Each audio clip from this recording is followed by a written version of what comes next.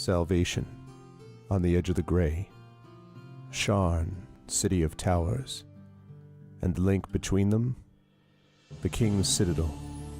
The ones who do the job no one else can do. Eberron, the shield. A star-forged Aegis who's lived a long time, who's seen peace and war, and will do whatever it takes to keep the first from falling into the second. Merime, the sword. A Kalashtar bard whose dreams prophesy uncertain ends, but the wisdom of whose counsel and love for her sister are unquestionable. Tantan, the brain.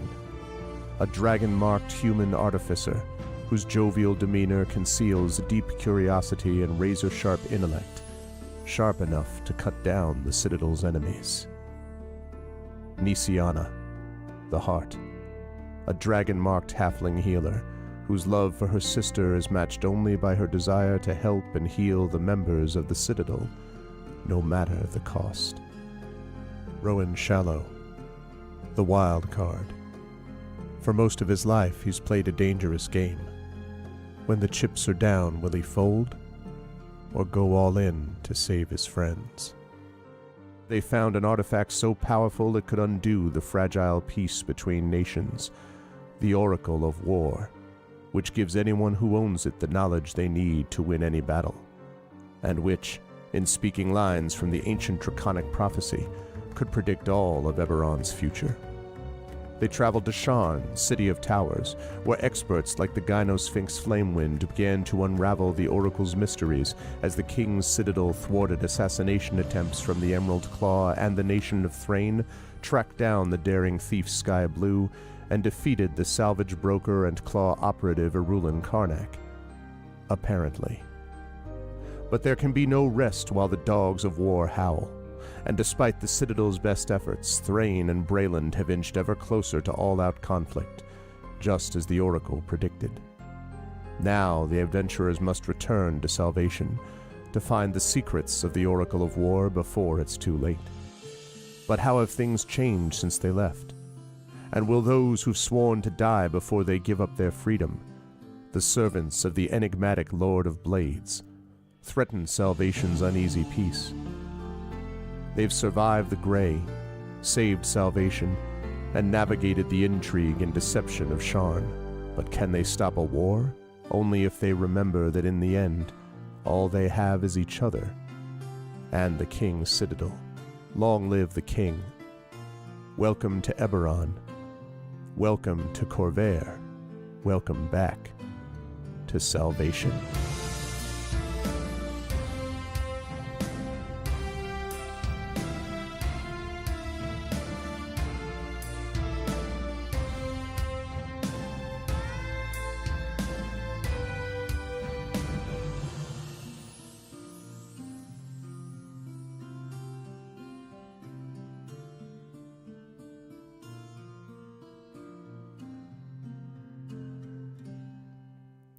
Yes, indeed. The last time that we will hear that theme in 2023. What's going on, everyone? Welcome, Arvanauts, to a Saturday stream. Welcome to the final stream of December 30th, 2023, the final stream of 2023, as we are, whoops, I didn't mean to do that. I'll see you all in a minute. I hit the wrong button. Welcome, everybody, to day 47 of D&D with Infinity and Beyond. This is Eberron, Oracle of War, and this is part 5 of Judgment of Iron, and maybe, depending on how things go today, the conclusion of Season 3 of Oracle of War, which this season has been called Dogs of War, and we will see whether or not that happens. We'll find that out together. But before I get there, just a couple of quick reminders about ways to support us on the channel. If you haven't done so already, please follow the channel.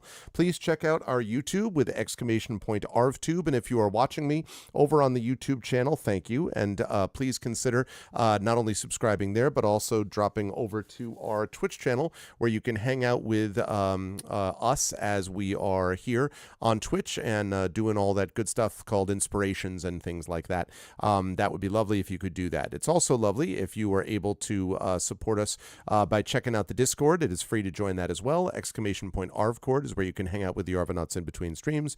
!ArvTweets is my Twitter. Follow me over there, and please follow me over on Blue Sky as well. !ArvSky, website for all this, arvaneleron.com. Financially, !ArvShop is the merchandise area where you can get stuff for this Infinity and Beyond crew. In fact, I am rocking the Infinity and Beyond Best Bad Idea We've Ever Had King Citadel shirt as we speak. You can get that. You can also get Shire Adventures stuff, which has now concluded, but the swag is still available there, as is sort of general channel stuff. And we're going to be having as well Expedition from the Mysterious Peak stuff going up there fairly early in the new year too. So you can get all that over at !ArvShop. !ArvTreon is the Patreon. That's really the financial backbone of the channel. So consider, please, if you can, supporting us there. There's stuff that you can get there that you can't get just from subbing, including custom poems and character backgrounds and things like that. So it would be lovely if you could join us there with the Patreon support.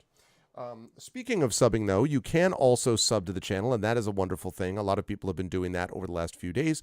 Subbing to the channel lets you get those custom sub badges and emotes to use here, there, and everywhere across Twitch, as well as inspirations to help the players. The players may need some of those inspirations tonight.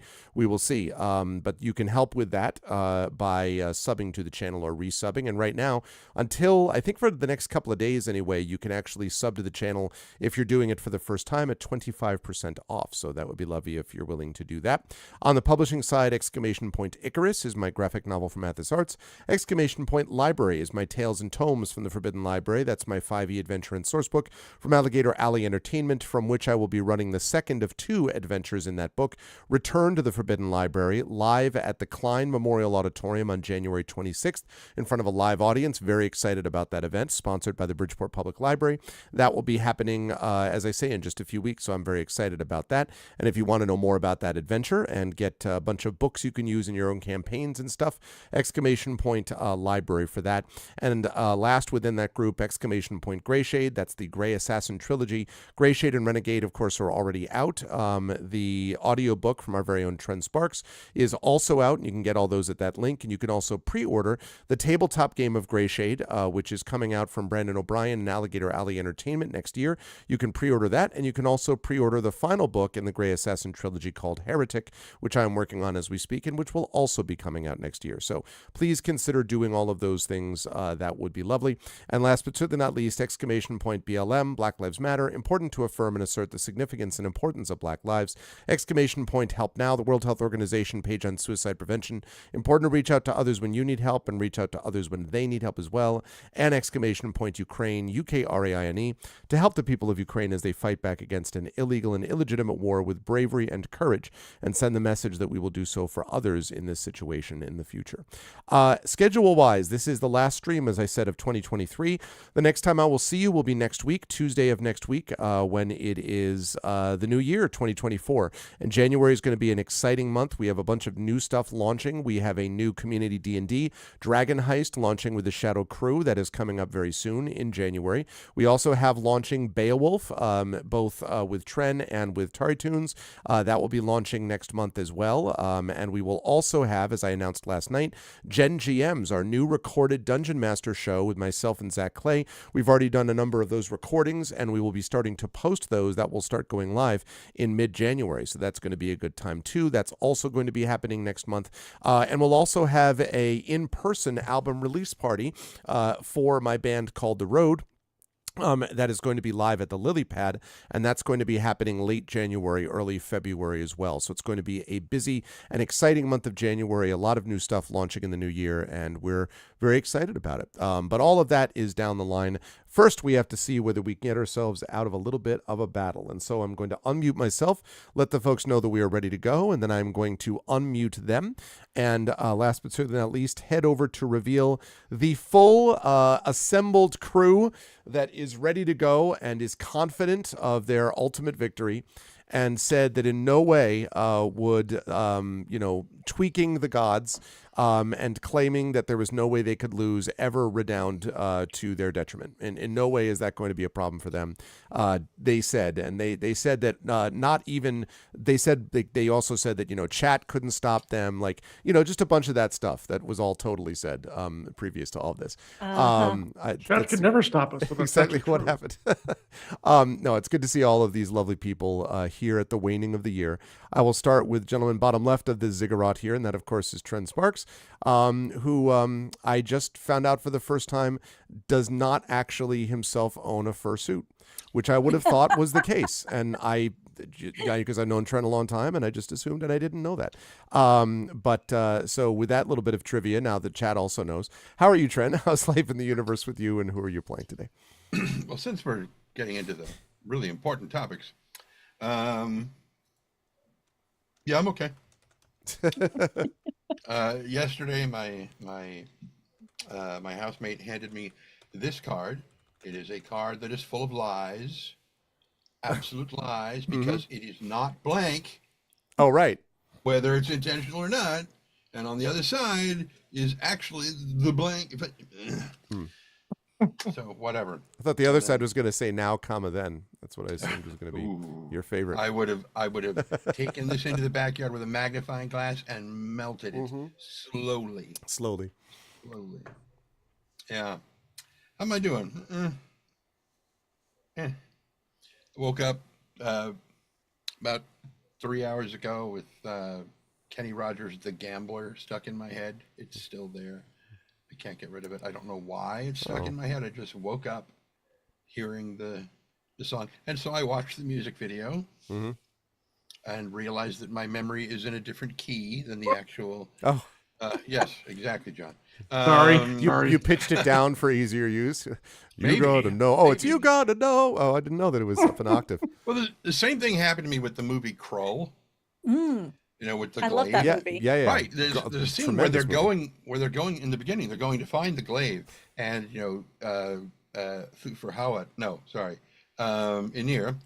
But he also played Thufir Hawat in the original Dune movie. Whatever. They're on their way up the mountain, and Aenir says, for only the right man can reclaim the glaive, and blah. And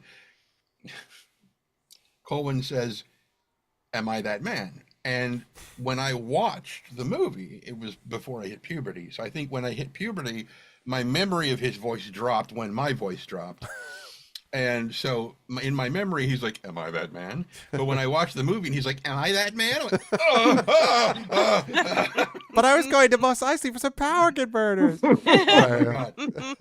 I recently watched, I think right before we played last time, I just finished watching The Fall of the House of Usher. In fact, I know I did because I told you that you'd love it except for all the body horror. Yeah. But Mark Hamill is in that.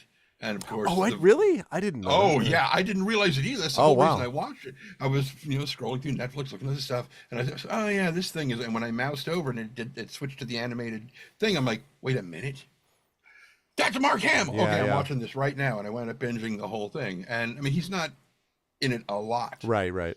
but he is in it, a fair bit. And the guy who played Christopher Pike in the 2009 Chris Pine Star Trek movies, he's in it as Roderick Usher. Okay. And it's really very, very good. I don't remember why I mentioned it now. Never mind. Probably not that important. Hi, I'm Trent Sparks. I'm some narrator dude that he was talking about before, and I forgot to type "what" into the chat. I will in a few moments put in the link to the TechLit anthology audiobook for Inner Space and Outer Thoughts, which myself and KP and a bunch of other narrators got together to narrate, short stories from various JPL and Caltech authors. And it's available for pre-order still, but on January 2nd, I know that's next year, but still, it actually goes up you can actually purchase it in the moment, and that'll be cool. And I am playing a guy named Mia Tanton, which if you're watching the opening video, you know that he's like a brainiac or some junk. And He has a mechano good boy named Wrench. Right, Spanner. Wrench. Right. Wow. Yes, Spanner, who is the goodest boy, although is currently in a bit of oh no, I take that back, because you were able to heal him, although using up all of the things that allow you to do all that mending kind of stuff at the I believe in the short term. No, cantrip. I can do it as many times as I want. Oh, but it takes a while though, right? Because each time is it takes a minute per cast. Yeah. Why I was asking how long we had. Gotcha. But yeah, he's up to full. I'm up to full. We're great. We're ready to go. Yeah. I am excited to see what Tanton gets up to. By the way, speaking of Mark Hamill, I did want to just quickly note, just because it was on my mind about this, I don't know if people saw that Tom Wilkinson passed away, and if you don't know who that is, Tom Wilkinson is a wonderful character actor who played Falcone in Batman Begins and was in a bunch of other stuff. He was Ben Franklin in the John Adams thing with Paul Giamatti, and but he was one of those guys that everything he ever did, he was good in, and the minute you see him, you'd be like, oh yeah, that dude. And it reminded me a little bit like Mark Hamill, about a guy who obviously is known principally for this one thing and then became known for the voicing of this other thing. But you see him show up every so often, and it becomes almost like could Luke Skywalker's actor be a character actor? And sometimes, yes, in certain ways. So it struck me about that, because Wilkinson was a very, very good character actor, just passed away today. Always a pleasure to have Tren with us. Also a pleasure to have Marie Bilodeau with us, of course. It's good to see you, Marie. Again, welcome. And I should have said to Tren, Happy New Year, and I'll say that to him, and I'll also say to you, Marie, Happy New Year. How's life in the universe with you, and who are you playing today? Life is good. We had a wonderful holiday season. It was a bit of a transition year for us, because during the summer, Mom ended up in a nursing home because of dementia. And she lived with my brother and my sister-in-law and my niece and nephew in the basement. And so we decided for Christmas on the 24th, which is a Réveillon, the traditional day for celebrating in Quebec, that we would invite Mom over to our house instead, in Wheat House, so that, she wouldn't be going back to her place, because that would be weird and probably heartbreaking and all that good stuff, or bad stuff. So anyways, we brought her here, and the feast we made, my friends. Really? We decided, we didn't do like a turkey. Hope you all have your lists ready, chat. Let's go. All right. It began with what? First course. Yeah, exactly. Wow. I feel like I have Carrie began with 5 plates worth of chiffon de awesome French sounding thing, which well, I mean, I was just going to describe a couple, but if it's too much for you guys I'm really it's not too much. We just need to start setting up bingo cards. Right, exactly. Ready, and delicious. Got it. Okay, it was sweet. Got it. Yeah. Sorry, we can't share it. There it is. It's mostly gone in the gullet. It's mostly gone. Right. I had it for breakfast this morning. Yeah, exactly. I had no. She made scones this morning, so just to switch it up. Well, but thanks for participating, John. I was paying attention. Thank you very much. I want credit for that. Yes, you're correct. No, we decided not to make a turkey dinner. We had like little aperitif and little appetizers and a little different things we made, and we made a bunch of Mom's traditional recipes like her boulettes and meatballs and stuff. But Carrie made these little buns that she decided to shape like cats, so they had cute little ears and little eyes, and they had little tails that were really poofy, and everybody had one. So everybody had a cat on their plate. It was very popular. And then we judged on how people would eat them, because if you eat the head last, you're being cruel. Then okay. it's still looking at you. And then she made a bûche, which is a traditional dessert. It's a Yule log in English, but it's very boring to say, so we'll say bûche.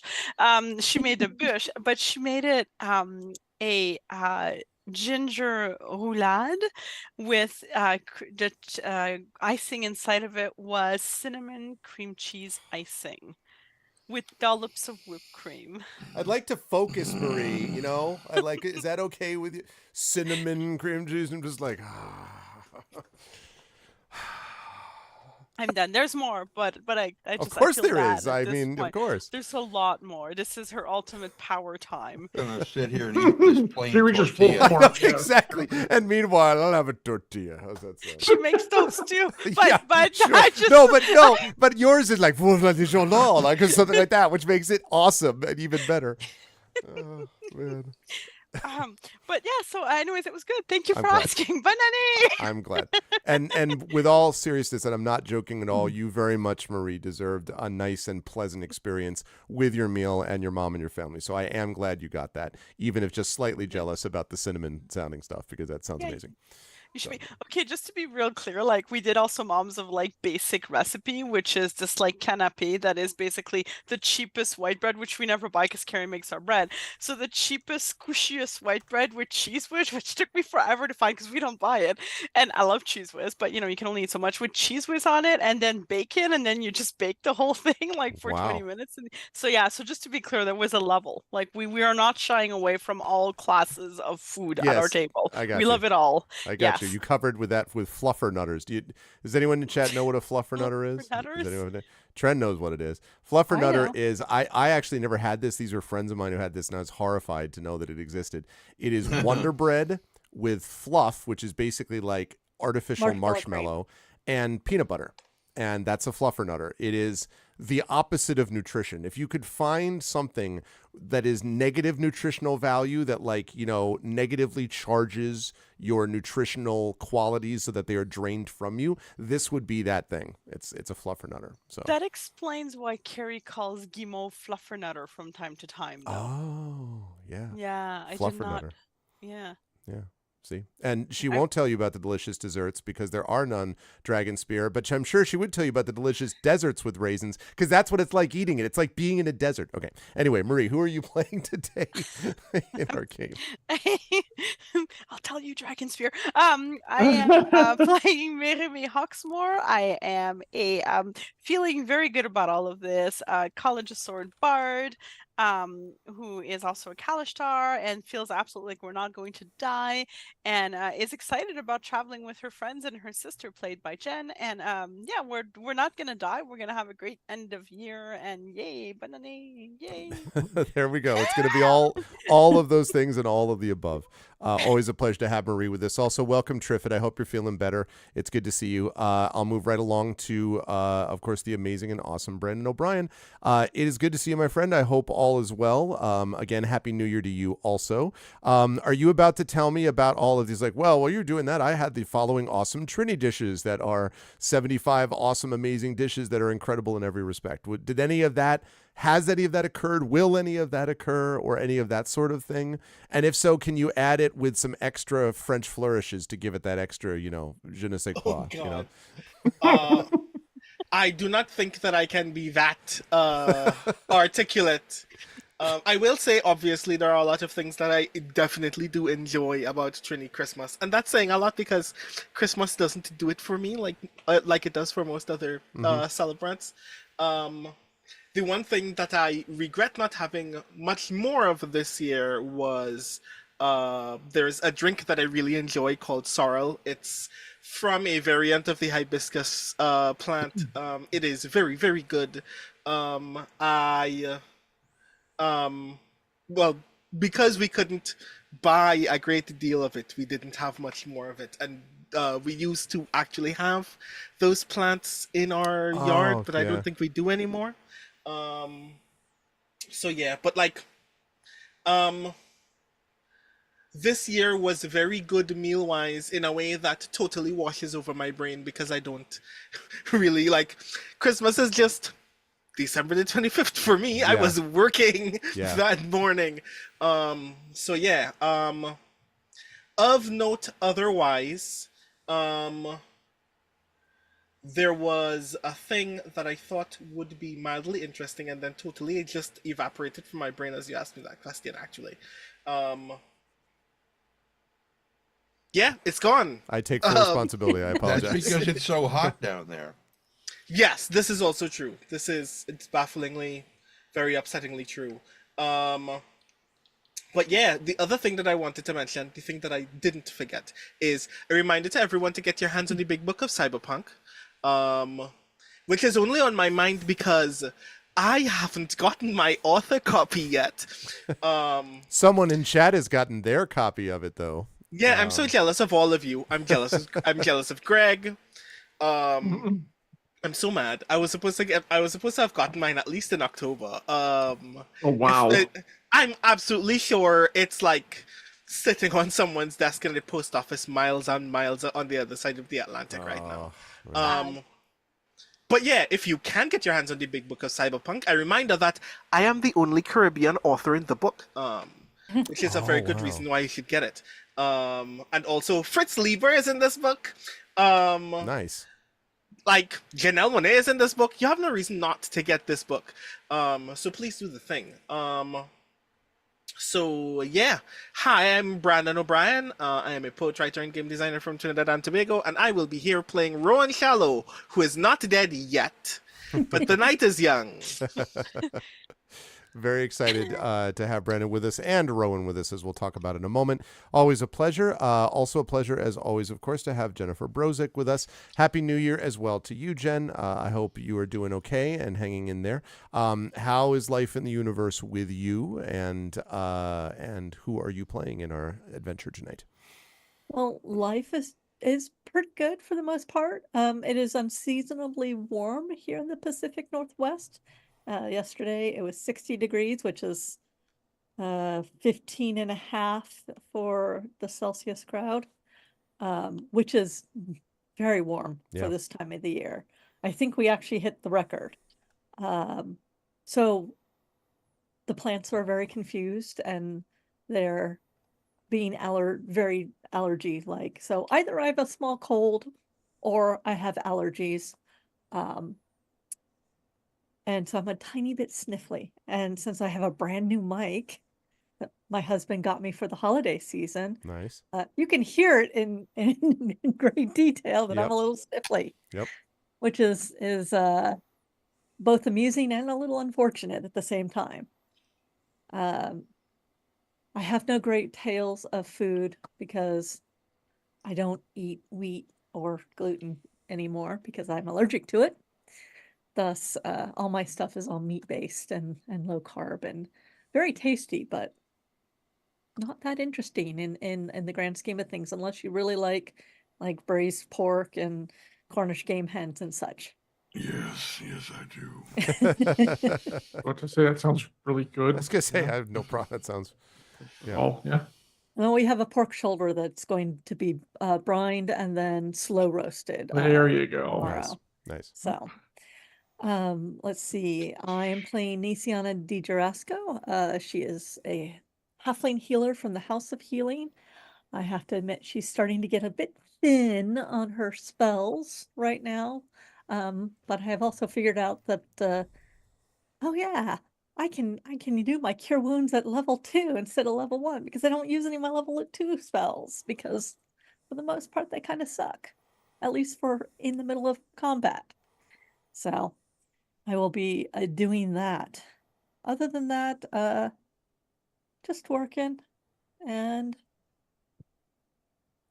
my phone is going off and doing weird things now. So. All right. So we are happy as always to have you with us. Very excited to see what Nisiana gets up to, including level 2 cure wound spells that may be necessary. We'll talk about that in a bit. But always a pleasure to have Jen with us. And last but certainly not least, always a pleasure as well to have one Mr. John Helfers with us. And again, John, Happy New Year to you as well. It's good to see you. I hope all is well and you're doing okay and everything is copacetic out there in the great state of Wisconsin. How are you? And who are you playing today? I'm trying to figure out if we're going to have Trent read a cookbook for audio. I'm not sure if that's going to work or not. Sausage It'd be interesting. rolls. I think people rolls. do. Right? I mean, come on. Flaky crust. Flaky. No. It will be unfold pastry sheets onto a lightly floured board. It's His best Trent Julia does Julia Child Child. imitation, Yeah, I yes. was just going to say. Oh, man. Oh yes, it's good here. It's been a week, a month, a year, but yeah, it's not too bad. It's good that we've had 2 sessions in this month. Yes. Wasn't anyone's. I was glad we were able to do it just at the end of the year. It's kind of nice. I also represent here. Yeah, there you go. Yeah. There you go. Yeah, very nice. Absolutely. But what? Yes, my name is John Helfers. I play Ilarion, the Starforged Aegis, a Warforged variant. Been having a lot of fun with this ragtag group of adventurers, I believe as they're called. Yeah, it's been a blast. 2023, I don't know what to say about 2023, just that it's almost over. The problem is that it leads into 2024. Yeah. Yeah, it does. Exactly. Okay. But let's have fun tonight. Let's go. Let's make it happen. All right. Yep. And let's do it, chat. Welcome, and also special welcome also to chat and to everyone who's been watching, not just the channel, of course, but this particular crew, because I know many of you have watched most of these. And so welcome. It's good to have you all with us. And let's get moving and see if we can get some hostages rescued before the end of the session tonight. In our last session, as I fire up a little bit of, what was my soundscape I was using? I think it was the fire elemental one for obvious reasons. In our last session, the King's Citadel has come to Razor Crag, the fortress of the Lord of Blades in the Mournland, and has come so alongside the Argonth, the great flying fortress of Brayland, because the fight must be taken to the Lord of Blades if they are to be stopped from constant incursions and attacks, since it is clear that the Lord of Blades is intending to invade and do something to the good people of Brayland. And so the King's Citadel has brought the Oracle of War and themselves to the anvil, it is, so to speak, so that they may strike upon it. Here they found an elemental forge which was pumping out blue smoke, and which seemed most disturbing and troubling, and partly was the way that apparently the Razor Crag was managing its defenses. And it was also where some of the hostages could be found, because not only is the King's Citadel responsible for helping spearhead this attack upon Razor Crag, their real job while that attack is happening is to rescue some hostages and then get out with them, because doing so is not going to be easy in the middle of a full-scale assault. They have some that they've been chosen to find, and there were 4 in particular that they had to try to discover. The first was someone known as Solring Mranan, who is the creator of the Oracle of War.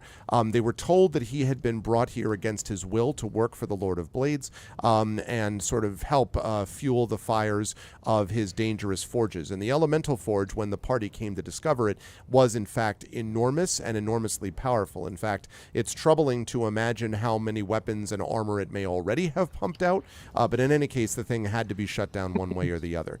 The party did, in fact, find Solring alongside one of the assistants, Jirana, who was a gnome responsible for helping operate the forge. With Jirana's help, they were able to shut down the forge, and they did, in fact, find Solring Mrana, who should be, supposedly, the creator of the Oracle of War. But they're not quite done, because, first of all, they have 2 other people that they wanted to discover also. Sky Blue, who had been kidnapped in the process of the last raid upon Salvation. They wish to discover her, not just because they have a connection with her, but also because of her potential role in the Draconic Prophecy, something which is obviously near and dear to the hearts of most of the people here one way or the other. So they wanted to find Sky Blue, who's supposedly being kept captive here as well. They also wanted to find Mother Johanna from the Citadel of the Silver Flame. That was something of particular importance to Ilarion. And if they could find him, although it's unclear whether this is a captive or someone who just is trying to rescue her, Zodor Tarev, the shapeshifter and enigmatic, I guess we could say, salvage broker that has been both ally and enemy at various times to the members of the King's Citadel. All of these people are here and found, but the party has other problems. They also have to, besides finding these people, get out, because at the moment they have shut down the forge and revealed, or released, I should say, the presumably angry elementals within. And if all of you, if we can all just stop for a moment and listen carefully to the sound. There's a sound of whooshing, and also, if you listen carefully, a sound of which is the language of the elementals. That's the sound that you can hear in the hallway behind which, or in front of which, I should say, Ilarion is standing with the door closed as they're having this discussion in Solring's workshop. That creature is doing whatever the heck it's doing out there in the rest of the elemental forge. And so the King's Citadel must rescue the hostages, get out of this place, and then hopefully get back back and, leave Razorcrag after Razorcrag has also been defeated. We'll see whether all of that is able to happen. But that basically is what occurred during our last session. See, the beautiful thing is I have all the sound muted, so none of that is going to affect me. Oh, okay. All right. Well, all right, then I'll leave aside the ones that's like, Tantin, you will face the ultimate. So I won't, yeah. You're like, I'm fine. And none of that is happening. And so I will hand things back over to the party. You are standing inside Solring's workshop, and Solring has just said something to the effect of, the question is, how in the hells are we going to escape? And that's where we will pick up. Party, what would you like to do? You can still hear, by the way, the elemental outside, although the sound is fading a bit. Although it may also be coupled with the sound of metal crashing and some shouts in the distance. You don't know what that's about, but at least it's not right outside the door. What would the party like to do? I do have a question, actually. One is, where does this door go? And I presume that one goes back into the furnace room, but there was another door in the furnace room. Where does that one go? So, Solring sort of takes a look at where you're pointing and says, yes, there's a few things to consider. Well, that door to the south are my quarters, and perhaps we can pick up my things very quickly, though there's frankly not much there that I don't already carry on my person. The most important stuff is here. As for the other one that you're talking about out of that other room, well, that leads to some of the cells where some of the other prisoners are kept. Although I wasn't given access to them much. I actually wasn't allowed many spots in the forge, except the forge itself, my quarters, and this workshop.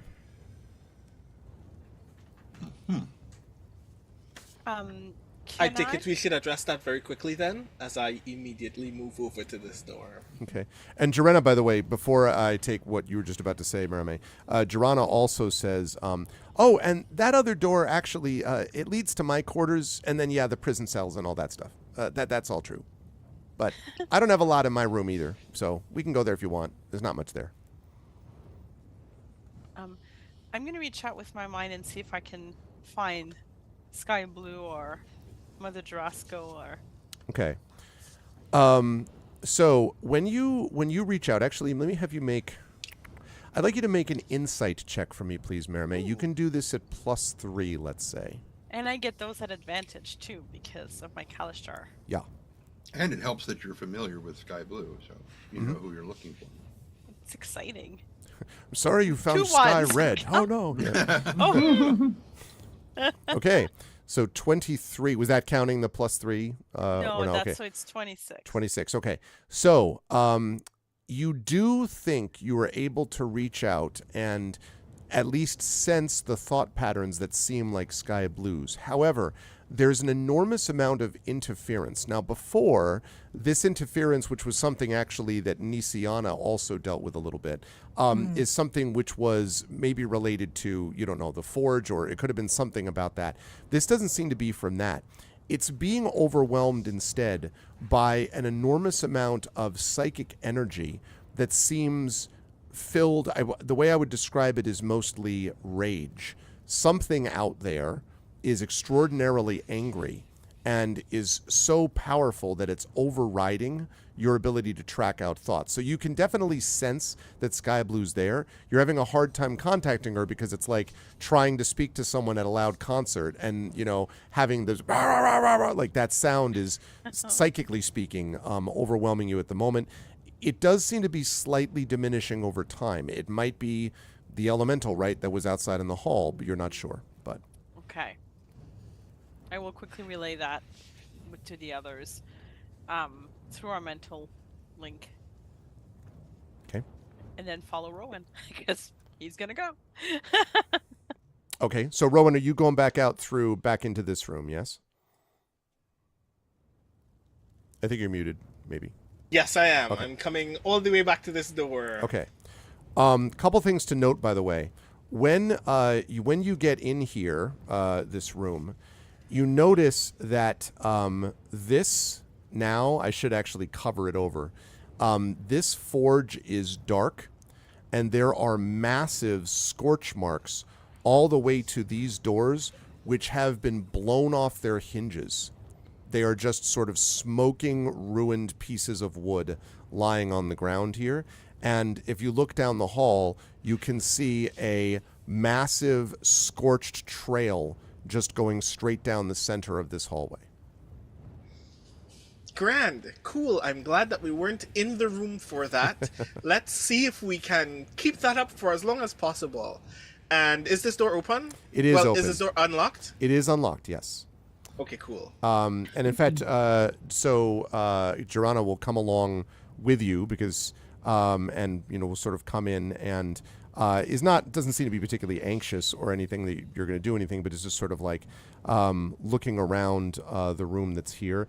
The big thing you notice here is that as opposed to, now you haven't been in Morannin's quarters, but as opposed to this workshop, which is filled with a whole bunch of gears and cogs and hammers and all that kind of stuff, right? And it seems kind of like it's very busy, but it all seems somewhat practical. In counteracting that, this one is filled with all of these like rugs and tapestries and cushions in clashing colors, and there are books and charts and scrolls that are piled up on every available surface. You're not quite sure you've seen this many of those things. The organizational system seems aspirational, maybe rather than actual, you might say. And Joanna sort of comes in. Yeah, go ahead. Can I make out anything of note about those books or papers? A lot of the books that you note seem to have something to do with binding elementals. There's Elemental Binding Volume 1, the Lightning Rail and Aspects of Elemental Binding, various years and dates listed on it. Elemental Binding in you. Yeah, exactly. So you want to bind an elemental? Elemental Binding with a Vengeance. No. There's lots of... the art of elemental binding. Yeah, exactly. There's a lot of joys of elemental binding. There's a lot... exactly. Volume 3. No, there's a lot of... there's a lot of elemental binding stuff. It does seem to have a couple of like random titles that you don't recognize, but there is a lot of sort of information about these things that you can see on these tomes. And as Joanna sees you looking, she says proudly, "Yes, this is there's a big collection that I have over here about how to manage elementals. And honestly, quiet. And say again, sorry. Be quiet, please." And she stops. Did it ever occur to you that those were living things? And she says, "Yeah, it did. And well, in fact," and she kind of goes over and she pulls out a couple of books which sort of fall on the ground. And behind those books, you see there are a couple of other books, and she pulls it out and she hands it over to you. And on the front cover of the book, you see something which says, Elemental Sentience and Agency, fact or fiction. And she says, "I've been working on this book for a while. I'm not supposed to have it because the Lord of Blades would be angry, but I was planning to use it to show that elementals shouldn't be kept like this. But I couldn't do anything about it. At least not immediately." I glare at Joanna, and then I just walk over to this door. Is this door unlocked? Let me double check actually for a minute, because I don't think that may not be a door. Let me see if it is. I may be wrong. No, I'm wrong. I thought it was. There's like a one of these things in one of the rooms here looks like a safe, and it's a little confusing. But no, this is in fact a door. This one is also open, and it reveals a passageway. And Garana says, "That actually leads to the storeroom and the prison cells. I don't have the lock for that, or the key for that, though. They'd never let us in, or Soul Ring either." You had a door to the prison cells from your quarters, but you were never allowed in it. To the hallway. And she said, "No, I think they wanted to keep track of us. We could go into the passageway, but I was never allowed to go into the room that Rowan's standing in front of right now." Okay. So this door is locked. That door Islot, yeah. Let me just grab... I thought I had Soul Ring up here, and I don't think I do. So give me just a moment. Just turned left. Yeah. Main doors. Did You would Rowan put grab his the image set of on the keys, or screen. did Ilarion grab the set of keys? No, Rowan grabbed the keys. I did not grab the keys. Oh yeah, I I know have the somebody keys. grabbed I the forgot I keys. had Yeah. the keys. The I was about to pick this lock. keys that were hanging. Mhm. Yeah, when we got that, like, oh my god, last session, I completely forgot On about the this too. corner, Yeah, I in the did hallway that. that has the doors in them. Yeah, and he didn't even look down the thing. And I was like, like just, we'll just go. But yeah, no, last time you put the guy's picture up on stream, but you never put his icon. I never put his icon down. Okay. Just give me 1 second then. Talk amongst yourselves. Whilst I find what I need to. We'll go back to more of Trend as Julia Child reading. Okay, let's see. Those 2 cups of French wine, 1 for the dish and 1 for the chef. Oh God. Okay. Let's see. There's that. Oh my god. How many Shades of milliliters elementals. of wine is in a wine glass? How many what? 200? How many milliliters of wine does a wine glass hold? That's I guess to it its depends brim. on the wine. Five. glass, It's doesn't it? well, typically the wine glass is 5 ounces, so whatever that is. I think it's like 150 or 200. I can't remember. 5 ounces sounds like a lot of wine. Depends on the wine. Okay. It depends on the drink. I was gonna say. I mean that too. That's If you 150 combine it with milliliters, rum, which is 5 ounces. How many? 150 milliliters, which is 5 ounces. I have been immersed in a cookbook for most of the past week. Probably why I Yes, you remember have. that. Let's. And the standard bottle of wine holds 750 milliliters, which is, 5 glasses of wine. Okay, there we go. Hi, Proxima. Hi, Drew. Right. Okay, so, yes, so you do, in fact, have those keys, and when Soul Ring sees that you has it, he says, excellent. There's some stuff that you'll find in there that might be of some use, or at least it's got the basic supplies. That's the storeroom you're looking at. The other one's the prison. Do you know how Okay. many people are prisoner here? these 2.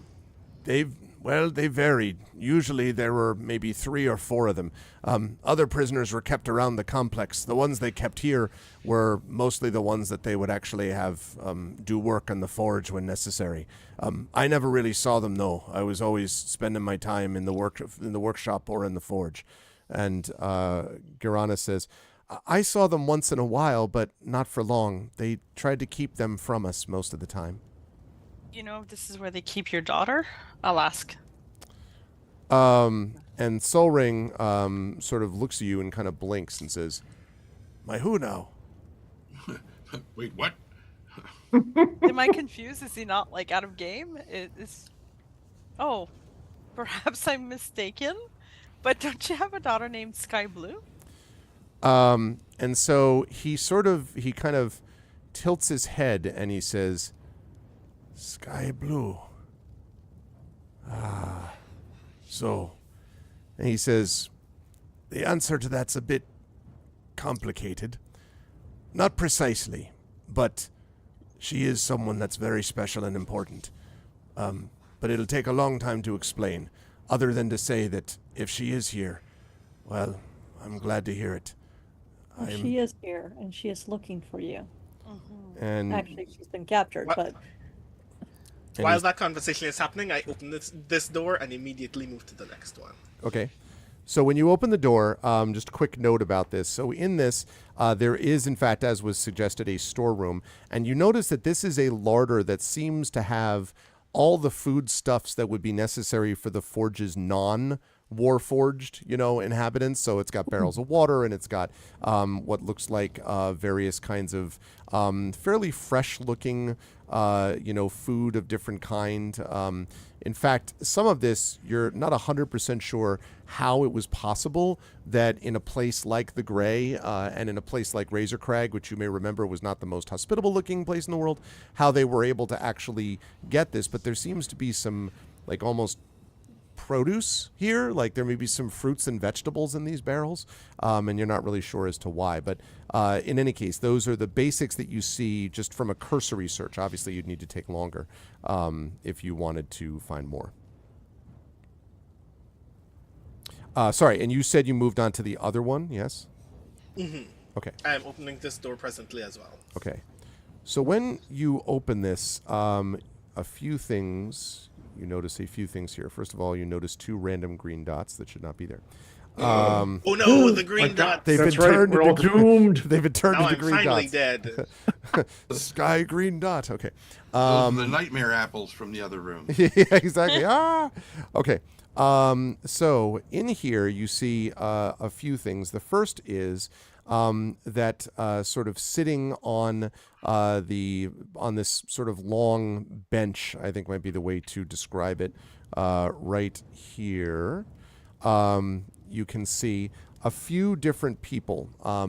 The first is someone who's quite familiar to you, and as she stands up, in fact, I think I can pull. Give me just a second where I can grab this. Chat, you're going to see a previous mention. There we go. That's what I thought. It's Nisiana, who's been a changeling all along. Okay. Curses, you found me out. The first is someone who is very familiar to you, and as she stands up, you can see that you are indeed looking at Sky Blue. She looks to be... She's had better days. She looks incredibly filthy and exhausted. Right now, she looks like a male dwarf. Oh, yeah, that's true. Sorry, I should take away those 2 things. That's amazing. Thank you, but thank you weird. for the note. Sorry about that. Nowhere yeah. state right. to be in that male. To the other side. This is 5 foot squares. There we go.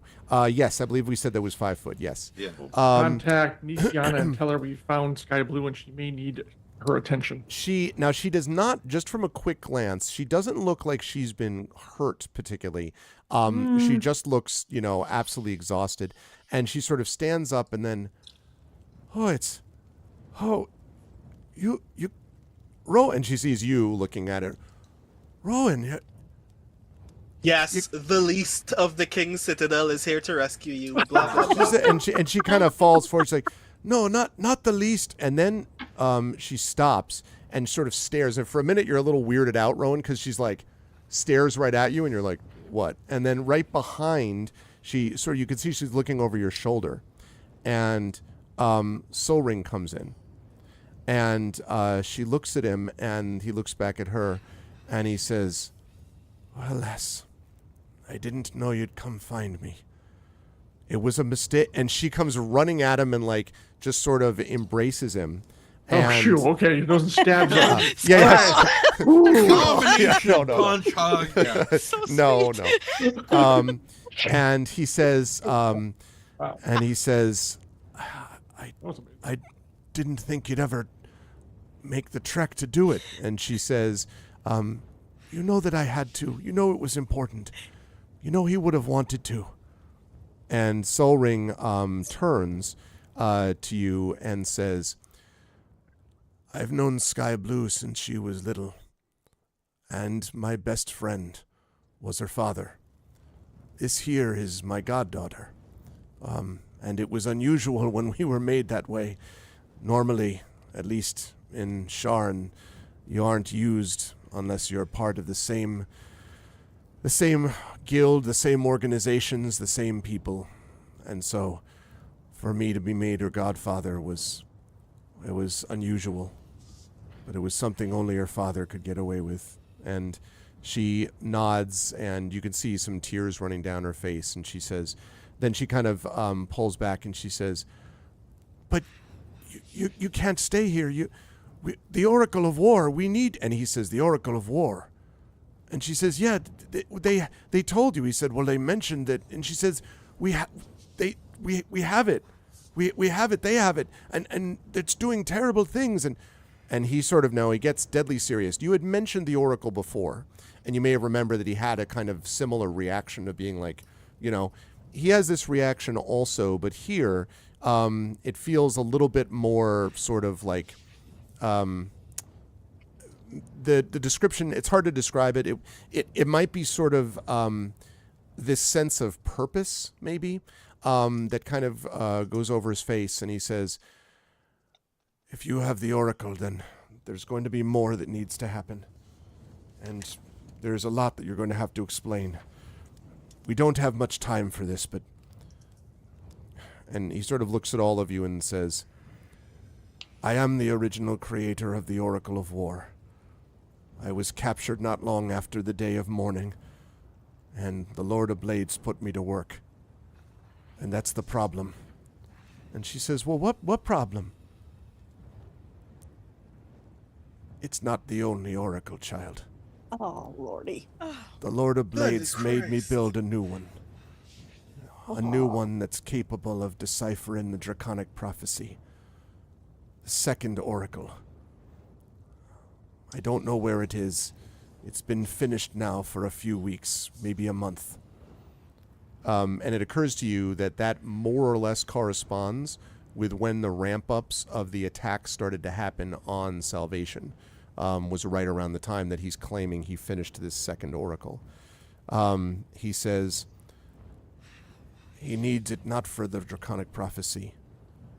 He needs it because he's trying to find another forge like this. It's called a creation forge. Now, the only one of you who are likely to have heard that term is Tanton. And Tanton, you know very well that a creation forge is a terrible item.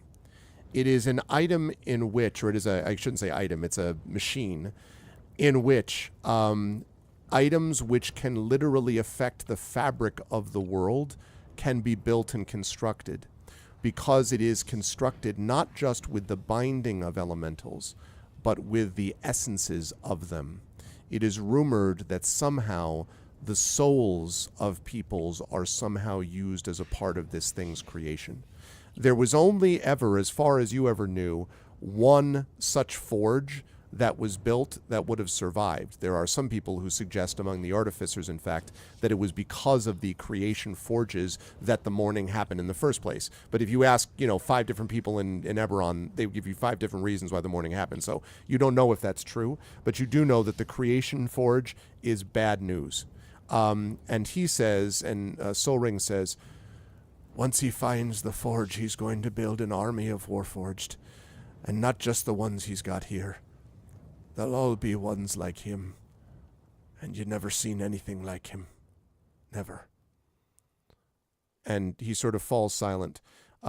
Sky Blue looks up at you. Now, at this point, Ilarion, you've probably come to the door, and so you can also see, sitting on the bench, is another person, and it is Mother Johanna. She does, however, look hurt. She's kind of slumped over and sort of barely moving. If you had to guess, you think that both she and Sky Blue have been given almost no rest, and Mother Johanna is sort of less capable of managing that physically than someone like Sky Blue, who was kind of in awesome physical shape because of her, the work that she did in Sharn. Yep. So Mother Johanna looks, where is she in the room? she is back here. I can try to place her token in just a second. She's back here. And in fact, let me see if I can put this there. Quickly as a 7-foot tall person can slip by, I'm gonna slip by and go kneel by her. As that happens, I am going to observably, very angrily, walk away from this group towards this door over here. Okay. All right. I will come to that in just a second. So let's see. This is no, I don't have any of that. I also notified Nithya and Mermaid that we found Mother Johanna Teleskendro, however she pronounced her name. And she actually does need assistance. Yeah, you think so. All right. Just one moment. Just want to make sure that I get the right one for her. I've not had to use a token for her before, so. Okay. So, I'm just going to position myself near the door to keep an eye on Rowan and to make sure nothing is coming in or going to take us unawares while they're dealing with the prisoners. Okay. Just so you know. Okay, let's do it this way. Let's say this, not that large. Oh, so large. She Okay. could just stomp them out. And that's Johanna. Okay, I'll come to you in 1 second, Rowan. So, quick question, Tanton. Are you going to reveal any of that, like that you know, at any point, or just keep it mostly to yourself about the knowledge of what a creation forge is? I mean, it's not a deadly secret, except it just may not know about it the way that you do. No, but Tanton does have a question for Solray. Okay. Basically, when he says, make more like him, and you've never seen anything like him, Tanton would probably pipe up at that point and say, "Have you met him?" Yes, several times. And once was enough, but it was more than once. How much time do we have? This is Nisiana just asking in general. How much time do we have? I don't know. I don't know what exactly he's doing, but he's up to something. The attacks he's been doing, I know that he was doing raids, but we're never let out. Think smaller. Do I have 10 minutes, or do I need to do things immediately? And Soul Ring says, I don't think you got 10 minutes. My guess is we need to be out of here as fast as we can move. All right. Can I do a quick look at Sky Blue and see if she needs to be healed too, or you can do that sort of on the way by if you wish. Yeah. She looks tired but like functional. Mother Johanna looks to be in much rougher shape. She does not look like on the edge of death, Mother Johanna, but in her current state would not be able to move. You don't think? Okay. Then I will use Cure Wounds on her. Okay. At level 1. Let me know what you get with that. Okay, and that's 15 points. okay, so that seems to have much more of effect. Yes, Stanton. And 5 points to you. That's correct, and Right. 5 points to me, putting me up at 78. Right. Oh, and I should have double checked on that quickly. Rowan, I had you at 46 out of 58. Is that where you are? Yep. Okay. Larry and I had you at 84 out of 87 and 29 out of 43 on the Aegis side. Correct. Nisia and I have you at 78 out of 90. Mm-hmm. Okay. Tanton, you were fresh, I think 68 out of 68. Spanner is 57 out of 57. Maramé is 56 out of 120. So Maramé is still... That's why I was asking. Yeah. Yeah, yep.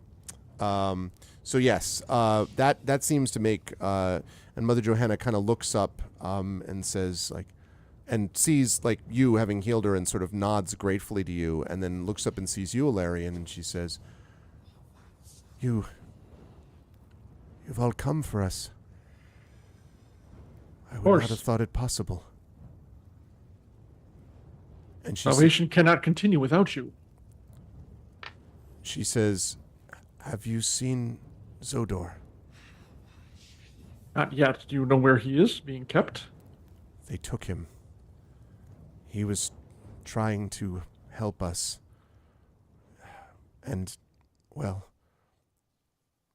they took him when they tried, and I heard terrible screaming. I don't know what they did. And Sky Blue says, I only heard the name. I never actually saw him. I just heard him. By the time I looked around, he was already gone with them. He's never been brought back, though.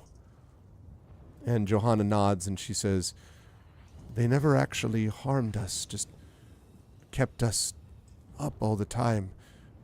Mostly that was just the sound of the forge. And we never saw the Lord of Blades. Just some of the lieutenants. There were some of them out in the hall. And you suspect those are the ones that are, sir, no longer appearing in this picture out in the hall, if you had to guess. And she says, I hear terrible sounds outside. Are we in the midst of a battle then? I nod. And she kind of gets to her feet, a little unsteadily, but not like she's going to fall over. And she says, then if everyone else here is safe, then we should go. In the meantime, you can respond to that in a second, but in the meantime, I will show Rowan that over here we have the much more spare quarters, I think we could say, of Solring, and there's really very little here. There's a desk with a couple of pieces of paper on it. There is a crate on which there is a dimly flickering lantern, and then, of course, the bed that you can see there. And as compared to Jorana's room, filled with books and kind of unnecessarily gaudy, rugs and stuff, this is very much the bedroom of a workman, or the bedroom of someone who spends more time, falling asleep in their workbench than they do in their own room, if you follow what I mean. Is that person also still in this room? Oh no, that's Solring, and that Solring is right, with the rest of them. Yeah. I would like to check whatever notes or books are here as well. Okay, just two that you can see. Two pieces of paper that are on the desk. Question: what languages do you speak? What languages do I speak? Where do I see that on my sheet again? One is clearly the joy of cooking. Seriously, Oh, God. That's the theme tonight, right? I speak Common and a language that hasn't even appeared in this game once. Which is what? Corey. It's written. No, it's not written in Korea. I can't say that it is. I'm sorry to say. Oh, we can speak in Korea together. Yeah. No. What? But I will let you make an intelligence check though, because I think you can at least figure out what this is written in, even if you can't read it. Okay. Int. Hey, what's up, Wispy? 15. Okay, not a save, but that's fine. It's It doesn't matter. I'm sure it's pretty much the same. That's enough. You're positive this is written, you think, in Dwarvish, which you do not read. But both of the papers are written in that. And it's just two documents. If you had to guess, one of them seems to be finished, because you can see the signature on the bottom, which does look to be Solring. You think you recognize Solring's name. And the other one is only half finished. I take it and anything else that looks like personal effects, and I leave. Okay. Where do you head? Like back to the others, or? So no one else is in this hallway, and these doors here, I presume, no longer physically exist. That is correct. These are not lying on the ground in ruins, but they have been blown open. You can tell that they are kind of like, they're still kind of closed, but they're clearly like, because they were blown open and then kind of like saloon doors, type of thing. So they're still closed, but you can see light through them. It's obvious that something has gone through these. I give Merime a very wary look, shout down the hallway, "We should get out of here," and then I just step out these doors. Okay, the rest of you, having heard that, what are the rest of you doing? Mother Johanna fit to move? Seems like it. Okay. And I will usher everyone out ahead of me and be the last Don't forget person the out of one the that's room. in the back there. There's Jorana. There. We assume, I kind of assuming getting everyone together. Everyone together. Just for bookkeeping, you had him make an intelligence check. Correct. Would that have been any particular skill? No.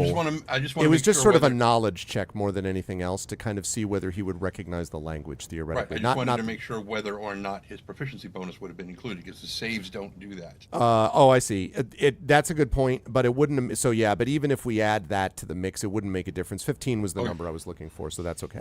But yeah, thank you for the note. That's right. But yeah, so he had it regardless, and that's as much as he's able to tell. Is with that. It probably would have been a 19. Yeah, but but all he needed to. But he made it, so that's fine. Okay. Yeah. Okay. So, all right. So all of you are going to exit. Sounds like stage left. As soon as Tanton gets his butt moving, yes. He's there. All right. Let's see. Are you by the door? No, you're not. You're in the hallway. Neither are you. I'm waiting for you. Wow. Because I know how you are. We're going to wander off an hour later. Like, where the hell Tanton go? Yeah.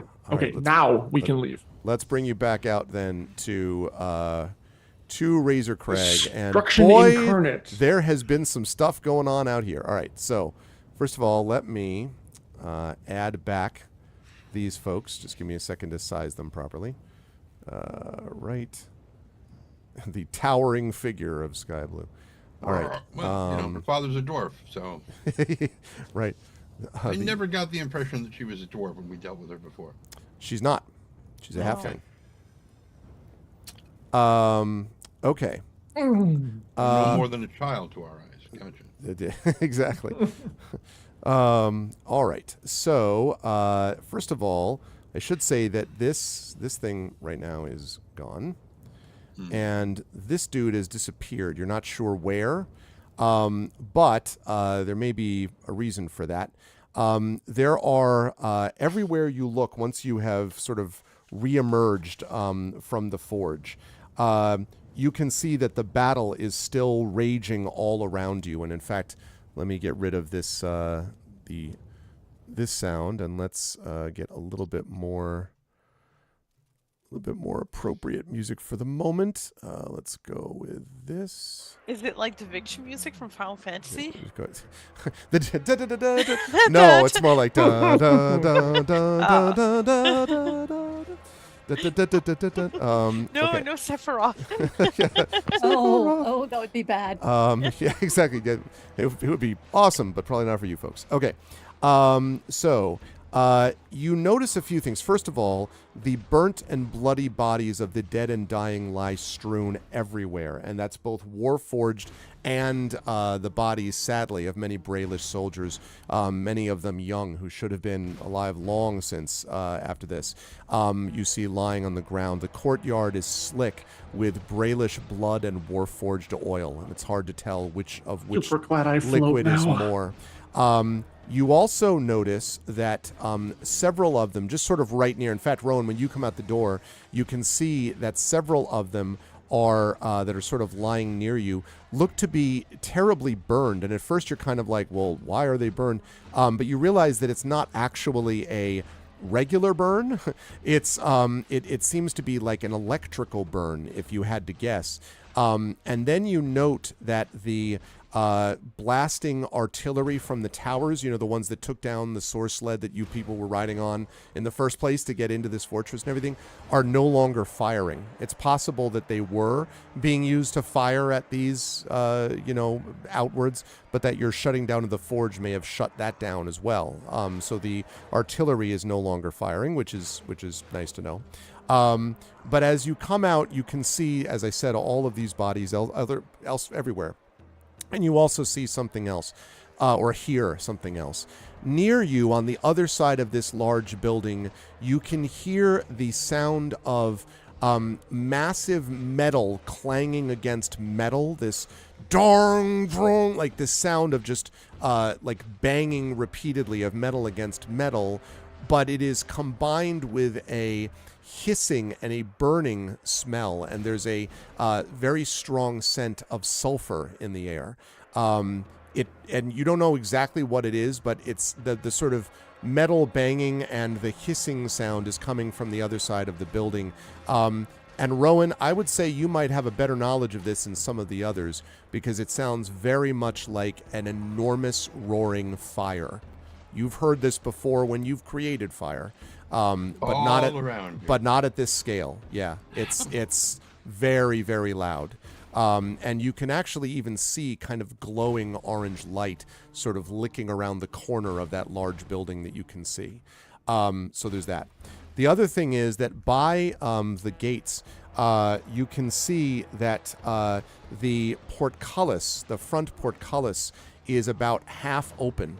And standing underneath it are a group of Brayllish soldiers that are basically trying to push the portcullis up. You think that they're basically, Brayllish soldiers are, someone has ordered finally the ground assault as the portcullis is going up.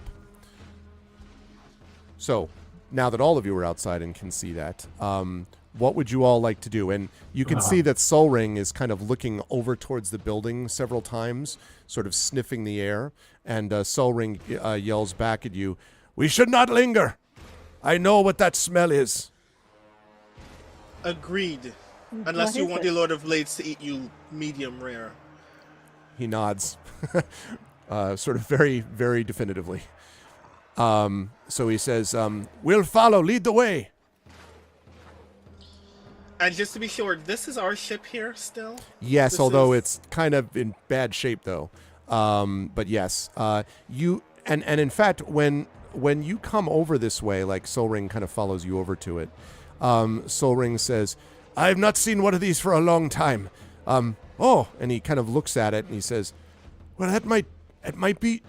We could do something with this. Well, where's the Tanton?" And he kind of yells at you, "Tanton, you'd think if we actually fixed the hover modules back here, you might be able to get something out of this." And he's pointing at the sort of rear portions of the source sled, which are still sort of faintly glowing, and seems to be asking you about the possibility of repairing it with him.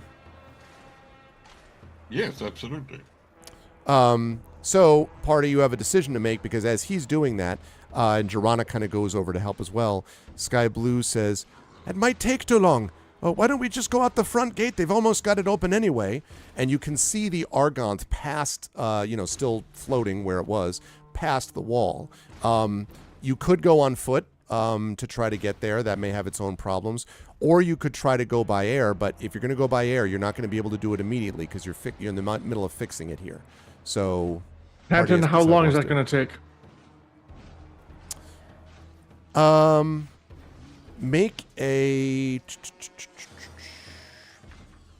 Make an intelligence check at advantage for me, Tanton. Arcana? Sure, yes. I was hesitating because this isn't just a magic thing, but yeah. 17. Yeah, 17 or 17. You think you might be able to get this up in... it might take you a minute or two to get it running, depending on how good Solring and Jirana are at helping you. It might speed up the process. If you were on your own, it would take like 10 minutes at minimum, but with them helping, it might be faster, maybe a third of that. I would also have Spanner helping me with his repair. That's true. So maybe a couple of minutes, if all goes well. Yes, that thing that God just said. Yes. So what is your actual answer? Let's call it 2 minutes. That's all you have. And like Wolverine, he's just tools pop out between his fingers, and he just dives in to get to work. Marimay, you want to scout with me? Do we leave everyone without? We have, if there's no one coming that way, which they can look, I want to see around the corner here and see if there's anything Okay. coming our way. That's the problem. Let's not go any further than 100 feet. Just right here. And And literally this corner is all it wants to do. Hey, all they I want to do. I'll be right back, Nisiana. Stay out of trouble. We're still in contact, so it's not a problem. We're not that far away. Yeah, as long as we're 100 feet, I can And see. Arv, I want to just get to that corner so I can peek around and see if there's anything. My heavy crossbow is loaded and ready, just to see if there's any potential issues coming at us. There sure are things. When you get to the other side, you remember that that big Titan, almost, that huge warforge with the creatures on it? It seems to be locked battling this. This large, and this is about like that. Sized. Yes. This very, very large. It's also turned the wrong direction. Damn it, hold on a second. Spacing is not a thing in D&D. Turn around. I know, but it just looks awesome. Turn around, bright eyes. That's right, literally. That's true.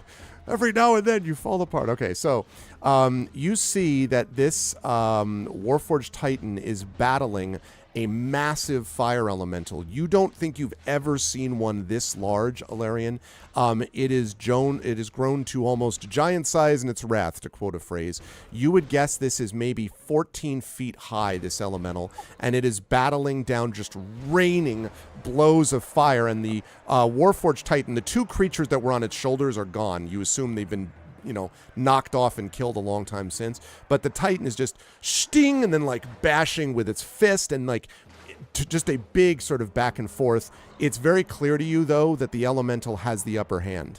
And quite literally, and is doing the job on this Titan, and probably will be done with it sooner rather than later, if you had to guess. So yeah. Okay. then I feel like this is hell. This is good. Let's leave. if it's got the upper hand, then yeah, I don't feel any need to assist if it's going to take it out. That's fine. Anything else around? No, like trapped soldiers or anything? Lots of bodies. Lots of bodies and lots of dead Brailish soldiers. And in fact, this building. Oh, go ahead. Go ahead. Oh no, go ahead. Actually, never mind. This building here, that one. Come on, there. Is what? Just out of curiosity. Not that I'm going to brave that killing ground, but I'm just curious. No. Right. This one, you think? I mean, you're not 100% sure. This is the largest building in the complex. You think that it might be a kind of. It's possible that it is some kind of like hall, like a sort of a gathering hall or something like that. That might be that this might be. You're not 100% sure, but it might be something like that. It might be some kind of a gathering place. But the two, there are doors at the front that are closed. Irrelevant. Is Zodar one of the corpses on the ground? Like, can we see him? There's a lot of corpses. You'd have to take time. I mean, you could try to track it down if you want. If you want, you can take some time to do it. It's not like hours, but it is going to take some minutes, probably. No, it's okay. If We've got other priorities. Caught, he would not be out on the ground. So I'm assuming I'm forced to agree with what Nisiana said. If he was tortured, he's probably based not on alive everything anymore. we know that they do. Mm-hmm. If he defied the Lord of Blades or any of his others, he most likely was killed. If he was working for them, he was probably killed. At this point, Zodor, if we see him and we can help him, we will. He cannot be a priority. I'm just trying to figure out if I can do a bless and get Mia Tantan and the fire elemental in the same 30 feet, but I don't think so, because these are 5-foot squares, aren't they? Yeah. Yes. Yeah. I think we're going to withdraw. Yeah. We're going to as soon as he gets that sled running. So, did you tell us about the rage noise? Yes, she did. Jeremy? Okay. Yeah, I did. And then, so, I point. Is that it? I'm like, yeah, probably. I'm not gonna try it though, so I don't. I was gonna say, do you want to try? No. But yeah, then probably I'll just kind of grin at him in response. Well, if it was destroyed, I'd have you try looking out for Zodor in this area, but I don't want you getting feedback like that. So No, I don't want to get stunned. We're just gonna post up. Well, actually, you know what? We're waiting. I'm going to tell you go back to support the rest of the group. I'll be there in a minute, and I'm going to go over here to the portcullis. Okay. When you get there, you can see that you can see a few things actually. You can see that the soldiers have almost got it up, and right behind, like right next to them, basically urging them on. As they do this, you can actually see Captain Elaine Aranik. His left arm is hanging by his side, appears to be not working, may have been broken. His face is just filthy and streaked in blood and dark liquid that may be Warforged oil, possibly. But he's still standing and urging them on. And he says, one more heave. And then he looks up and he says, by Eberron himself, there are miracles still. And I will help the soldiers. I can reach over 9 feet with my arms over my head, so I'll give them Make a strength check for me, please, as you're doing this with the rest of them. I love this image, by the way, like pulling them up. Okay, right, we're pulling up the Can I get an advantage on it, or no, the fact that you're able to lift it at all is okay. Testament to your strength, and also that a bunch of other humans are doing all this right. too. Strength check, you said? Yes. Oh, athletics, I'll take 2, by the way. I'll take athletics. I'll take athletics. That's good. That's a 25. 25, yeah. So you're push, right? And it sort of pulls forth, and a great goes up from the soldiers, and Captain Aranik nods and looks at you and says, good. Thank you again. This day may still be ours. And he turns and sort of waves with his good arm, and just this flood of Brailish soldiers exhausted, tired, but there's still a lot of them, just charge into the fray. In fact, so many of them that you actually are sort of like overwhelmed, Ilarion, a bit. Like they're not obviously running over you, but they're like running past you. I was trying to step out of the way, but if I have to hold the gate open, I'll hold the gate open. No. The portcullis is up on its own. Is by now. Then I will step aside. But I'll kind of motion the captain to come join me over here. Yeah, and the captain does sort of step around there. As he's doing it, you can see that some of the warforged that are still there are kind of falling back into the compound, and the Brayless soldiers are just kind of pouring in. And Captain Aronix says, I know we don't have much time. We have to secure this here. Is any news from the forge or anything else? The forge has been closed, has been shut down. It is useless. We have saved. I'll list off everybody. Too soon to, I'll sum up. We saved Sky Blue. We saved Mother Johanna. Zodor Terev is still somewhere here, but we think he's probably deceased. If you do find him and can rescue him, please do so. And we have the other guy. I'm sorry, his name is I've forgotten. Soul Ring. We have Soul Ring as well. He said, Soul Ring, that's wonderful news. Yes. Good. Then we'll be evacuating as soon as we get the sky sled up in the air. So and he looks over and he says, that's good, but... And then his eyes widen a bit, and you sort of at something behind you, Ilarion. Wow. Look back. You can see that sort of flying through the air and just like landing in a heap is the utterly destroyed and devastated kind of Warforged Titan. Just half of its body is melted, like just from and you could just see the pounding of like fists in there. You see all that while Hilness flies over in a source sled and gifts 5 tier 1 subs to the community. Thank you so much, Hilness, for that. Welcome to Soup Stand. Welcome to Mighty Mur. Oh, welcome, Mur. Mur, I don't think is here. I think it's just going through people that are not. Welcome to, of course, Radio Johnny Panda. That person's here.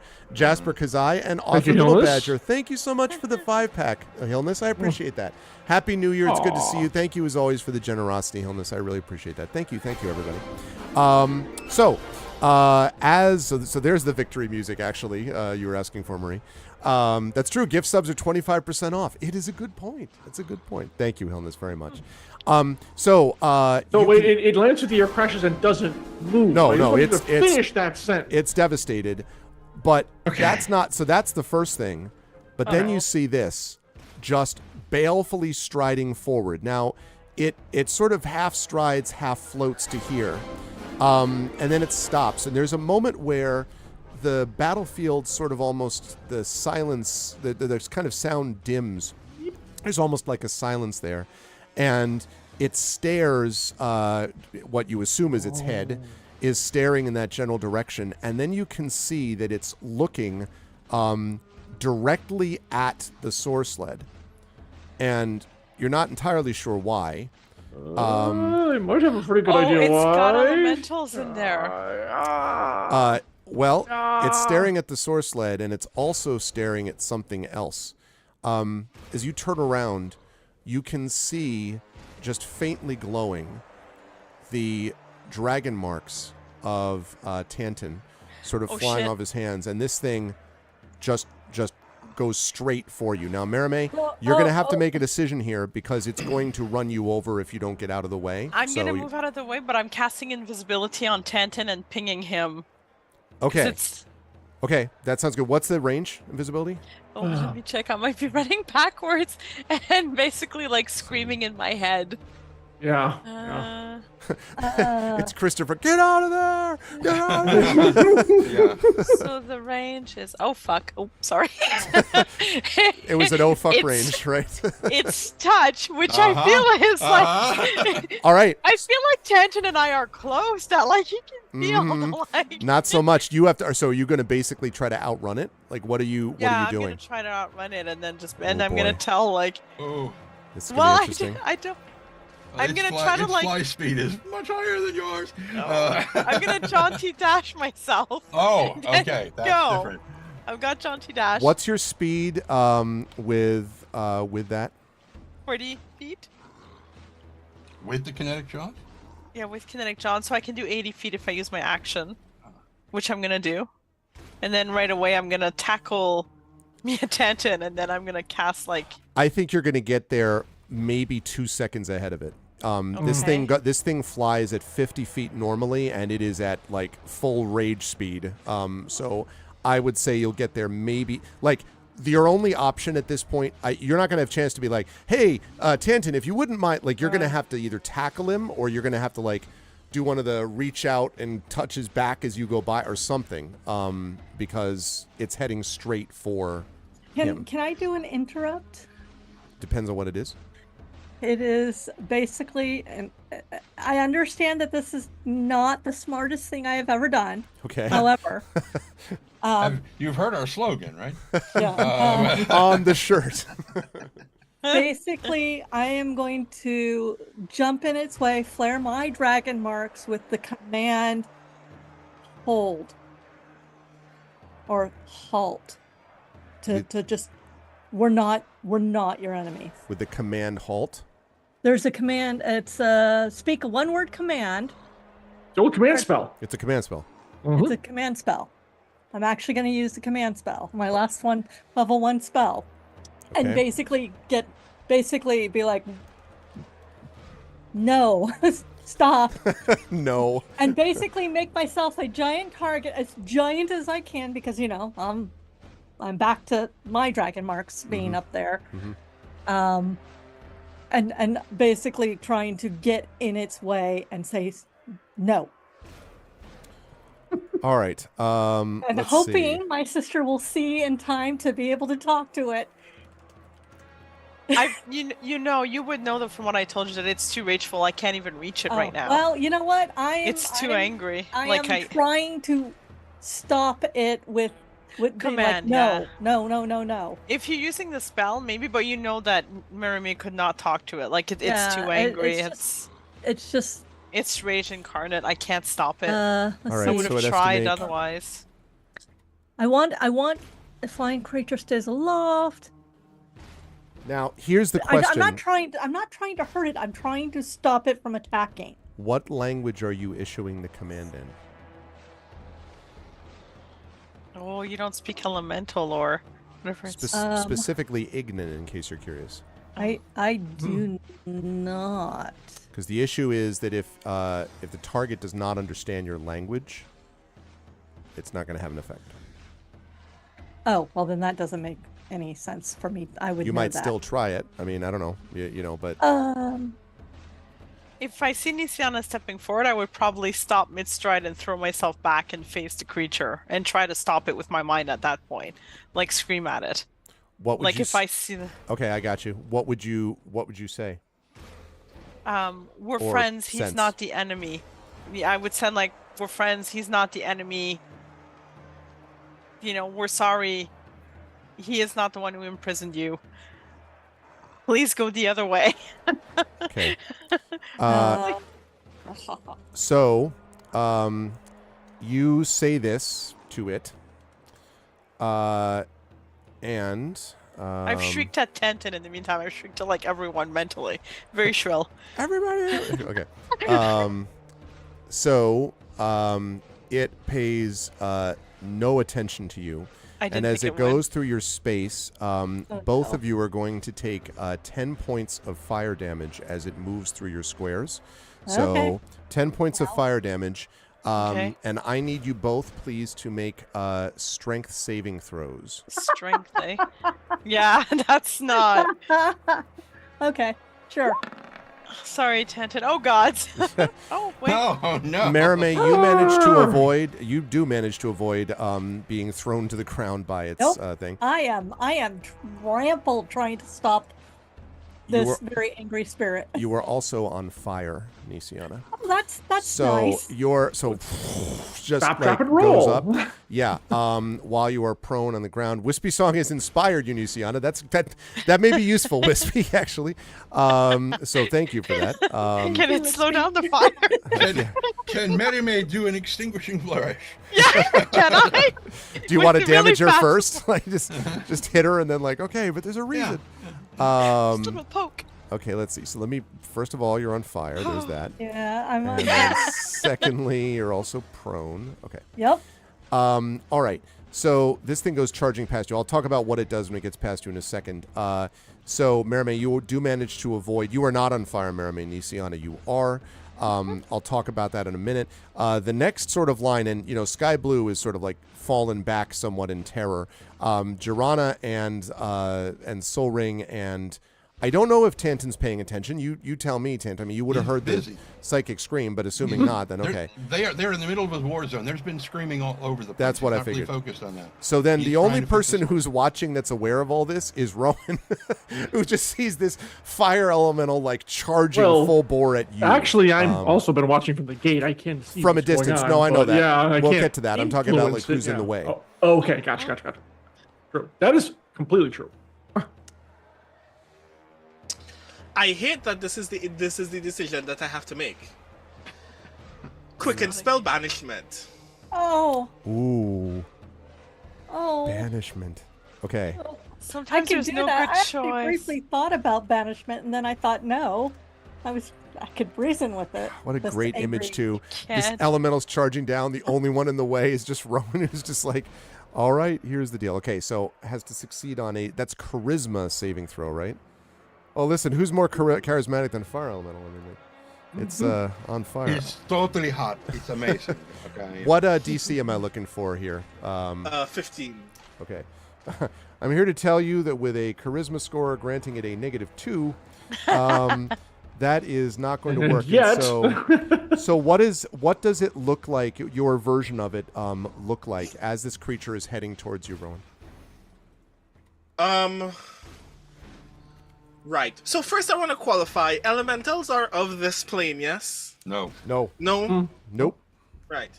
You're sending it home. That's nice. Yeah, basically, you're sending it to the plane of fire. Yeah? Yeah. I say I'm very sorry for everything that's happened. I hope that this is a little more comfortable than that. I bring out Sunshine and shoot it like dead center in the chest. Whoa. So good. So you hit it and it sort of and where Sunshine's shot is hit, you almost see it kind of starburst out to the edges of this thing and then trace around the edge of it and then and it disappears. And so everyone is just sort of staring there. And meanwhile, Tantan's like, hand me the wrench, or whatever, like that, I'm putting out Nisiana. So Rowan, it does that just as it gets to you, so you just feel the faintest wisp of heat before it's gone. Quick note, by the way, concentration on this. It has to be a minute long. If the spell ends before the minute is up, then it returns. Otherwise, it won't return if it's been banished to its home plane. So just keep it in mind. I know. My intention is for it to return at some point, but I want us to be safe when that happens. Right. Okay. And immediately after doing that, I walk back up to Jirana. Mm-hmm. Who is like handling a screwdriver or something. I just lean over her and go, "You're very lucky, and I'm not sure you deserve it." And before she could reply, I just keep walking forward. Okay. She kind of like sort of stares over her shoulder, confused. She may not even have seen any of that that just sort of happened. So you see that. We do, however, have a Nisiana that needs to be put out. No, it's not a problem. He's already covered the first two steps of stop and drop, and now she just has to roll. She just has to roll.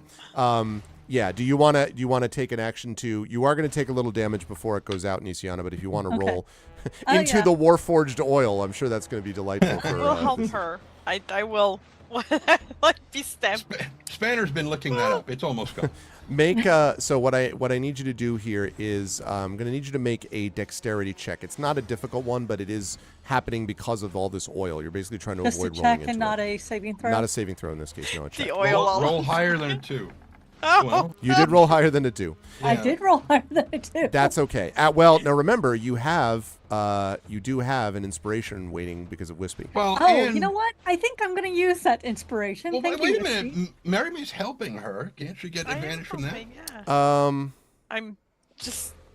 Yeah, I've I got guess lots so. of experience I putting guess people so. out of Yes, fire, too.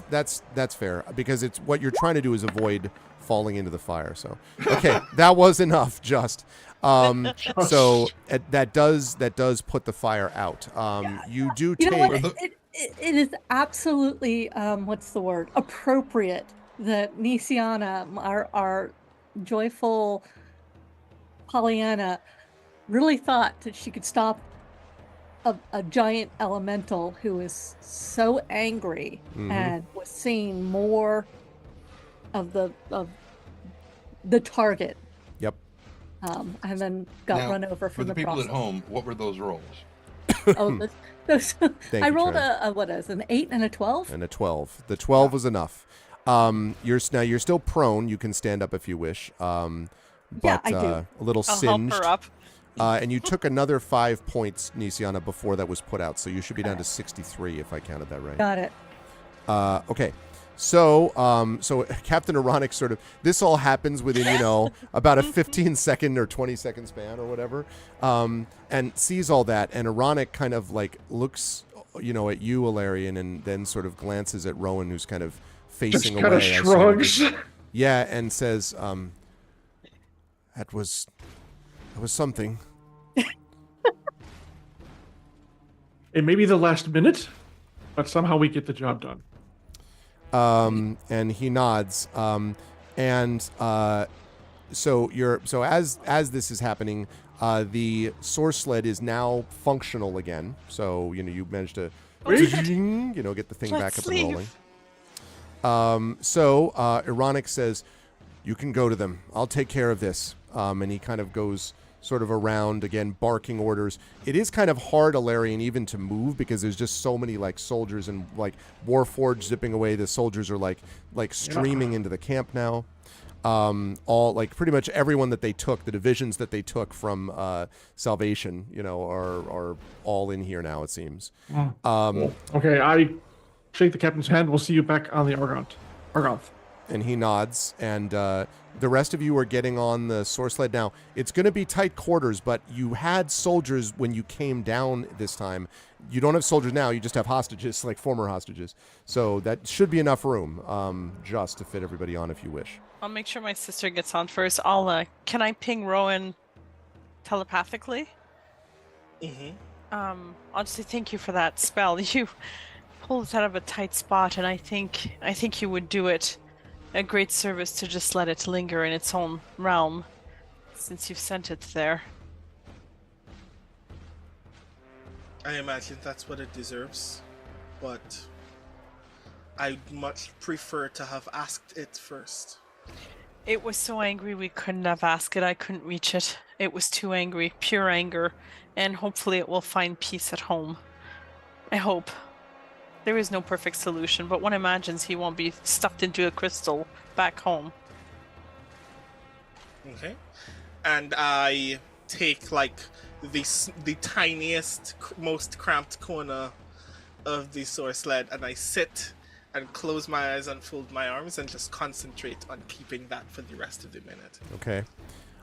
As the source sled takes off, there are, and I should ask, actually, I guess, Tanton, I guess you would be the one piloting this. I'm trying to think of who would be the one in control. I mean, Solring basically, Solring says that he could probably do it as well if you want, to try to pilot it. Do you want to try to pilot it or him? It all depends on the answer to one question. Okay. Are there any cats? None visible at present? Well, actually, there was one in my arms right now. Okay.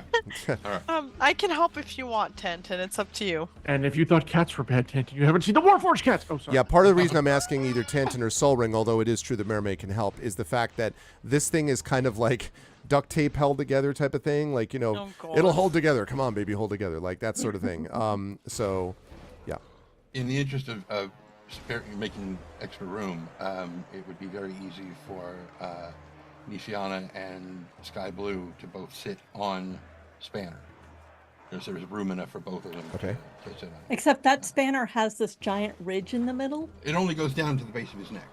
Oh, okay. It's not all the way down his back. So as long as we don't stop too quickly, you won't you know. Anyway, no, I believe I should be able to manage it. Just you know, be prepared to. Mary may take the wheel if things get dicey. I'll stay close. Okay, so as you take off and begin to head out, you can see what looks like at first, as you're looking down sort of in the place, you're kind of like, you know, you can see your side. Clearly, the Brailish forces now have the upper hand. They are, you know, they've poured into the area. They're, you know, they've done what's needed. And then as you are heading towards over the wall and over all of these like crystalline things here, you notice something odd. And that is that the Argonth's cannons have stopped firing.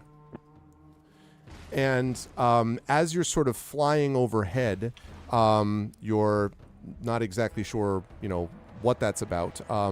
But you are, as you're sort of making your way towards it, I do want to ask, are you headed for the upper deck of the Argonth, or are you headed towards like the, you know, sort of like the ramp, you know what I mean? Like the kind of leads that the ground soldiers would have poured out from. Where did we take off from? You took off from the upper deck, is where Then you I came think from that's the where we beginning. probably heading back, Okay. right? Yeah. Yes? Okay. So, as you near the floating fortress, you catch sight of Big Bara, who is flanked by Bara's breakers, and these are her, you know, loyal unit, basically, of these Warforged scouts that you might remember. And you sort of look as she stands and is kind of staring down at all of this carnage that you can see here. And then as she is watching, you see her raise her hand, and in a loud, clear voice, she calls out, "Our people can never be free while this meat is in charge. The blades taught me this in the end. It is time for true change. It is time for revolution." And the huge ramp of the Argonth lowers to the ground. "My Lord of Blades, I brought you this fortress as tribute. Come claim your prize." And as she screams this out, a great cry rises from the bottom of the hill as dozens and dozens and dozens of Warforged warriors emerge from the ground, covered in dirt. In fact, some of them below those crystalline structures, leap from the crystalline structures and sprint toward the ramp. And leading the way in front of them is this, which I'm going to show all of you right now. I'm sure it's great. On stream. So if I don't look at it, it's not actually there for me. There you go. It didn't actually ever happen. I like Yeah, that sure. idea. Yeah. Right. I wanna ask a question so badly, but I have to see the thing first. I want to cast a spell so badly, and I am ready. I am not going to be slow on this. An enormous, fearsome Warforged, his body adorned with shining metal blades, a pair of bladed wings growing from his back. And as he charges forward, one hapless soldier, literally, I want you to think of the beginning of Fellowship of the Ring film. Sauron just hits him into next week, right? Knocks him out of the way. You are unquestionably looking at the infamous Lord of Blades. And as you look on in horror, the Lord of Blades and his warriors charge up the ramp as you arrive there at the upper deck. Has it been a minute? It has now just been a minute, yes. Yeah. You're almost like, maybe I... yeah. There is that.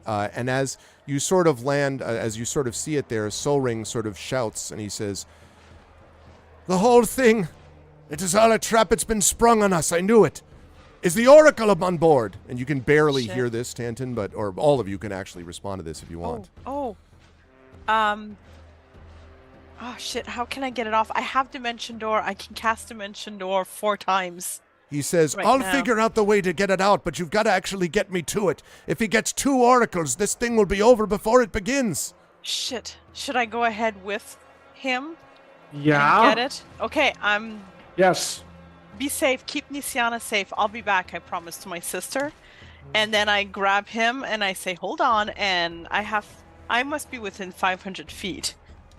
Yes. Of the That's ship. fair. Yeah. And I've been there before, so I'd bring us where we kept the oracle where Halar was. Okay.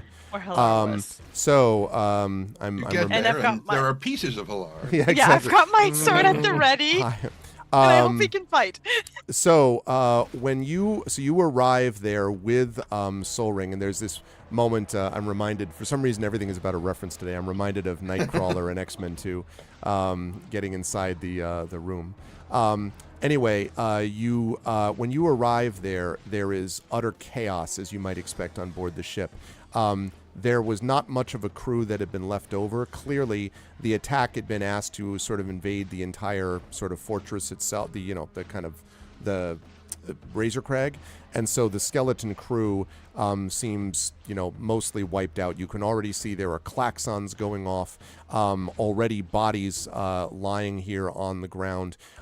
Several Brailish soldiers rush past you, not paying attention, but you, of course, are standing right near the doors, and Hilar is sort of wide-eyed, just kind of standing, weapons at the ready, just in front of the door, and he sees you and says, Merime, what's going on? I heard the klaxons went off. There was some alert. Big Bara has betrayed us and given the full access to the Lord of Blades. We have to get the Oracle, and we have to get out now. Who's this? And Oh, Soul Ring, this is... Yeah. he's like, just points at this dwarf next to you. Shoots him. We're Yeah. crying out loud. Oh, no. Damn it, no.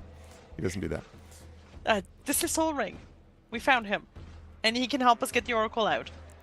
And Soul Ring sort of nods and says, we don't have much time to talk. And Hilar says, no, we don't. And he turns around and activates the door, walks through, and you walk in to see, to your relief, Mermaid, that the Oracle is in fact there. And Soul Ring sort of comes forward and sees it, takes just a moment, puts his hand on the outside of it, and sort of shakes his head, and he says, all of this for something that wasn't meant to do. And he shakes his head. Never mind. I'll need one of you to carry this. And in a minute, you're like, what do you mean? And then he whispers a couple of words, and the oracle shrinks. And it lowers and sort of shrinks and gets smaller. It does not shrink to pocket size, just throw it in your bag. But it shrinks enough that it's now like you're carrying kind of a bulky, like larger than a briefcase type of thing. Say again? Rucksack. Yeah. Something like that. Still heavy, still bulky, but at least doable. And Soul Ring says, I'll take it. I know how to manage it. But you'll need to make sure it's still going to be somewhat heavy. And Hilar looks at you, Merime, and says, so, what's the situation outside? Are we able to get out the normal way? The ramp's where they came in from, so I wouldn't think so.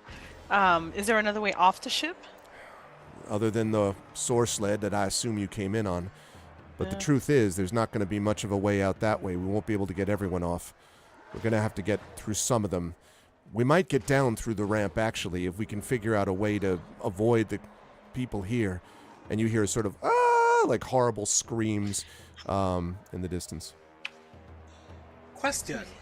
Sure, Ron. Can Merime hear us mentally from there? Yeah, I was just going to ask, am I 100 feet? You're farther Near than that. that? Now, you're farther than that for the moment, but it depends on what I was just about to come back and ask what the rest of you were doing.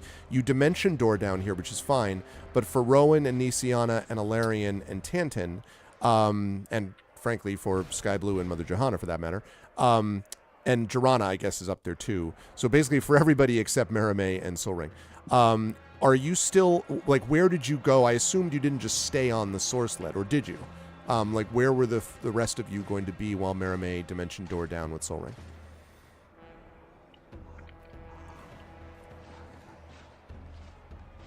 I mean, I just opened my eyes. All I know is that calamity is taking place. Yeah.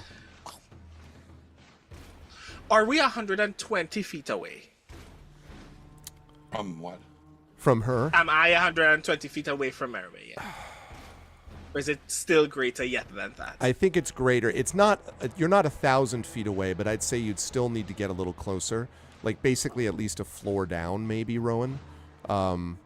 Or, you know, maybe you could try to like run to the side of the deck, but like the top deck doesn't cover it's like a sort of sub deck. So it doesn't cover the entire, if you follow what I mean, top of the ship. So it's not just as simple as, yeah, exactly. It's not as simple as just running over where you think Merime is. Like you'd probably need to go down a floor to be able to do that. Mm-hmm. Depending on what you're planning, actually. I'm not sure what you're thinking about. Okay, what can I...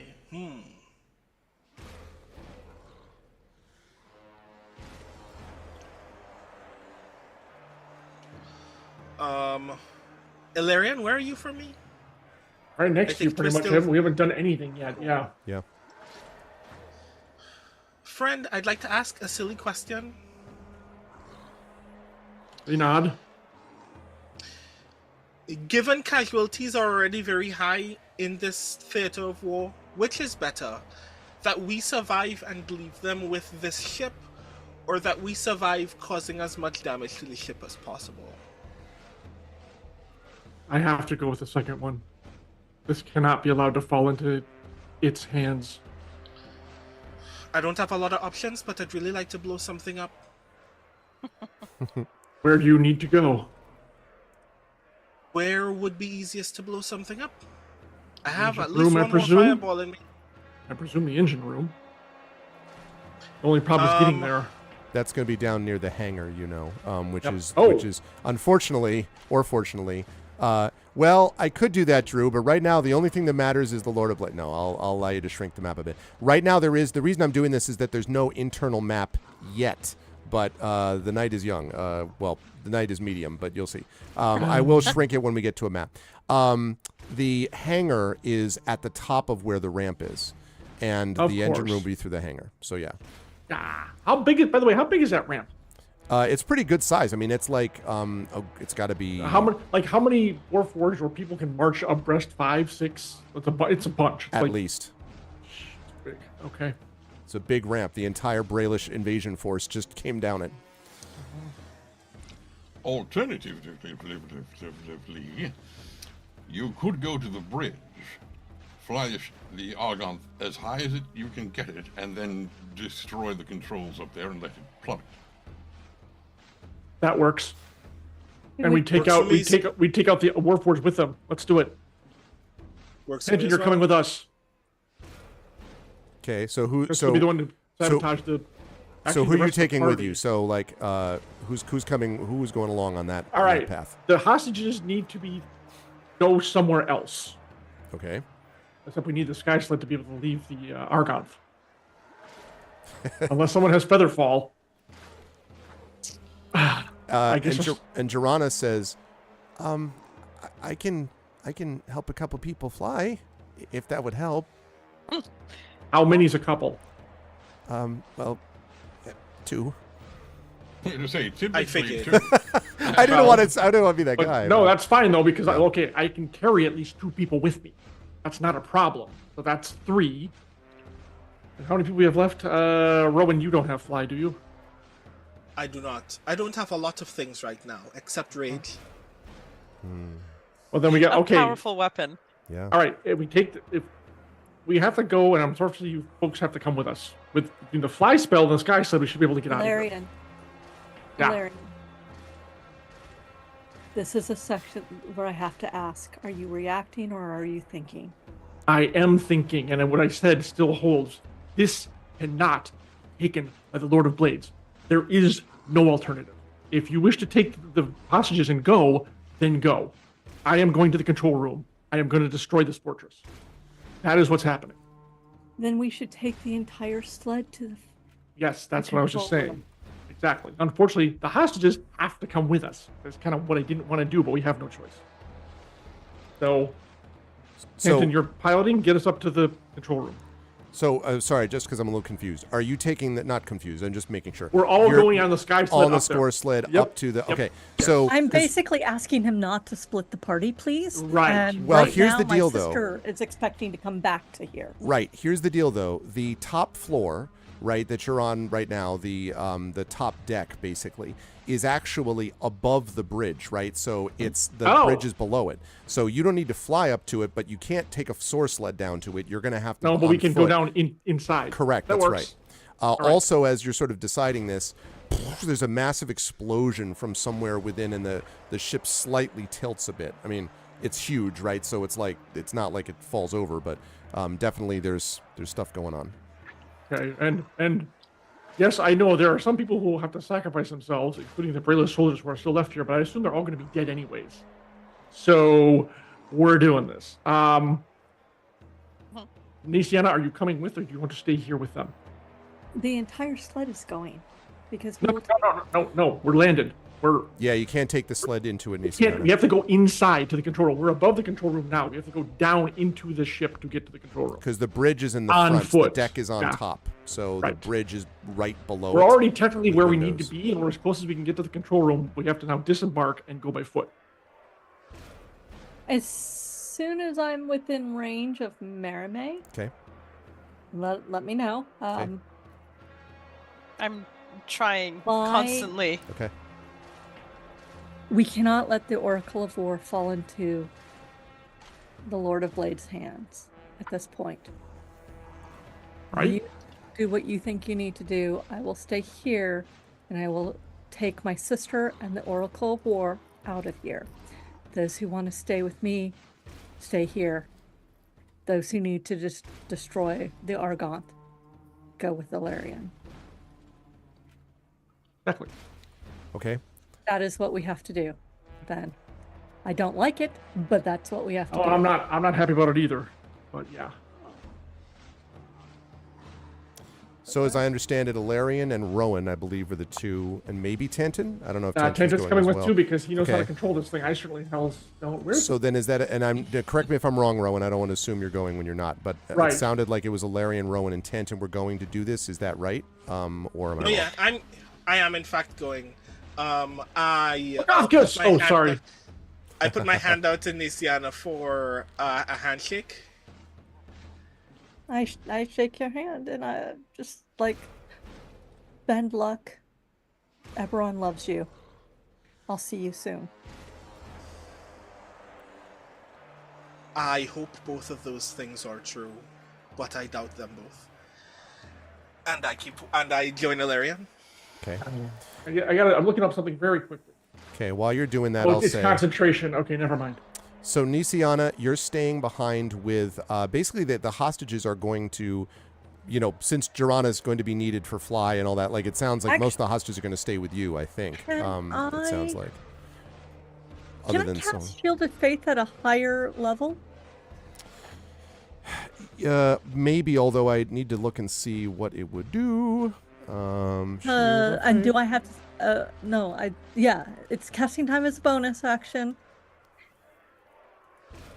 +2 for the duration. I want to see if it increases AC or duration. I don't know that you can.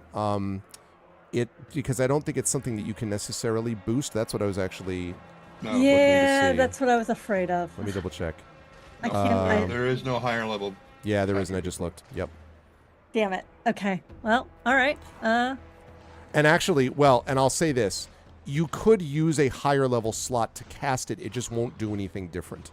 So you'd be wasting it, but you could use it if you want. It just I shouldn't say wasting it. I just mean it doesn't enhance it anyway. I don't have another concentration spell going. I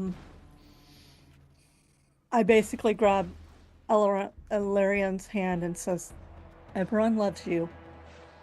We'll wait as long as we can." And I cast Shield of Faith on him at level 3.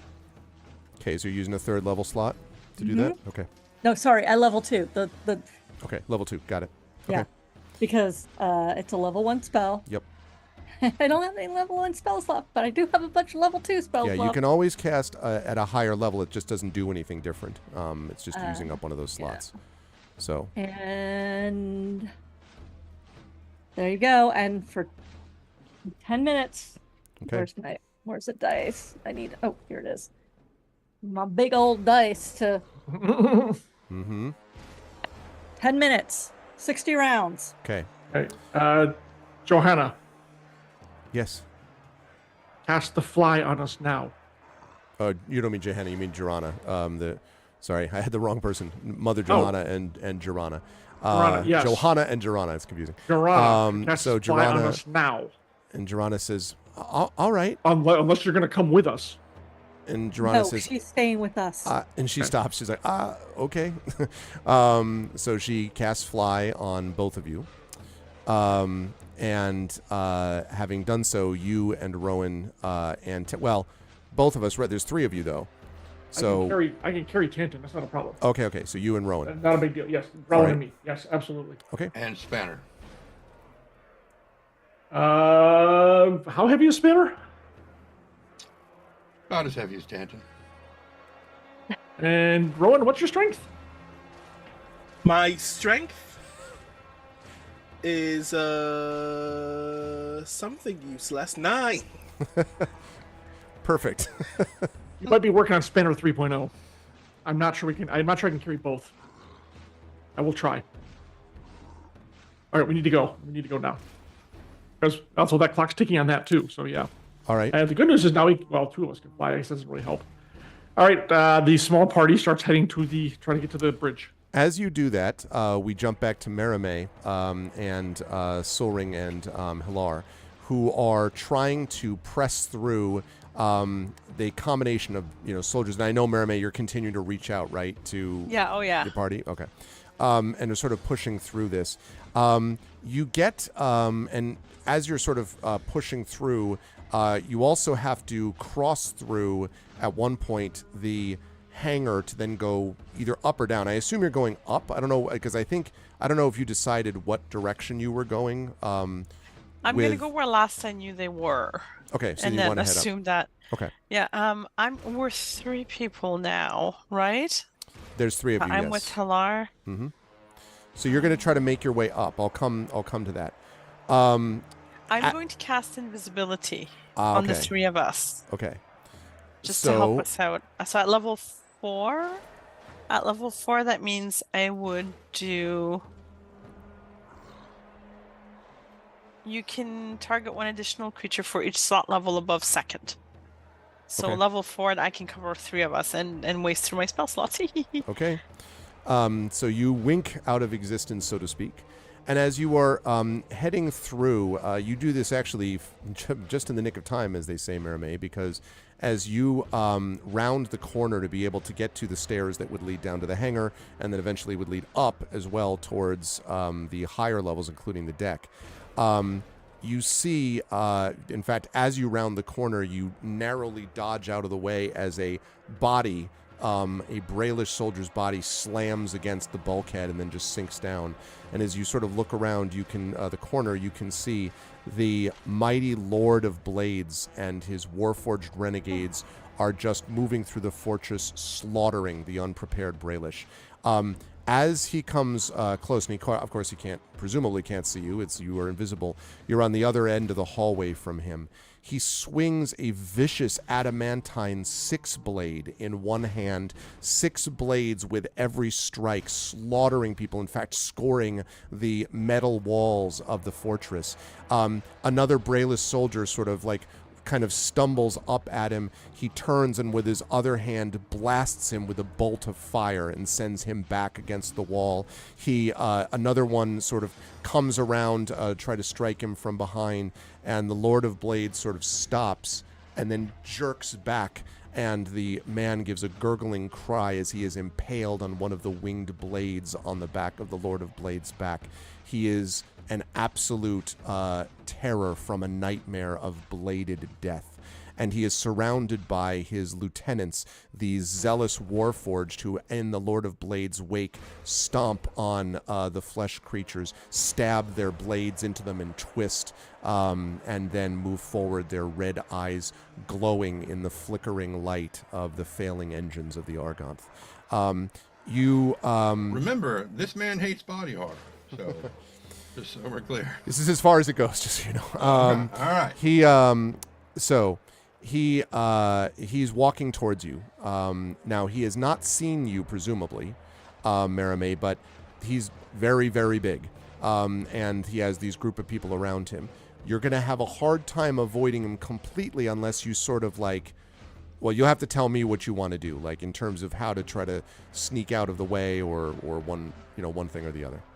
Okay, well, we're invisible, and I can use my telepathic link to link up with my two companions right now. Yep. So I am going to take the safest route. If I can get, if I can put myself into a little area to find safety while they pass through, that would be great. But otherwise, if I can get around them towards where I know the sled is, I'll head that way. But I will not take a big risk here. This is the Oracle of War. Worst comes to worst, I have 2 spell slots that will allow me to use Dimension Door. I will Dimension Door out of there with it and abandon Halar, which would be terrible. But you got to do what you got to do. So you get to the sort of edge of the hallway, and then kind of crouch down as he stalks towards you. I need you to make a stealth check for me, please. And I'm going to do checks for at advantage for sure.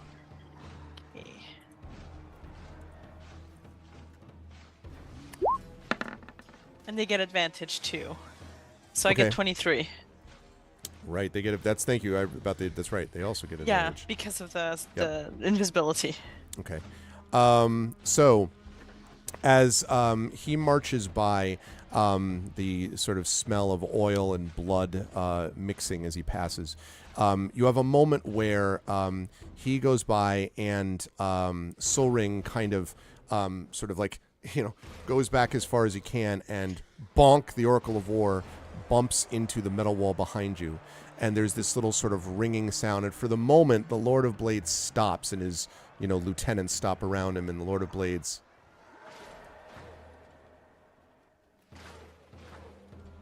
and then his gaze sweeps down the floor. And for a moment, Marame, he's staring what looks like right into your eyes.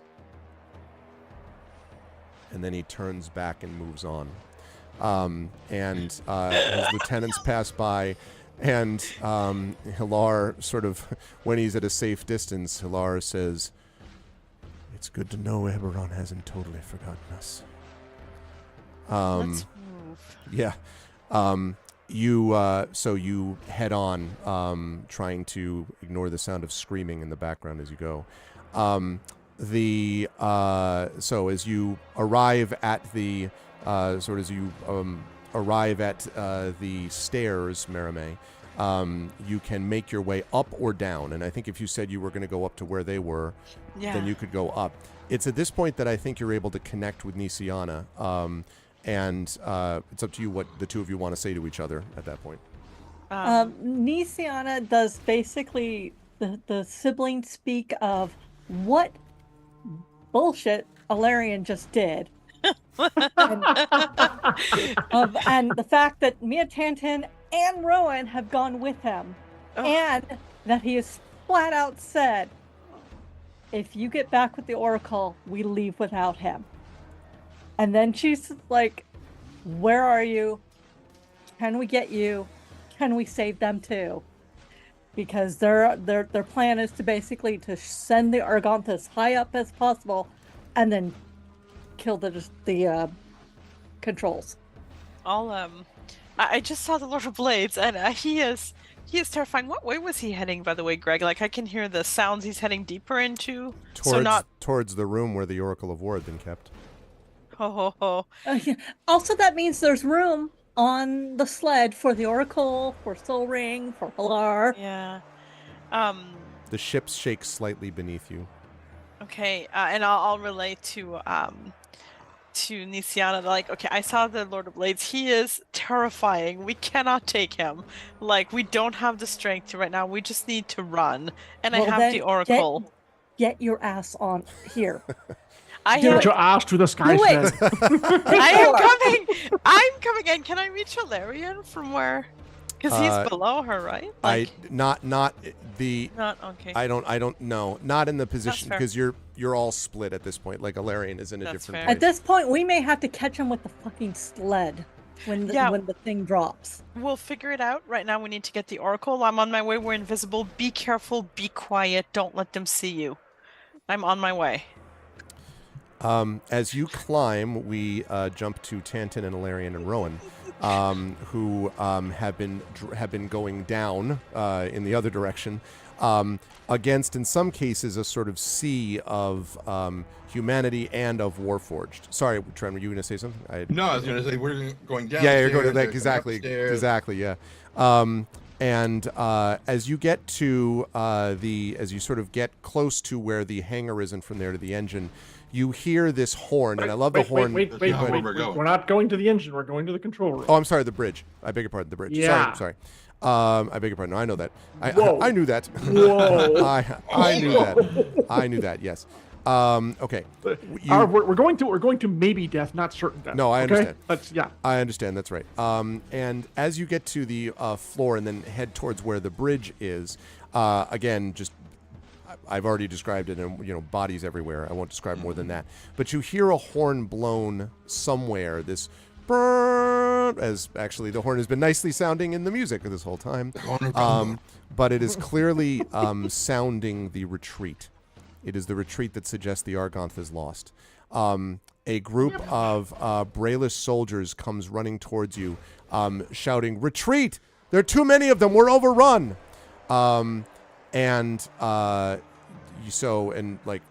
They sort of see you and kind of like they barely acknowledge. It's sort of like, "Run, if you fools," type of thing. They're and pretty much in full panic mode. Yeah, I mean, they're not, and I do want to make clear, they're running. Yes, they're in fear mode, but they're definitely still trying to do this in a disciplined way. Like, it's not a, it's okay. Well, that's the question, because then I want to get actually in front of them. Like, do you want to run like cowards, or do you want to stand and make a stand and do something about this? They pay no attention to you. Okay, they clearly. You also get the impression. Yeah, exactly. You get the impression that they may have already. They may have been getting orders from someone else. They don't know. Okay. One of them, though, does seem to hear you, and sort of stops and turns back. And you recognize Ilarion and Rowan both. This is one of the ones that you actually helped train in the Battle for Salvation back at the time. One of the people who was working with them. He was one of the, not just the townspeople, he was an actual soldier, but he was one of the ones working with them. And he said,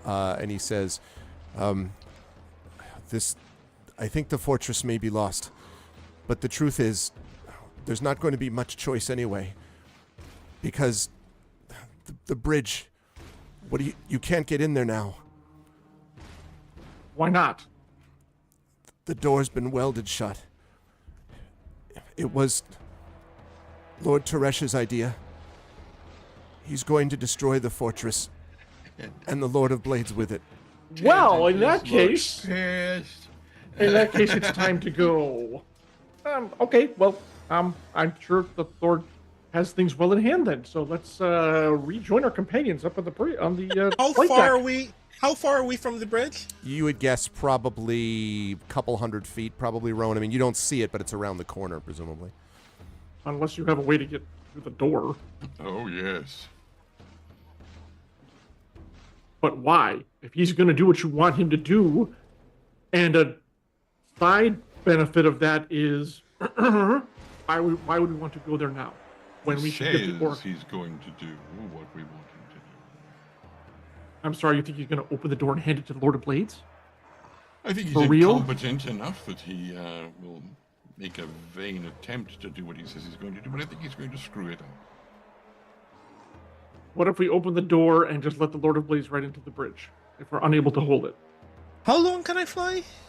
We got about probably 8 minutes left. Cool, I'm gonna cast haste on myself. Okay. All right. I will be back. You can go ahead. Nope. We all go back or we all go forward.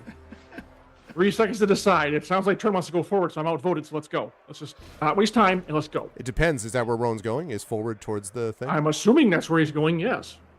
Well, let's find out from Rowan. Yeah, that's true. I am, in fact, headed forward, but I also actually trust Teresh in this moment. See, I do too, oddly enough. Because you would rather die than give this up to the enemy. Go I ahead. love Jim. that this But- is basically a horror film, and we have now had 3 members of the party say, "I'll be back." Yeah. Do you mean you're all splitting yourselves to different parts of the fortress? I can't imagine. Yeah, you know. I don't believe Valerian's ever said that, and they're not going to either. All right, we're heading Okay. to the bridge. All right. So Cool. you, Unfortunately, I'm moving faster than I was you going all, to say, but Rowan, yeah. you arrived way well before everybody else. We can dash, so I can double the movement. When So you it's- arrive yeah. there, Rowan, you find that indeed the door to the bridge has been basically. It looks like the outside of it is the edges of it are still glowing in some kind of molten metal. You think that it's actually true that it has somehow been welded shut. But I mean, you could still try to open it if you wish, but it definitely is closed when you arrive there. Whatever you're gonna do it fast. How thick is this door? You would. Oh goodness. It's It's a a full large metal door the iron size of door. a small door. So. You would guess it's got to be 6-7 inches of steel. I mean, I would think. Although, if you are about to pull a Qui-Gon, they're coming through. This is impossible. I'm, with a lightsaber type of I'll deal, be I'm- impressed. I'm here for it. Which means that the thing that I wanted to do, I can't do because the door is too thick. It's a guess, Rowan. I mean, it might be thinner, but you I mean, think we've that might walked be the under case. it. We could, I don't know how much he kind of paid attention. It's like, oh, that door's X amount of inches. Here's the thing. Tell him what you want to do. And Yeah. We'll see if Exactly. Right. I want to cast message, but what you have described is a door that is too thick. How far does message go? Message actually will pass through cannot pass through 1 foot. No, Oh. it's less than a foot. So message 1 inch can of pass- common metal. Oh, 1 inch of common metal? No, it is thicker Yeah, than that. I Is think it it's a one- foot of stone. I think it's a foot of stone.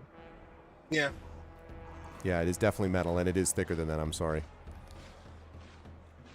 I call out through the door to see if he can hear me. What do you say? Teresh, are you still there? It's loud for a moment's silence. Do you want to say anything else? If you can hear me, thank you for proving that you are truly a leader to these people. Do what you can. And there is a moment's pause, and then you hear sort of muffled, on the other side, you hear, "You're one of the group, then." It's definitely Tyresh's voice. Yes, we're here. We came to do what I hope you are about to do now. I'm about to destroy this thing before it falls into the hands of them. And thank you for... Save my men. Save whoever you can. And get off this... And he stops. Wait. And there's a second. But at this point, Tanton and Ilarion have arrived, and there's a moment, and then he says, I can't... They've done some... I can't close the ramp. I can't lift this off. I can't lift this off. They've done something down below. and there's this, and you remember there were a couple, as I mentioned, those explosions that I talked about before from down below. And he says, the controls don't answer. Someone has got to get down there and free this thing somehow. And again, the ship rocks slightly. Ah, Well, just headed back. you heard the man, I'm sure. We came here to agree on something, and we're in agreement with General Tyresh. We might as well perform it. And I keep moving. Okay. So you're turning Really- around and back. Where are you really- headed, Rowan? So I know. What's the easiest way to get to where we've been directed from here? The stairs. You actually were there before. You just went down the stairs to come to the place where the bridge was. You'd need to go down another set of stairs to the hangar with the ramp. And the reason I mention that is because that is the only place that the thing could be still anchored to the ground is off of that big ramp. Unless they're, I don't know, somehow weighing it down with magic or something else. But presumably I leap that's where down they the are. staircase. All right, Tantan and Ilarion, what are the two of you doing? Going with him. Okay. So Tantan was like just reaching for the door and then sees everybody leaving. He's like, so we're not going in this way. And turns and heads off after everybody. Merime and Nisiana, in the meantime, Merime, you have made your way up with Hilar and Solring and the Oracle, of course, in tow, and you've now made it up to the top sort of deck, as it were. As you've made it there to the top deck, you can see the rest of the hostages plus Nisiana waiting there in front of the source sled. And you can now get to them if you wish, or at least so it seems. They, of course, don't see you yet, but you could tell them that they're en route. I'll tell Nisiana, I see you, we're invisible, and we're coming from whichever direction I'm coming. Okay. I will let her know. Okay. And I will let Sky Blue. I have Sky Blue, Soul Ring, and Mother Johanna, right? No, you had she had Soul Ring. It was Sky Blue, Jirana, the gnome, and Mother Johanna. Yeah.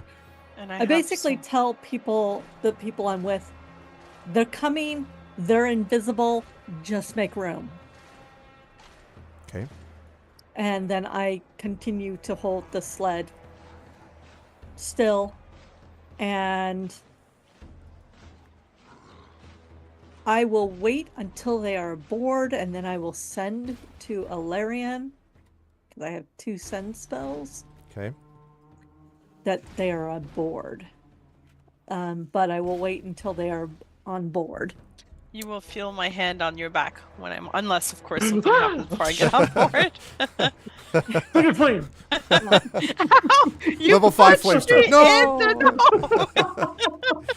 Okay. How far send can be any distance? Actually, that's what any I thought, right? planar. That's what I thought, yeah. basically some stupid, Yep. like planar. Like shortwave radio across the I basically interdimensional- point in the direction of the Argon, and I send to Ilarion. We have the Oracle. We have Hilar. We have everybody. But you. What are you doing? Okay. I get what? I get what? 30? Yeah, I get 30 words, right? 25. You get 25. So Teresh is well. Wish you were Teresh, here. Teresh barricaded in control room. 5. Will destroy Argonth. 8. We are going to free the ship. Leave now. That's it. That's all you tell me. It's the same message. It's reinforcing the message I told you before I left. I'm pinging you and I'm like, it's just you and me talking. There's Okay. nobody else in this circle. Okay. What'd they say? I mean, I tell you what he Okay. said. Like, we need to get away from here. We do, but do we just leave them? How will they get off? I think we can get enough away that when they drop the Argon, they can jump out, and maybe we can catch them. I mean, it's not that far to jump, really. Eberron will provide. I hope. I could. I can't commune with them. I don't have the spell. I don't have the spell slots. I can send one more time, thanks to Miatantan's ring. Let's hold it for now. We need to get away from the Argon. That's the first thing we need to do. We do. I'll keep the 3 of us invisible since the spell's already active, and the Oracle particularly is hidden. Because I know right now the Lord of Blades is heading to the room if he's not already there, and he'll know it's not there. We need to book it. We get away from the Argon. Yeah, we book Okay. it. All right. Sorry. As the ship begins to take off, we jump back, or it begins its ascent, the source sled.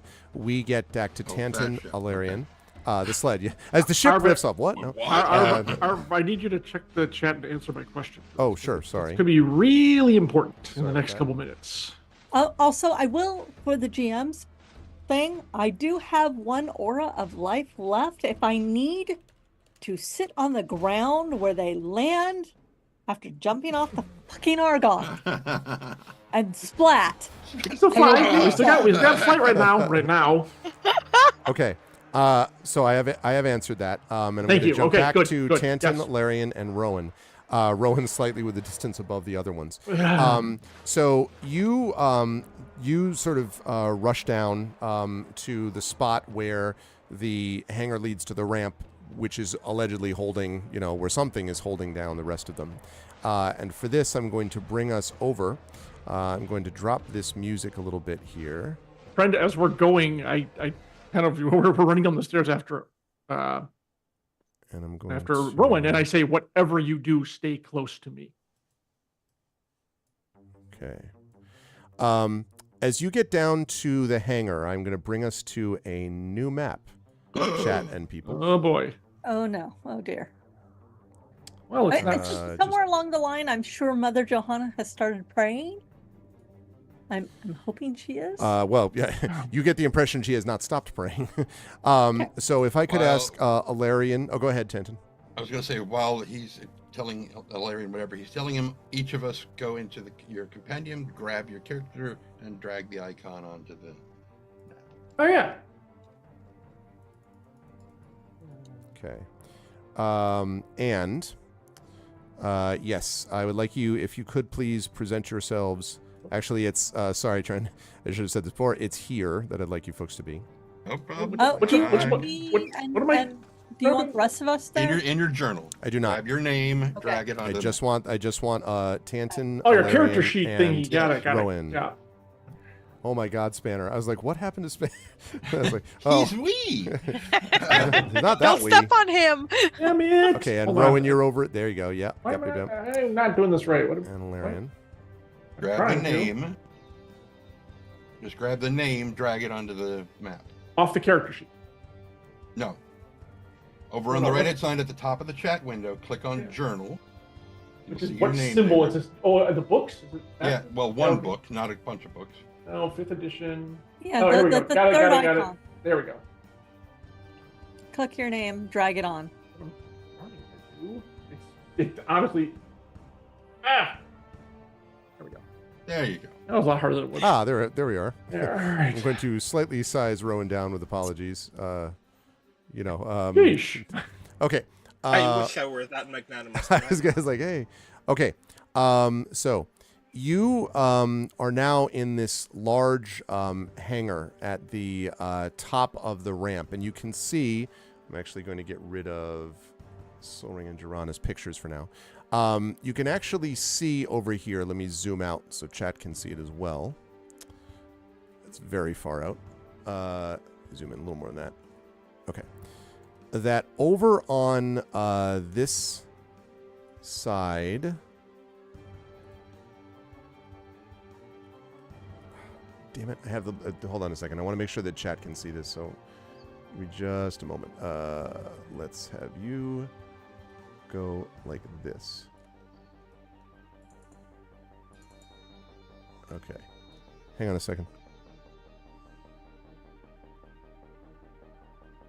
Family aggro. You guys will be fine. You got this. If you die, I will kill all of you. Just so you know. Okay. Well, I mean, I'll be dead. So, Oh, I just want to so let you all bad. know I only have one level 3 spell slot left, so I'm going to be shooting a lot of things.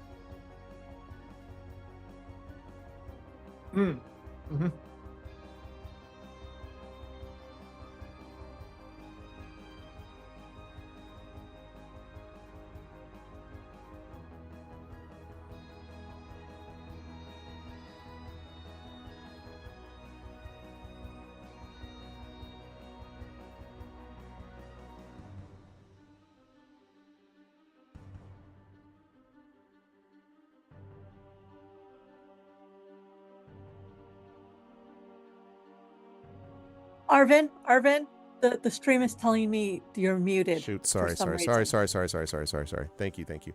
Okay. Oh, thank you, JLC. Good to see you as well, and thank you so much for being here. My apologies for not being audible to chat. My apologies, sorry.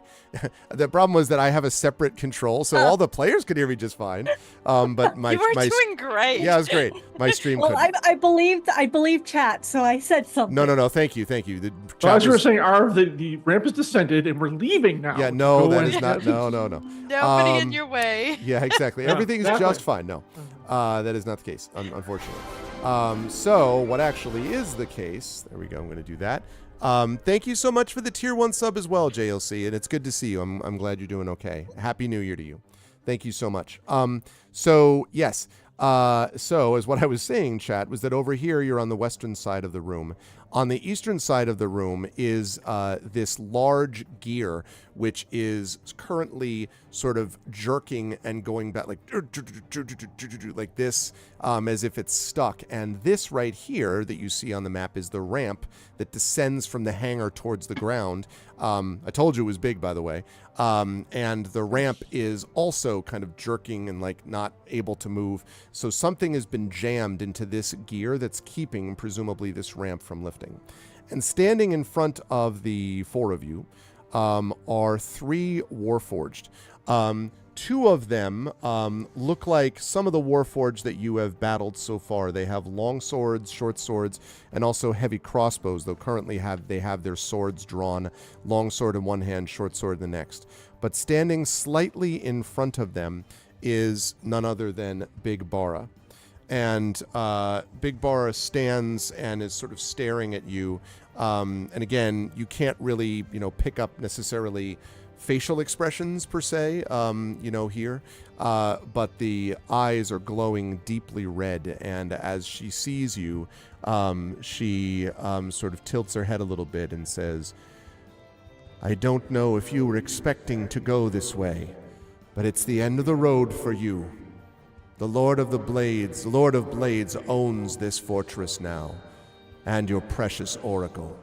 And she looks to the rest of them and says, "Kill the useless meat creatures and this traitor." And she stares at you, Ilarion. And now I would like initiative from just, though, Tantan, Ilarion, and Rowan. Nisiana and Marime are too far from this, and you're going in the opposite direction. So for this one, you will be witnesses, at least a little bit. So, yes, initiative, please. And I did put up the turn tracker this time. Okay. Don't die, guys. Don't die. You can do it.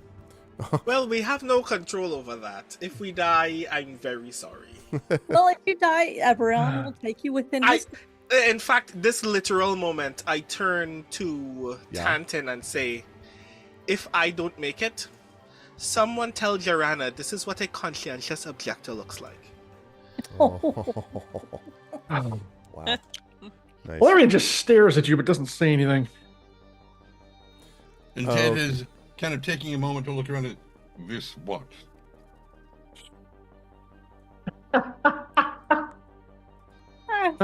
Arv, how tall I chuckle very loudly and then face everyone else again. How tall is the room, including the hallway? I will tell you that in just one sec. Let me just arrange let me get the initiative people all set.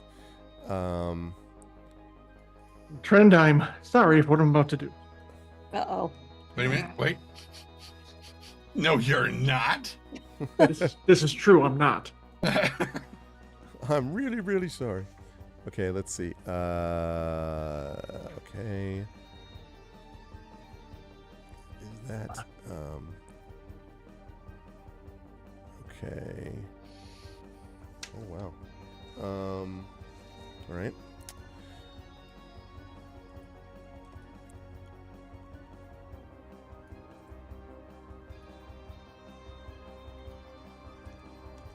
Okay. So the in answer to your question, the room itself, this hangar is quite large and quite high. Probably a good 50, 75 feet. It's pretty high. Awesome. And The corridor ramp itself is... The ramp doesn't so- matter. The ramp's irrelevant. I just need to know how tall the ceiling in this room is. That is the important thing. Yeah, that's what I would say. Probably about 75 feet. And the corridor, what, 20 feet probably? The corridor's No? about 20 feet. Yeah, because I think these are 5-foot squares. I believe that it's 5. Okay. Yeah, I think it's 5. Yes. I hate to say it, that wasn't bad. All right. Okay. Thank you. Do they go first or am I going first? They go first. They rolled quite well, or at least one set of them. The two non-Big Bara ones did.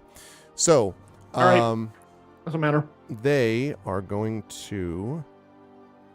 Let's see. I think they're going to. All right. So they're going to go 1, 2, 3. 1, 2, 3, like this. Close ranks. They are going to sheathe their swords and pull forth crossbows. Okay. And they will fire at. They'll fire at, in quotes, the traitor. That's good because my shield is up. That's fine. Okay, bring it is. So we're looking at. We have an 18 and a 21. No and no. Okay. So both of those ping off. They then prepare themselves. They kind of drop into a ready position. Looks like they could drop their crossbows if they needed to. But that's all they're going to do for the moment. And that is going to lead us to Alarian. Okay. All right. I have my star sword is not out yet. The shield is up, however. Okay. I reach over and I grab Hanton. Lifting him off the ground, I charge at the group. Is Tanton resisting this first before we do it? Go any further? Okay. Got it. That's fine. Arv, the moment I hit this, come on, right here, I take off into the air and fly over them. Okay, which square? I'm sorry. The square right here. The moment basically I enter the room, Okay, I gotcha. I up, making sure they cannot hit me with their swords and fly over them and get as far across the room to the gear as I can. Okay, let's talk about the fly speed. Yeah, okay. I am dashing. So I'm not sure you can dash it as a fly. You can't dash when you're flying.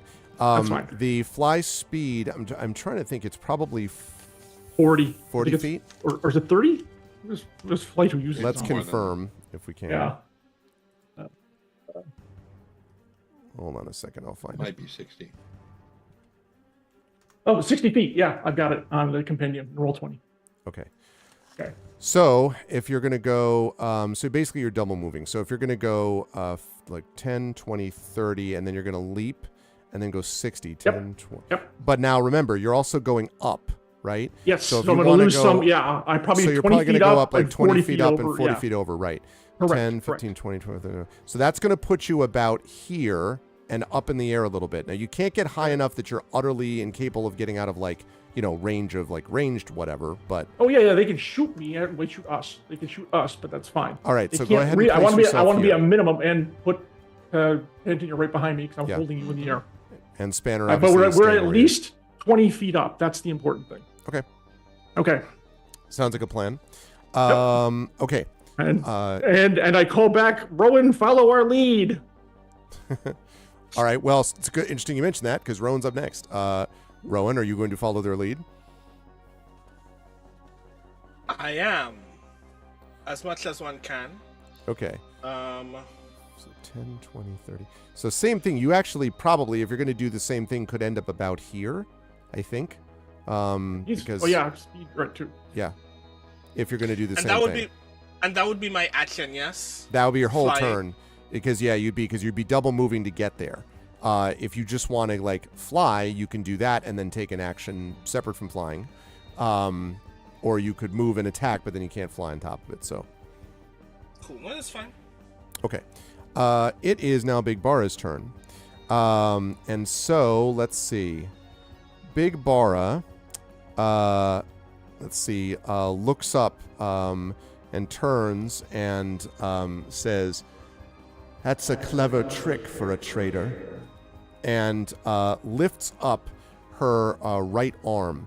And on the top of the arm, Rowan, you see something that reminds you vaguely of sunshine, except that it is, instead of her arm firing this away, like kind of the, that you have, a slotted almost crossbow, or an arm bow, I guess, comes out, and she fires it at...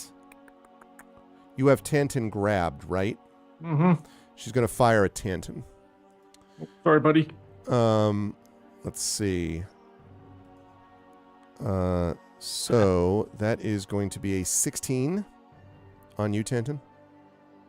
That hits. Okay. All right. That is going to be... Oops, nope, wrong die. Wouldn't want to roll the wrong die now, would we? Depends. Okay. You're rolling a If it's a D2. I'm fine. D4, I mean, Exactly. You take 10 piercing damage and 14 poison damage as you feel this stuff come through your veins, as they say. So 24 total points, which I think leaves you with 44, I think, if I'm reading that properly. Okay, now, since he has you grabbed, you don't have to make a save to hold on to him. That's the good news in all of this. The not so good news is that they actually get 2 attacks on their turn. And for the second attack, Bara looks up at you and lifts her other arm. And from her other arm, 2 nozzles emerge and billow out a green cloud in your direction. The particular range of this is it has to be a spot that she can see within 50 feet of her, and that is the case. 20 feet up, 10 feet over, and is a 20-foot radius. So let me make sure that I do that somewhat properly. Let's see. It's certainly going to be a puke green. Let's see. So 10, 15, 20. So I think... No, wait. This is 20, or did I just do 40? That's 20. That's 20, right? Okay, Yep, that's what I thought. Yep. So there you go. 20-foot diameter. That's what I thought. Right. So I was making sure that I had. Yeah. Right. So okay. Tanton, since it's your turn to begin with. And also she is then going to move. 1 second. 10, 15, and is going to try to make a check to get up on that barrel. And will critically do so from a standing position. Just it leaps up onto it, apparently with no problems. Okay, so now it is Tanton's turn. And at the beginning of your turn, Tanton, you have to make a Constitution saving throw for me, please. Okay. Hey, anyone wants to, since it's the end of the month, anyone who has an inspiration they want to give Tanton, now might be a good time to do it. That's true. Wispy does have has already helped Nisiana, but It's the end of the year. Depending on how you got your inspiration, you literally cannot keep it for another day. It's a good point. And who else Since I is didn't there actually playing use on the chat? my inspiration, can I give my inspiration to someone? The yeah, one that is Wispy gave to me? you can't transfer it. No, it doesn't work that way, I'm afraid. Oh. You have not, so you don't have any left, but Prince Justin is here. Thank you, Prince Justin. Hey! And has inspired Tanton. Okay. Thank you, Prince Justin. All right. Let's see that happen then. So, what other shows do you have that are going to need inspiration for the rest of the year? 0. There will be no other shows that need inspiration. Everything gets pumped into us. Full barrels. Both barrels, yes. Absolutely. Let's see. Ooh, I have the 25. wrong- Okay, good. Hang on, I have the wrong thing up. There we go. Okay. Right. Okay, so you managed to basically hold your breath, so to speak, and avoid being. You can sort of just tell how horrific that would have been. And you are not poisoned. So you are now free to act if there's anything you want to do other than be carried along in the wake of Ilarians. In the arms of an angel called Ilarian in this case. Arms of the Star Forge. And demonetized. If all the other ones wouldn't have done it. I mean, you have both hands free. I'm just letting you know. That's Yeah, like I know. Your collar. The Or actually, your harness. That's going to be the sturdiest thing. The thing that I'm curious about is, I mean, we spent some time around Big Bar. We know what she looks like in general. Can Tanton tell if she has a restraining bolt on her? Ooh. Make a perception check for me. You can do this at advantage. Okay. At avantage. 19. She doesn't. As I right. suspected and feared. So good call. He's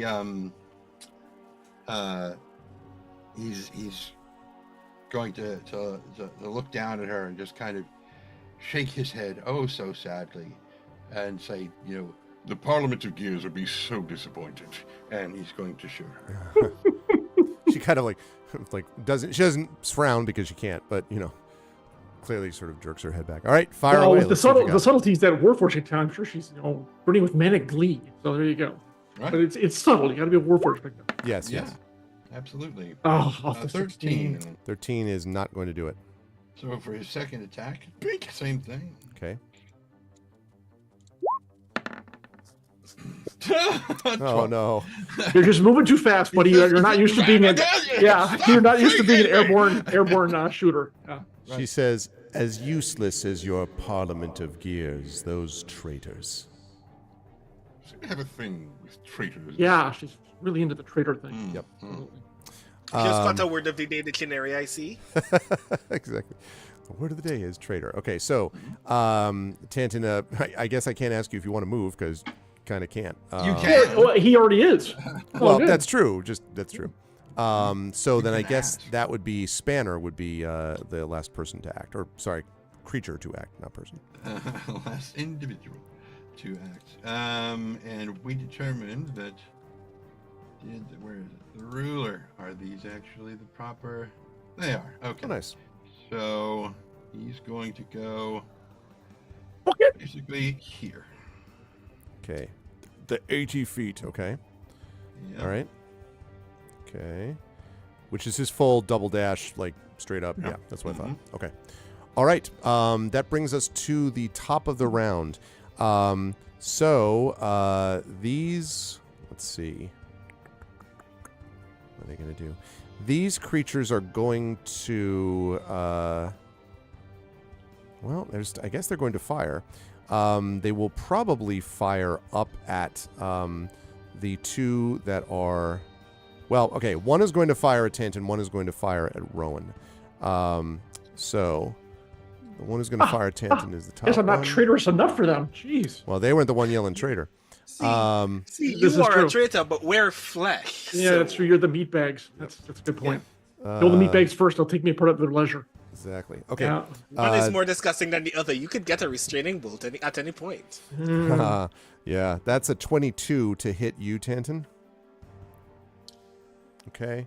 And Brandon, what's your AC right now? 16. The tie would still hit you. Never mind. that is, however, that's only 3 points of piercing damage this time. Just a scratch. It's only a flesh wound. Okay. So they're going to do that. And then is going to move up to 14, 15. Like this. The other one is going to fire at you, Rowan. Cool. And that is Grant. that is a 13 though, probably not enough. My base is 12, and the neck tattoo does a thing that I can't remember again. Oh, How much does the neck tattoo give me again? Plus one? Tanton? Is it just +1? Oh, it's not a tattoo. It's embroidery on the armor. But yeah, it's +1. Okay, so it's 13. so 13, so that is hit then. So let's see. That is going to do 11 points of damage. Grand, That was the cool. opposite Good end. to know that I'm softer than Tanton. Yeah, that was that was a better roll that time around. And then they are also going to do this 5, 10, 15, 20, 25, 30. They're going to end up here. They're sort of like racing along and looking up as they're doing this. Alarian, that is going to be your up next. Rowan is going to be on deck. So, Arv, I don't breathe. Right. In the cloud. So you would not, right. So Does that mean that you could just mechanically inhale this entire miasma and you'll be done with it?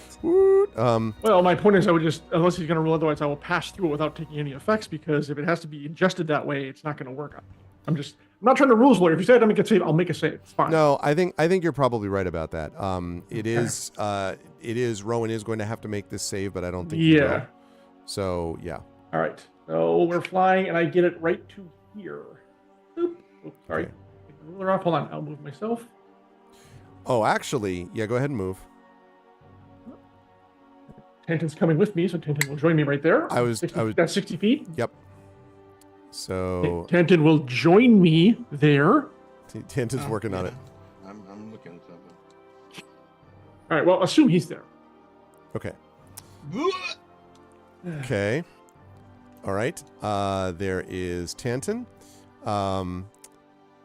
As I can show you the world. Hey, you know what? I haven't even fired my crossbow, which I can do now, and I will do at Big Bar. Thank you very much. Okay. All right. Firing back. Go ahead and do that. Mm-hmm. Non-natural 20. 20 will hit. For a lousy 6 points of damage. Okay. But I'll take it. Fine. Bara seems unfazed. I figured. Okay. All right. And that is going to bring us to Rowan. Rowan, I need you at the beginning of your turn to make a Constitution saving throw, please, as you do, unfortunately, breathe. Cool. It is unfortunate that you breathe. Yeah, in this situation. Very disappointing that I need lungs to live. 13, I'm dying. Yeah, the problem here is that you are poisoned. The impact of that, now you'll be able to repeat that saving throw every turn, but the impact of that is that you have disadvantage on attack rolls and ability checks while you are poisoned. Oh. Cool, grand, lovely. So that's bad news. Good news is your turn, though. And it doesn't affect your fight movement, so there you go. That's true. Cool. So, hold on. What's 60 again? Yeah, you'll be right I next am, to in me. fact, coming right next to you. Yeah. I come right next to you. Do I still have disadvantage even if I'm shooting an inanimate object? Yep. Because it's not about the object; it's about you. So first, as we are here, what's happening here? The gear, so you can now see that there is some, basically a blade that has been wedged in between the gear and the wall. This very heavy, thick blade. And you don't know who would have had the strength to do it, although you can take a guess about a certain legendary figure that's upstairs. If you had to guess, someone has taken it and wedged a weapon in this gear, meaning that this gear is not able to shift, and until it shifts, the ramp can't come up. Hey. Okay. I can't think of anything that would solve this problem other than actually picking it up and lifting it. The weapon, you mean? Yeah. Yeah, you can try to. You can try to see what you could. I mean, I don't want to. He's not there yet. We're not there yet because we're not on the game. Yeah, not quite there. But when you get there, yeah. Does it look like it would be possible for me to shoot it in such a way that it would become dislodged? No, you'd have to no, very unlikely. You'd have to pull it, or multiple of you would have to pull it loose. Maybe you could weaken it with a spell or something to make it easier to pull free, or use something else that I'm not thinking of that might be an option. But you're pretty confident you couldn't just shoot it to dislodge it. So cool. I can come down, right? And then sure. Right. Remember though that remember though, Rowan, the ramp is lower than you. It's lower than the level of what you're looking at, right? Because this ramp, so you're We gotta make that platform before we can do anything. Yeah, you're looking right up Okay, at the cool. if you know what I mean, right? So I'd have to keep flying to meet it in the first place. Okay. There you yeah, go. but you can get there next turn easily. Almost there. Yeah. Oh my God. Yeah. Can I? The term that came to mind comes from XCOM. Can I Overwatch? Sure, you can. I mean, that's essentially readying an Can action. I prepare? Right, yeah. That's what I was looking for. Yeah, sure. Ready Yep. an action. For if any of these fools actually come physically close to me. Yep. There you go. And you're gonna shoot them with sunshine, or are you gonna, or spell, or what do you want? I'm gonna shoot. Okay, you can definitely do that. All right, on Big Bar's turn, she yells at the others, "Stop them before they get to the gear!" And she leaps forward 5, 10, 15, 20, 25, 30, and then is going to shoot at the traitor, as she's defined it. Oh, yes, good. Okay, you do that. That's precisely what I was hoping for. Okay. That, I think, is going to be a miss with a 15. But you'll be happy to know that this handy-dandy item, she breathes a second, or shoots out a second one of these clouds, which now emanates on or centers on the three of you as you were here. The one behind her is dissipated, by the way. Oh, that is annoying. And that's going to lead us to Tantin, who unfortunately is going to have to make that Constitution saving throw again. This is not one of those deals that, like, you resist it once and then you're immune for a while, unfortunately. Constitution saving throw. Dink. Nice. 23. There you go. You're just like, we're not breathe. Okay. Well, I mean, he can hold his breath for 2 minutes. Yeah. That's fair a good enough. point. Yeah. Okay. You were up, Tantin. What would you like to do? Again, keep shooting at her. Okay. Actually, you didn't bring yourself within closer range. No, I'm not. Okay. Actually, I'm not going to. Now that I can see what's going on, he's going to basically point at that piece of metal that's in the cog. Yep. And the dragon mark tattoos flare up. Okay. And immediately that piece of metal that's jammed in the cog starts to glow hotter and hotter. Nice. And hotter. Okay. Okay. As he casts heat metal on it. Outstanding. Adamantium blade, because otherwise it's going to be really hot when I try to pull it out of there. Okay. Oh, it'll melt if he does it long enough. Well, I know. I'm just saying, assuming it's not adamantite or whatever the adamantium thingy is here. I don't think he'd waste a blade like that. I think he just did yeah. Okay, so that's it all is good. So good. Heating metal. I love it. Okay. Spanner, what would Spanner like to do? Spanner's going to move another 80 feet to here and then here. So that'll put him here. Okay. All right. As we get to the top of the round, Merime and Nisiana, as the source sled is now rising above and you have the hostages along with you, Solring points over at the compound at Razor Crag, and he's invisible. Oh, right, so you couldn't see it. Well, you could still hear him, though. You could say something, yeah. So, well, you can see it, actually, Merime. That's true, because I cast a spell, so I can see oh, what okay, he's so you pointing. can see it. So you're able to see him. So you see him. The others, right, you just hear Nisiana. No. Look at that. And he points over at the complex. And you can see that there's been this enormous sort of shaking of the ground. And then you can see that the buildings are beginning to collapse, and the ground within the crystals are beginning to collapse also. And you see the Brailish soldiers kind of trying to, run back towards the edge, but they are, falling backwards and down into the ground as the Lord of Blades' deadly trap continues to be sprung. You're above all of this, so you don't, you're not able to, you could try to go down and help them if you wish, but you don't have any room in the sled anyway. And so but you can see it above there, and you hear perhaps the crying of someone, and you look over and you can see that Joranna is kind of sniffling and looking down at it and sort of shaking her head for some reason. Okay.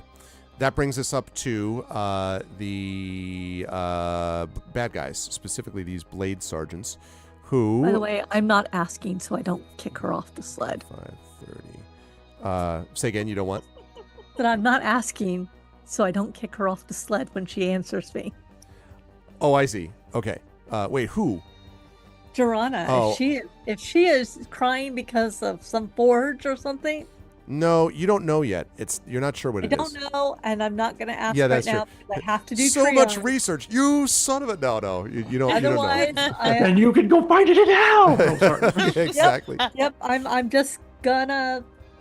I have to go into the triage mode. Yep.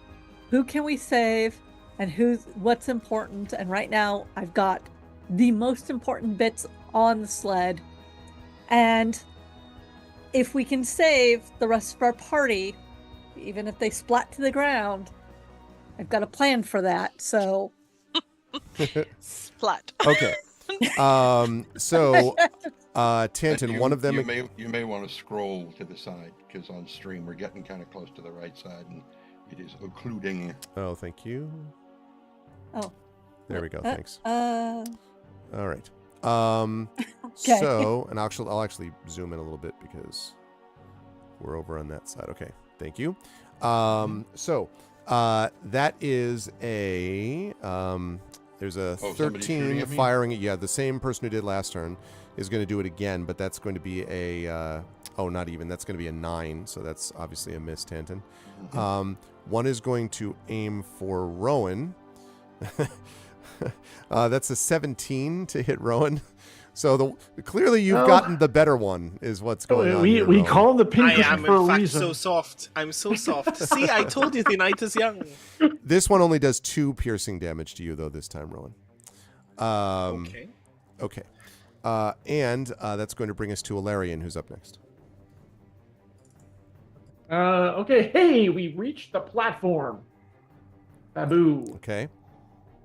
Yes, you have. Okay. And I will plant him right in front of the gear. How hot is that thing now? How fast does heat metal work? I'm double checking right now, Okay. but we'll put it here in chat just for anybody who wants to read along. Okay, physical contact, blah, blah, blah, blah, blah. Up to 1 minute. Okay. If you're trying to melt it, Yeah. I would say it's going to take a few rounds, Tanton, if you're going to try to melt it. Not explicitly Of melted, note, but it doesn't need to melt. We just need to make it soft enough to remove. exactly. I see. Exactly Okay. what I was going to say. I see. Still probably will be a couple of turns, though, I would That's say. fine. All right. All right. to do that, but that's I'm fair. trusting he knows what he's talking about. I don't have to reach in and burn the hell out of myself to get that out. Okay. Captain, you want to join me on the... I mean, you're eventually going to have to do that, but, so... That's a different story. Okay. All right. And so Besides, Goodest Boy is here and he can... No, I think he's used to pose. Tanton's over there whenever that happens. I'll worry about that when the time comes. Ilarion, what are you doing then, having dropped him off at this spot? Reloading my heavy crossbow, which I can do this round. Okay. All right. And let's see. Wait a minute. No, actually, I want to hold my action Okay. For until what? Rowan lands on the platform with us. Got you. Okay. Rowan, I'm going to start with you. You are already poisoned. Oh, did you make I didn't successfully. You didn't successfully make it. Okay. concept the last So you're time. still poisoned. So that At the means end of I this take turn, you'll be able damage. to redo it. No, you don't take damage. You just continue to suffer from the poison condition. At the end, so you can't be double poisoned. At the end of this round, you'll have a chance to make another saving throw, but you'll stay poisoned until you make the saving throw successfully. So you still have disadvantage on attack rolls and ability checks this turn. Okay. Yeah. So I just need to make another con save right now. No, because you have not. I mean, because it's at the end of your turn. Since you're already previously poisoned from the previous cloud, this thing isn't doing anything extra to you. So you are still affected by the previous poison cloud, and you can save for that at the end of your turn now. Oh, sorry, at the end of your turn, once you've finished it now, then you can make another saving throw for that. Okay, I'm coming over here. I take it Ilarion is on the gear, yes? Well, I'm standing next to it, so if you want to get in there, that's fine.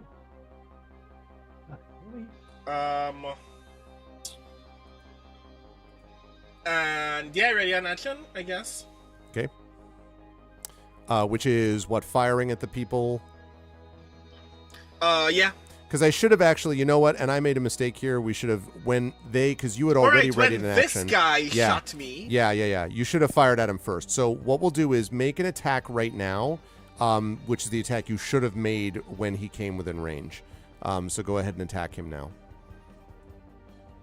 Right, so that would be at disadvantage. Will this Yeah. roll twice? Would be the 15. 15 is not going to hit. It's too bad. That 26 crit looks nice, but sadly. Yep. Okay, but now, so you're readying an action. Actually, from here, let's see. How far is the range on your... on Sunshine? What is the range on Sunshine? It looks like 320 I'm looking at. 80, 320. Because that's 5, 10, 15, 20. You can shoot him now at if you want to. You're still at disadvantage for this round, I mean, the one that you're currently doing. So you could hold on to an action if you want, or you could just shoot this dude if you want. Wait.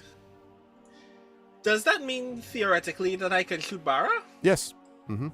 She is still down Bara, a little then. bit, but still within range, yes. Okay. Go ahead and do so. He 11. Nope. 11 is not going to do it, I'm afraid.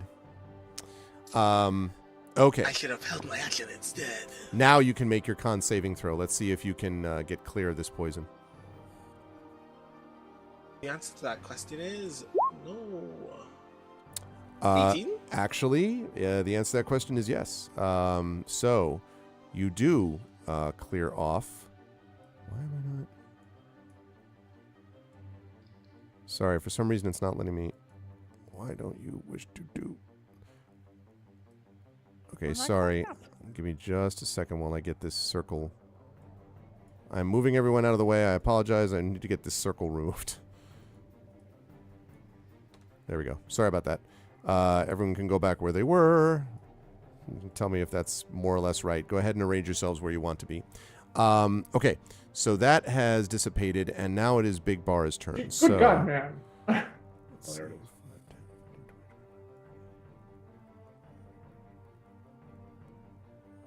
Rowan, you flew over there. Is that correct? What's that? You're in the far corner. Do you mean to be there, or are you with us? I'm with you. Where are you seeing me? For some I'm reason, right next to you. That's weird. I'm seeing you down at the very bottom. Let me do this. Oh, fantastic! Roll 20 servers Are borked, are they?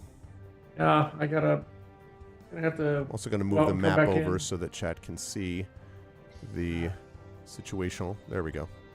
Okay.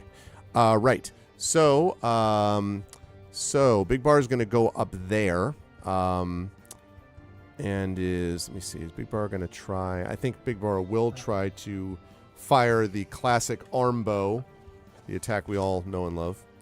5, 10, 15, 20. Yeah, all right. And is going to do so again at the traitor. Seems very focused on the traitor. And is going to miss horrifically with a 10. Okay. He's not going to shoot any more poison clouds.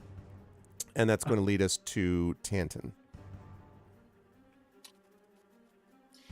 Tanton is going to try to, while he's still concentrating on this thing and is softening this thing, he's going to, examine the gear and see if there's a way that he can get some of the, roll it back enough to get the tension off of this slowly heating piece of metal to assist with getting the thing out. Conceivably, it's going to take strength though to get it pushed, because it's like So you have to like grab it and kind of like physically push it in one way. As I say, it took a great act of strength to even stop it and drive this thing into the gear in the first place. So whatever did it, it was superhuman. But yes, you can try to do it with some kind of strength-based idea. That's going to be a terrible, terrible result. But he's going to try to do it anyway. Okay. Don't forget you have hero points too, that are left over for things. Yeah. Okay. Athletics doesn't do anything. I mean, I've only got an 11 strength, so it's not like I'm gonna get any stuff. So let's see what happens. Who knows? I could roll a natural 20. It'd be great, wouldn't it? 6. You're just, I can't think. But the metal continues to heat, which is nice. What about Spanner, who's now is near he you? immune? Is he immune to damage from that? He's not touching it. He's touching the gear. Yeah. He was Right. trying to trying to counter rotate the cog to make it easier to get the wedge out. Let me see. Okay. Which he is also explaining to you while he's doing it, because Illyria is much stronger than he is. You see, this image of you. You see what I'm trying to do. Yeah. Okay, so Spanner. What does Spanner do? Spanner. My character sheet out of the way so I can see what's going on. Spanner is moving over here to take up a defensive position because he sees Bara making her way. Making her way along the thing. So he's going to get over here where he can get between. Going fast, and she's homebound. All right. Right. So, okay, these guys. Hold on, before you remember, I said I was holding my action. Yes. And we have classified that Warforged are living matter, living beings, correct? They are. Yes, they're living, kind of a mixture of living and construct. But yes. Yep, exactly. I will take out my cube of force and press side number 4. Okay. No Awesome. living matter can pass through the shield, the barrier. Okay. There's a 15-foot cube centered on me that will exist starting now for 1 minute. Okay, and that's going to leave you with 3 charges left. 3 charges left. Yep. This is a good Just time to be sure, do that. what does it mean by living matter? Anything living. I mean, they could ping us with arrows for the rest of the day, but she can't reach us. They can't reach us. They cannot come in and swing swords and attack us. They can't pass through the barrier. And how far? What was the distance? of this 15 thing? feet. It's centered on me. It goes out to 15. Hold on again. 15-foot radius. Radius. Yeah, 15-foot radius. Okay. Actually, it says forming a cube 15 feet on a side. The barrier is centered on you, moves you to last for 1 minute to death. So 15 feet on the side, 15, 15, and 15. That's pretty good chunk of space inside there. Okay. And it says walls, floors, and ceilings can pass through at my discretion on this one. Oh, I didn't need to do that. I could have done 3, not 4. Oh, Okay. well, never mind. It's 4. I'm gonna keep it as it is. Okay. All right. Right. That was your action that was held. That brings us up to these guys. They the cube of force. I think in trying to see if it's shimmering or not, if they would see it. They would probably come. Let's see, 5, 10, 20, and then 5, 10, 20. Yeah, probably like here is as far as they're going to get because they also have to jump up a little bit. And then we'll fire. Probably we'll fire at Spanner because Spanner is currently in the way of Tanton. So that is a... let's see. We're talking about an 18 on Spanner? It's Okay. That is 8 points of piercing damage to Spanner. All right, and then this one is going to fire at Rowan because second verse, same as the first, but is going to miss terribly with a... Well, no, yeah, he's going to miss terribly with an 8. Yes, that is a terrible miss. Okay, for them, not terrible for you. All right, Illyrian, you were up. Rowan is on deck. What do you want to do? Oh, yeah, hang on. I need to get my character back up because there was a server interruption. And second. I need to check something real quick. Let's eventually, thank you, character sheet, let's go. I studied what Tanton was doing. I watched him as he heaved and strained and all that fun stuff. Hold on a second. I mean, I know what it is, so. It was...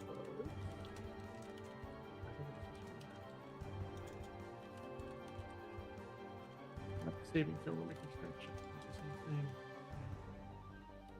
All right. Okay. So after you, Ilarion says, "Let me try." And now, Trend, is when I'm going to need that inspiration. Okay. I will inspire Ilarion. I will make my strength check to try and budge Even if I the spell- gear. Attacker damage. Okay, here we go.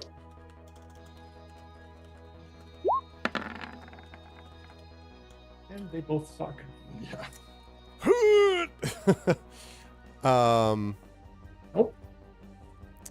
So sadly, no. And Trent Yeah. inspired Laren one way or the other. Okay. Yeah, unfortunately, nothing. Although you were trying to just move the gear, right? Is what you were trying to do? Right. Yeah.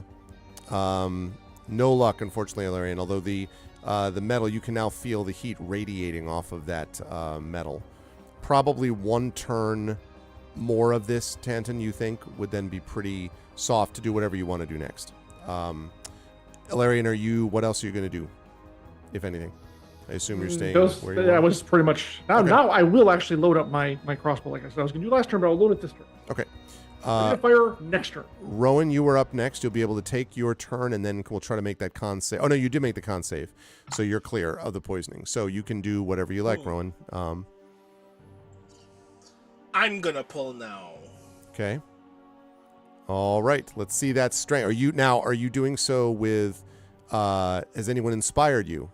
Again, chat. You smoke them if you got them. This is the end of the year and the end of the month / session. Anyone? No, I guess not. Inspirations? Anyone? I tried my best. Okay. Then I guess, is that a competition? Well. Well, Okay. yeah, we hoped for the best. Let's see what this looks like. Yeah. So with a 15, now I need to ask what Tanton is planning. Oh, Tanton is not here. With the softening of the metal, because I need to find out what's being, because technically that does sort of slow the, you are able to kind of create a little bit less tension. The question is what happens next. If we were in agreement about what the quickest ideal would be, it was to make the blade soft enough that it would lose some of its sharpness, lose some of its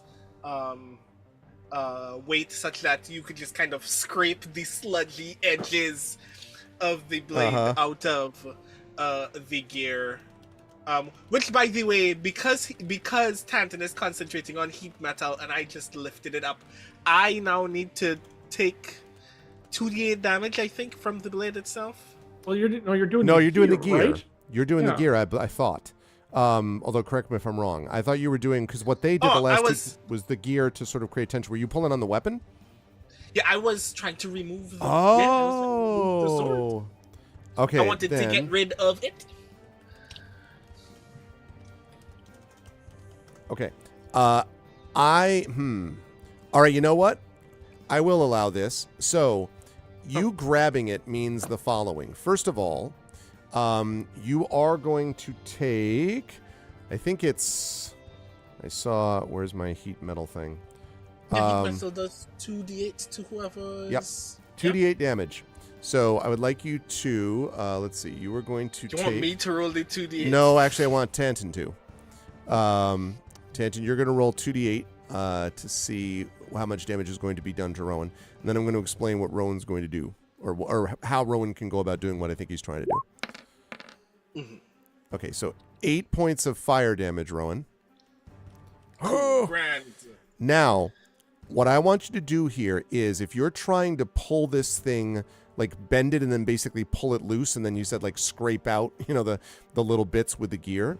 What I'm going to ask you to do is I'm going to ask you to make a Constitution saving throw to see if you can hold on to this blade long enough to do that.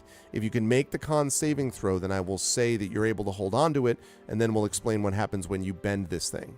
So, if anyone wants to inspire on a con saving throw, this would be a good moment to do that thing. Also, don't forget, you do have the hero. You also do have the hero point as well that you haven't used yet. Wait, do I still have a hero point? I think you. Yeah, you do. You have one hero point. Yep. Yeah, you're out. I know, Wispy. You used it before. And that would give me. Oh shoot. 6 to add. Yep. And you can add it after you get the roll, but before I tell you the result. Okay, let's do this con save throw. Hey. Oh, so nice not to be poisoned. You're like, all right. So you Tantin and Ilarion, you just see him like, holding on to this thing. Okay, so now you are able to hold on to it. So you're basically pulling this thing back, as I understand it, and out-ish, like, sort of. Okay. Just kind of the very sword in the stone, but also taking large fire damage. Okay.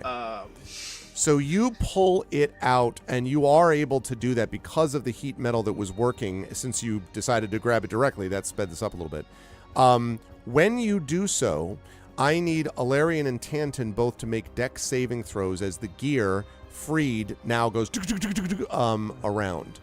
So I need you both to make dex saving throws for me, please. First one. Big fat 11. An 11. I'll talk about that in a second. That's so funny. Oh, you're just like, you're like, I planned that all along. Okay. You get out of the way. Ilarion does not. Ilarion, you are going to take 9 points of bludgeoning damage as this gear, like slams into you. Where do you want it to go? I'll take it on the armor. Okay. All right.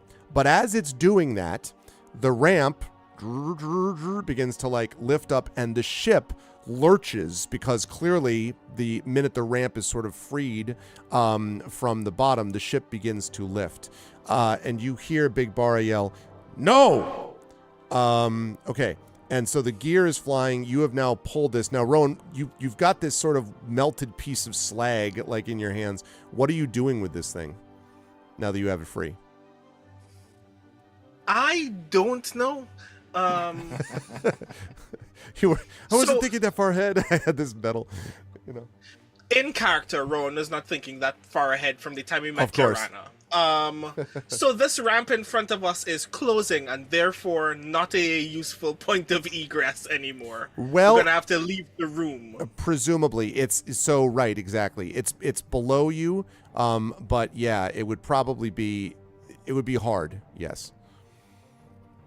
Can we still fly? That was a minute, right? We should have run out about. We should have like at least 4 or 5 minutes left. To be quite honest. Yeah, well, you had a few minutes to get down here. I would say it was probably more like 3, but you probably have about 3 minutes left. Yeah. Cool.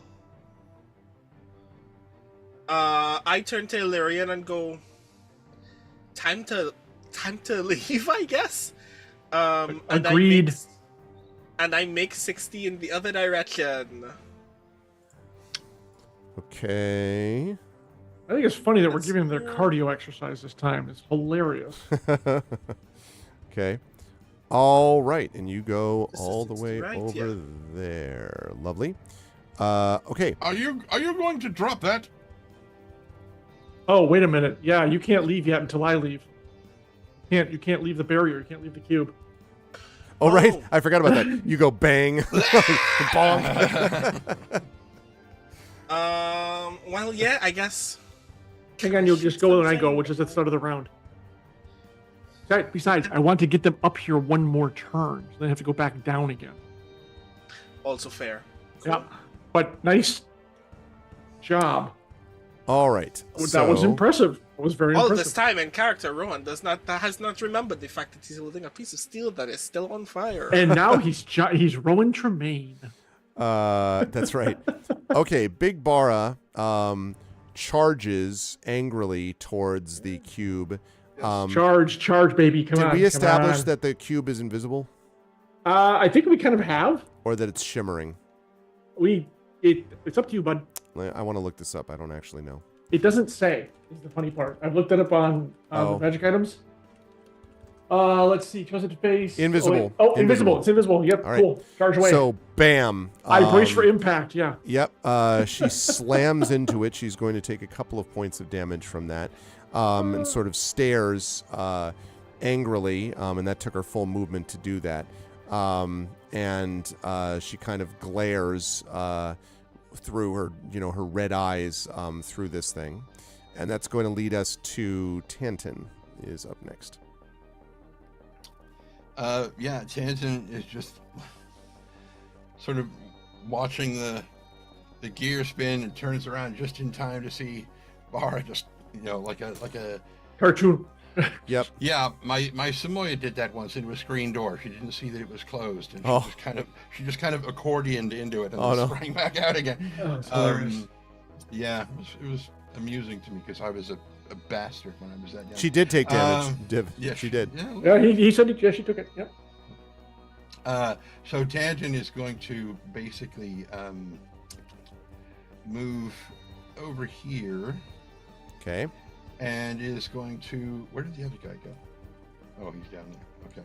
Yeah, he's going to shoot at Big Bara. Okay. So, a pink. 28. 28 will hit. For 10 points of piercing damage. Okay. And attack numero dos. Yep. 26. Will hit again. For 14 points of piercing damage. Okay. And he will just kind of shake his head at her like, "You've chosen the wrong side. Aaron would be very disappointed in you." And she kind of shakes her head as you say that. What is Spanner doing? What sort of condition is Ilarion in? Oh, I'm good. I haven't taken a single point except for that 9 points of damage from the gears this entire game. I'm 84 of 87 and 20 of 43 of armor, so it's all fine. Okay. Maybe us flesh sacks were actually not worthwhile after all. Was there any sort of reaction from her at the mention of Aaron's name? Maybe, yes. There's kind of a tilting of the head, but you're not any words spoken. Okay. Yeah, Spanner's going to move back here and... Actually, nope, Spanner can't move either. Oh, you're just there. Okay. Just there he can, right? Yep. I'm actually able to transport everybody because the cube is underneath us and it will support us. So it's fine. Spanner doesn't have any living material in him. Oh, he can leave. Yes, that's true. He can go. But if he stays with us, he'll just come with us and he'll fly us through the corridor and we'll be out of here. But it's up to you. It's up to you. He's staying within guard range. So. Okay. All right. Okay. So, you, all right. So, okay. Right. That was Spanner. At, the top of the round, you can hear, as Bar is sort of, staring and the others are here. You, can hear this, sound of, sort of screaming and metallic, pinging and banging and so on coming from over here. If you had to guess, you think someone or a group of some things are heading into this hangar very shortly. It's time to go. A very large group, yeah. Okay, so top of the round, 5, 10, 15, 20, 25, 30. They will get here. They will then fire at Spanner because that's what he did last time. And that is going to be a That's a 5. He hangs his head in shame. Who knows, but that does Well, not hit. He should hang it off the side of things, so when the ramp closes, Exactly. it just cuts it off. Exactly. He will fire at Rowan, which he's been doing. That is an 18. He continues to have no problem, for the most part, hitting Rowan, I'm sorry to say. And that is 8 piercing damage, Rowan, with the crossbow. Although I can imagine you trying to deflect it with this molten piece of metal. Okay. You're muted, Brandon. You're muted, Brandon. I now have 17 HP. We were so proud of my progress earlier. Yeah, this you evening. really That's great coming along. progress up to that point. Alarian, you were up. Rowan is Okay, on deck. so the one thing I do want to do, because I have it loaded and ready, is point the heavy crossbow at Bera and unload. Okay. All right. Go ahead and make your attack. Huh? Damn it. I'm not going to place my hero point on that. Miss. Too bad, because it's a great... Wait. Wait, what are you saving it for, hun? We're at the end of the year. Actually, I'm going to do, in case you need to use it getting out of here, I'm actually going to blow a spirit die on this. I'm going to try that. Okay. D8. Yeah, sure.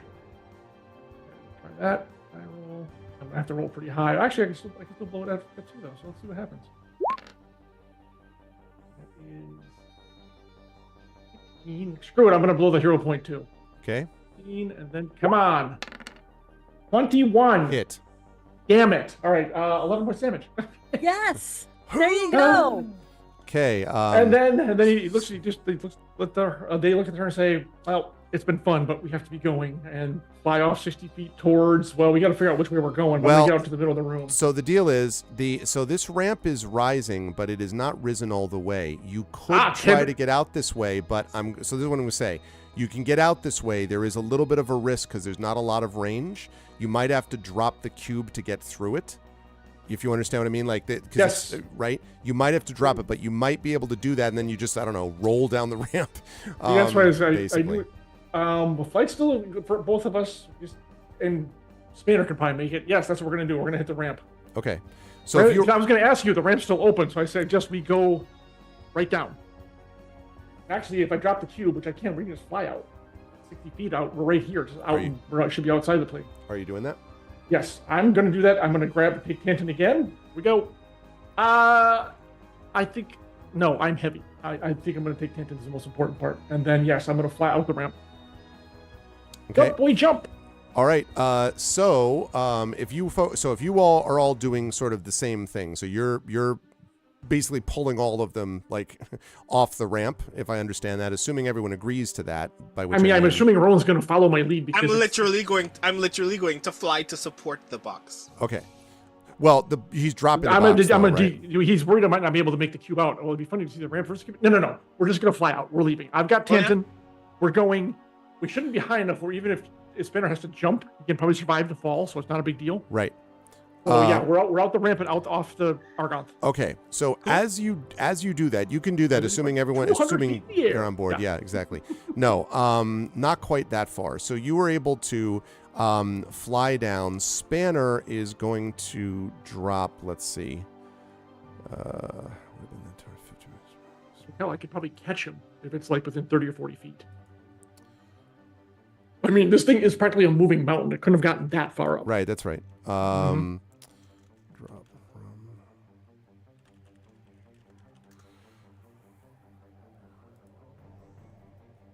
Let's see. So this would be...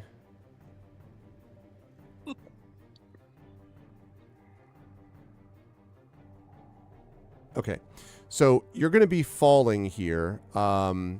He would fall 50 feet, basically, to the ground. So if he jumps off and goes 50 feet, then I'm going to roll.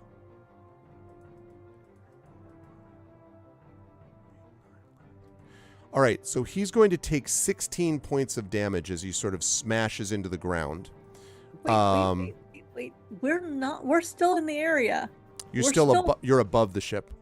Oh. You're above the ship. That'll be fine. The important thing is we all got out with But I'm glad you except mentioned for Rowan, because I was about to talk minimal about injury. this. Yeah, but I was about to talk about this because you do see, as you all are sort of leaping off of the, you see them kind of spanner leaping off. You see Larian and Rowan and Tanton sort of calling to the ground. And as Larian and Rowan and Tanton exit, you can see now the complex of Razor Crag is completely collapsed. There's just this massive sinkhole now where the complex had once been. And there are not any of the soldiers in any way that you can see that are available to you. And as you hear this grinding noise from behind you as Argont's ramp is raised the rest of the way, and the fortress is pulling up and up and up and up, and as you are sort of watching it, I assume we need to move. I was we just need about to ask move you, now. what are you doing? Yeah. Yes. Okay, and Do we Merime and see them, Nisiana, or- yeah, you can see they them. So see what us. what are the two of you doing? Because you're up on the source sled. We are piloting towards Alarian and the fallen crew of our group. Okay.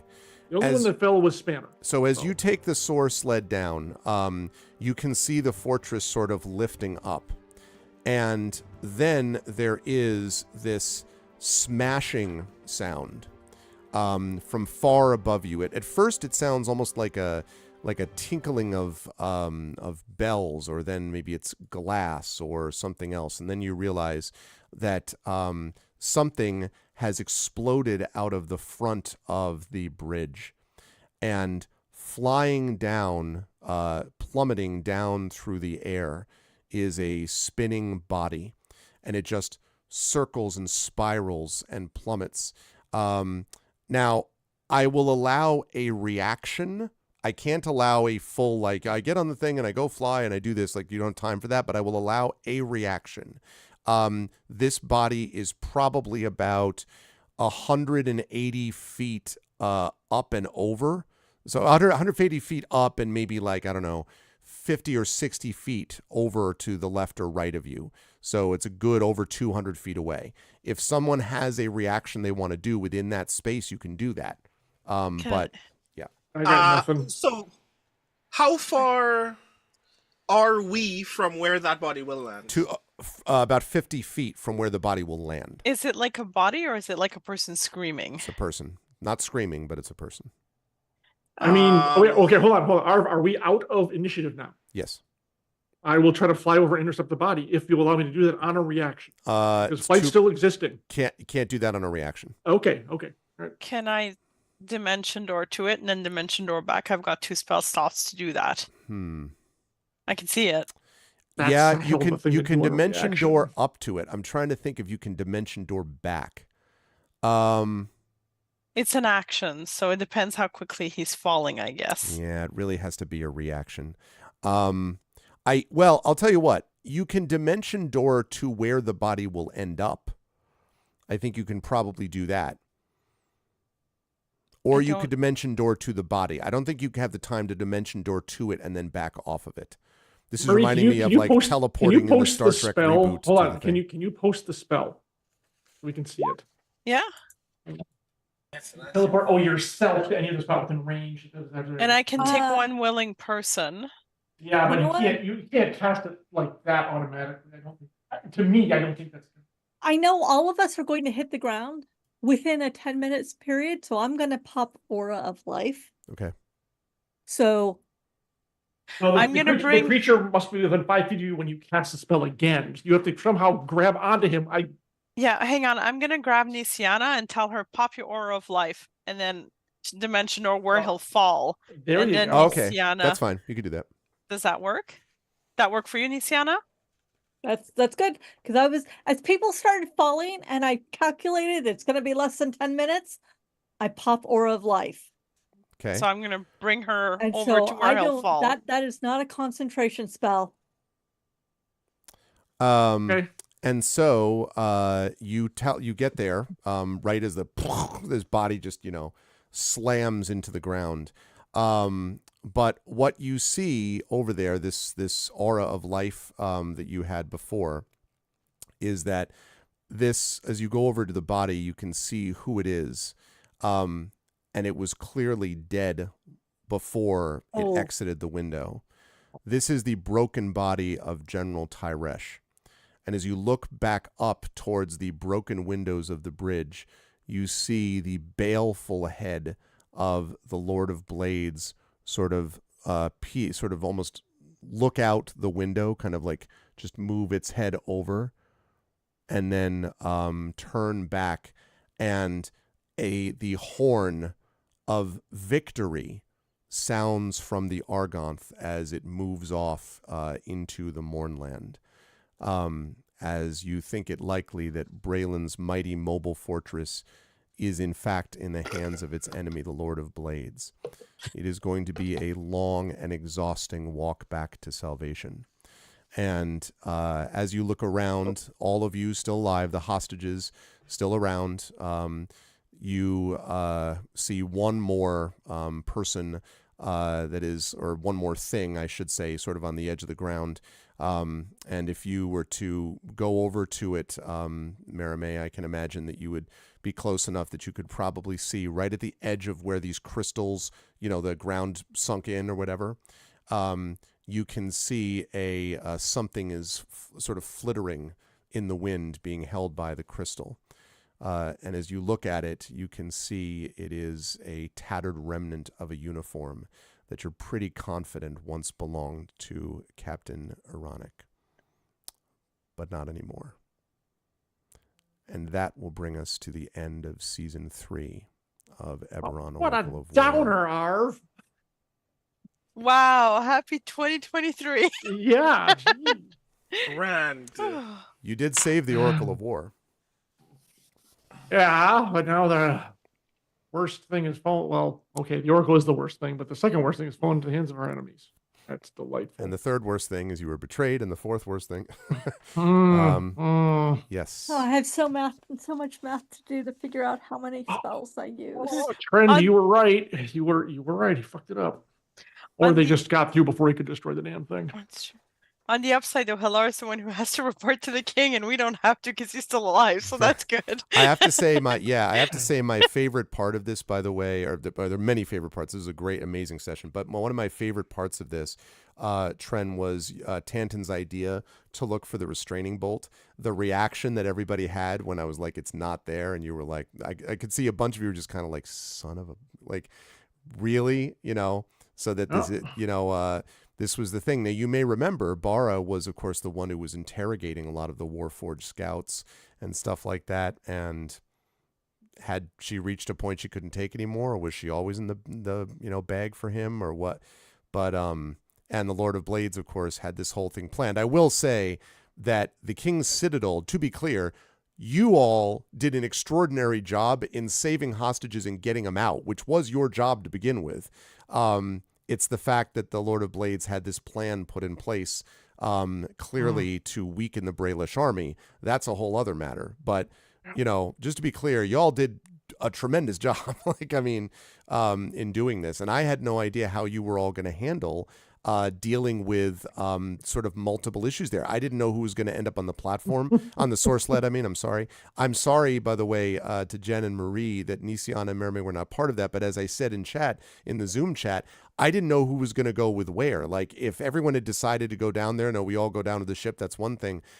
Personally, it sounded to me like the plan you came up with was about the best option you could have come up with. You had to save the Oracle, you had to save the hostages, so it made a lot of sense, and it was just, what are you going to do, given the circumstances? So that was intense. And yeah, it may not feel like a victory lap, but it ought to feel like the weary middle of it. This ought to feel like the end of Empire Strikes Back, basically. That's what I'm saying.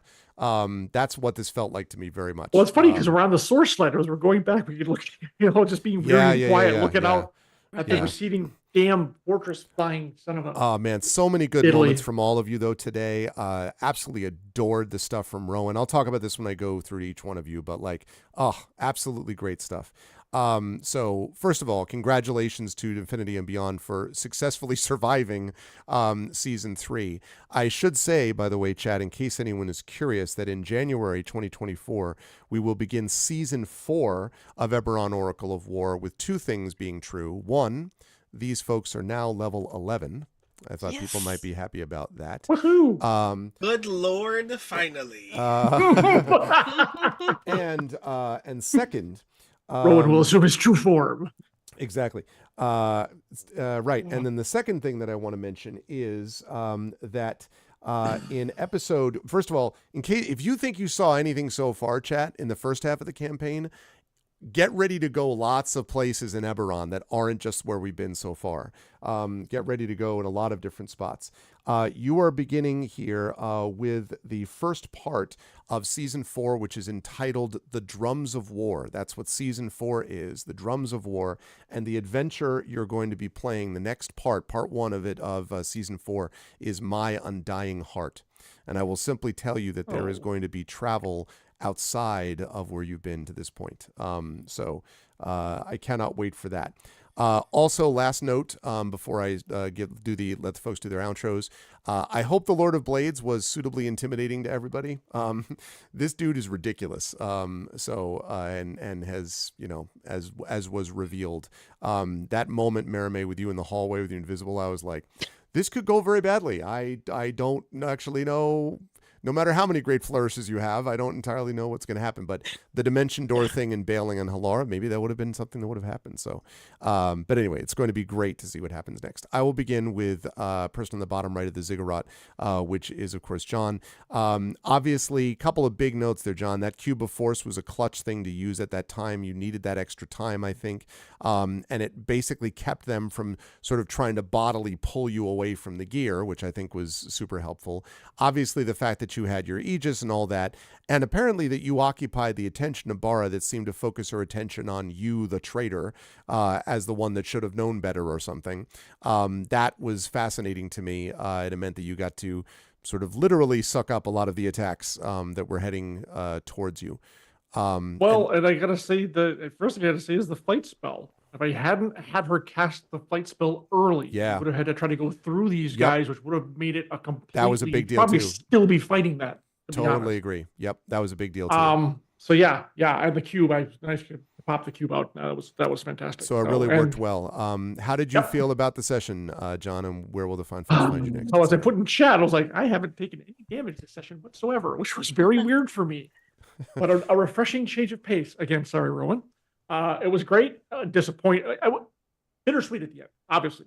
It's very bittersweet. And a good man is, well, two good men, because he did redeem himself. The Lord Bucket. By the way, we're taking Bucket's body back with us. Okay. He will get full honor, burial, whatever you want to call it.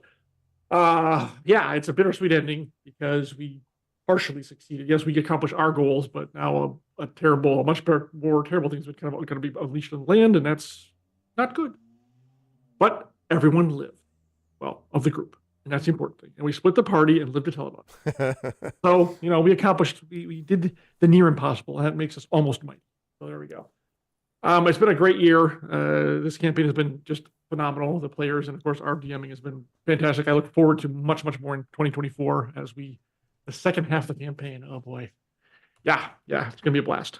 So that's where people can find me. I've got cons coming up. A big one that's going to happen in the first quarter of the new year is Adepticon in Schaumburg, Illinois. It is Battletech's 40th anniversary next year. It is Shadowrun's 35th anniversary.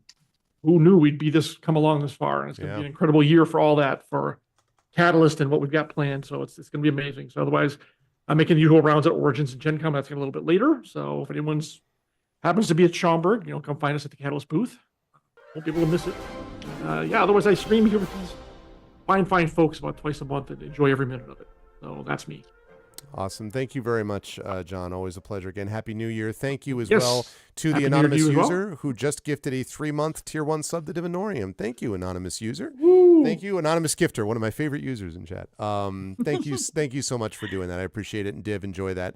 The 3-month sub. Thank you. Great job, John. Great job as well, Jen. I loved the back and forth with messages, with the sendings, and I very much enjoyed the reactions that I was getting, because they felt, I'm sure that the player felt this way too, but I also felt like the character was very much just like again, like everything is bad. It's just, this is all really bad. And obviously keeping people alive is one thing, but Nisiana at several times had to be like, you know, everybody is splitting everybody. Like, I mean, and in a way, it all makes individual sense, right? And that's the thing. When a team is put under pressure like this, sometimes individuals make decisions that are not just like being irrational, like, oh, I'll save you. Like, it wasn't irrational, but it did mean that people were separated from each other. And obviously you didn't have the strength that you would have had if you were all together. But then again, you know, who knows how you would have gotten the hostages out. I don't know what would have happened if you had decided to all go as one big group and take the hostages with you down there and deal. I mean, it would have been a nightmare. So in a lot of ways, I think you all had to sort of play things the way you did. And I think it was sensible to do things like think about the aura of life and figure that stuff out, even if, as it turned out, it came too late to help, sadly, to help Tyresh. And I think it was interesting, too, that ironically, in a way, that was the person that you would have been looking at to possibly save if he had been, you know, if he had not been dead by the time that he hit with the aura of life. But unfortunately, he was already, given the relationship between Nisiana and Tyresh and what she had, maybe her actions, I think we need to think about that, may have had an impact on Tyresh deciding to do what he did. And that may have changed things in multiple directions. But yeah, serious blow obviously has been struck against Brayland, but you have survived as the King's Citadel. How did you feel about today's session, Jen, and when will the fine folks see you next? Well, I have to believe that everything she did to work with Tyresh gave him the strength to face an unwinnable situation. So I don't feel bad about that. I am sad that I couldn't save him in character. Out of character, he was kind of still a douche, but you know what? You know, he was getting better. He was getting better. And he was trending in the right way. Yeah. Mm-hmm. And, you know, Ilarion running off with Rowan and Mia Tanton. I'm like, okay, I know I'm a support character and I will do mostly what I'm told, but I have my own thoughts. And my own thoughts included, yeah, they're going to have to throw themselves out of the Argont, and I'm going to have to save their lives. And that may mean that they splat to the ground and then they survive. As long as my sister's with me, I'm okay. And that's what I decided. And it was kind of a triage moment. And I feel I am sad about Tyresh, but at the same time, I'm very glad that I don't have to deal with him in the future. It's kind of this weird bit. And watching as a spectator, I wonder if Rowan has a death wish. But, you know, we survived. I hate splitting the party, but it does happen. And I can't wait to hear the version of what happened from Rowan, Mia Tanton, and Ilarion, because we weren't there. We don't know what actually happened until they left the ship. But we got our hostages. We've got the Oracle of War. We lost the battle, but we'll win the war, as the Oracle said. At least that is the faith that Nisiana has, because she has to have that faith. Otherwise, the heart of the whole group will crack. So that's where she is. Otherwise, I'm very interested in what happens next. Nisiana needs a nap desperately. Like, she literally has like 2 spells left. Like, she is out. She is so tired. But a level 11th, and apparently we're going to play next week, which is exciting. So, oh, is that when we are set for? I didn't even. It looks like we're playing next week. That's cool. Next year. Yes, next week. And thank you, Wispy Song. Yes, Nisiana is the heart, and I am playing her to as I've never actually watched Ted Lasso. I have started watching some of his videos.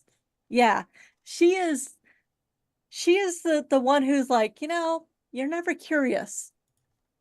he never stopped to ask if I had ever thrown a dart before. Yes, sir, I have for 6 years. So that's Nisiana. She's right there. She's a support character. She knows it, and she's going to do it. And I really hope everybody has a great new year. That's Jen saying it, not just Nisiana. I really do want everybody to have a good new year. And as tense as this was, because let me tell you, I wanted to be on the inside, but there's not much I could have done on the inside. Watching, all I could have done is watched everybody fight and just tried to save their lives, which I did from the outside. So this was a rough one. I have to admit, this was rough to watch, but the guys did well. They survived. Though I still think Rowan has a death wish. And I may have to delve into that someday and try and figure out why Rowan has the death wish he has. Why does Rowan have the death wish? Yeah. But otherwise, you'll find me here. You'll find me online as Jennifer Brozak. You guys know I have a passion project coming up in March called Dear Pen Pal, Belgium 1980, where I will write you 2 letters a month for a year. And you will learn about my time in Belgium living in a 300-year-old manor house that was haunted. That actually happened. So that's where I am. God, this is a good one to watch. Rough, but good. Good stuff, Jen. And Happy New Year. Thank you. Also, you reminded me that there were 2 things that I need to let everyone know about before I forget. Okay. One of them is that you all have a new legacy event, and the legacy event is Argonth Survivor. Okay. And what Argonth Survivor means is a legacy event. Everyone should note this. You were there when Argonth fell to the Lord of Blades, but your time on the floating fortress means that you are familiar with its layout, attack capabilities, and defenses. Not that that could ever be a thing in the future that you may need to know, but just saying. That's the first thing. The second thing is, we can talk more about this in the next session, but Sol Ring also has rewarded you for assisting him. Wait, go back to Argonth layout, tactics, and what? Attack capabilities and defenses. And defenses. Yeah. Okay. And then on the reward front, the Sol Ring, because of his gratitude for this, has gifted the group. Now, he only has one of these, but he has gifted the group a magical belt.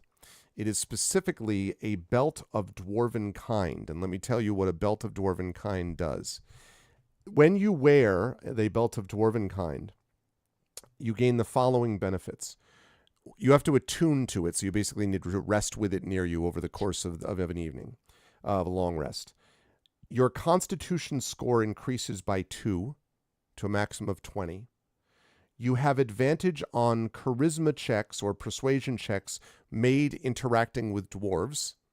So dwarves look at you more in a friendly way.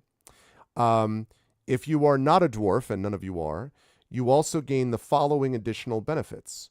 You have advantages on saving throws against poison, and you have resistance against poison damage. You have dark vision out to a range of 60 feet. You can speak, read, and write Dwarvish. Oh, you could use that last time. Yes, exactly. And perhaps the greatest of all, while attuned to the belt, you have a 50% chance each day at dawn of growing a full beard if you're capable of growing one, or a visibly thicker beard if you already have one. The belt of dwarven kind. Nice. Yep. Well, Nician is out on that one. You want a beard? It's a 50-50 She's shot. not very charismatic. I mean, she does. So I think that one needs to go towards one of our speakers. I mean, mean, Rowan, Rowan was like, Rowan, Mermaid. and Rowan is always the one who's like in danger. So now, and then like, I just imagine though Rowan's picture, like this, the very modeled on Sammy Davis Jr., but with the full beard, like just. Oh yeah, I was actually thinking, what we will do is get the lovely person who did the art that we already have for the intro, and every other session you roll a d10 to see whether we swap that image out with an image of Rowan with a full beard. And look, who was poisoned this game? Rowan. Yeah. Who got hurt so much? Rowan. Who is carrying things that are written in Dwarvish? Rowan. Like, it just, See, the only thing that changes this is who has the lowest con, because what is my con, in fact? Yeah, what is your con? 15. That That would give you another 11 points, hit Mine's points. 14. By the way, yours also is 14. Tanton is also 14. Well, mine's 14 is as well. 15. it's up to you as to who wants it, but yeah. With regard to Rowan, we should have him with like half of a full beard, with just scorch marks on the other side. And like every morning, you just ching, it pops out again, and it gets burned off. Right, it's never actually complete. It's always just staggers like one half or the other. I'm man. abdicating from this one. I don't want it. I don't need it. I actually think Rowan probably should take it because although there are several elements Ilarion could use, I think Rowan needs them more given his tendency to Propensity fling to himself. die? No, I was Yes. going to say your tendency to fling yourself at any danger that exists That's within like a true. mile radius. The dark vision wouldn't hurt either, by the way. Dark vision would be especially if nice. you're doing the and stealth hit stuff, points. Yep, exactly. Yeah. So I mean, I Okay. would. Yeah, there are a couple things I could use, but I think Rowan needs It's it not more, like so. it's not like Rowan Shallow needs convincing to take loot, but still. I don't know. Take it. Ken, what do you think? Well, I was gonna. you put it on Spanner. You just like belt it around a bit so he can grow the full beard. Sorry. But like you can't. I know. But I mean, since Ilarion as a Warforged already has all of those specific poison resistances and immunities, those don't benefit him at all. And he can't grow a beard. And I'll try, but no. Of the group, you're the only one who has a beard. It'd be between you and Rowan, I think, to my mind. I think Rowan should have it. Okay. All right, motion carries. Rowan, you, I'm not writing any of this, the belt down. That's all you. So there you go. I Belt. will message you about that at some point. Yeah, no problem. I mean, you can just look it up online. Yeah, I It's literally an actually additional I looked it belt up of too. Torm, It's an right, actual yeah. thing. Yeah.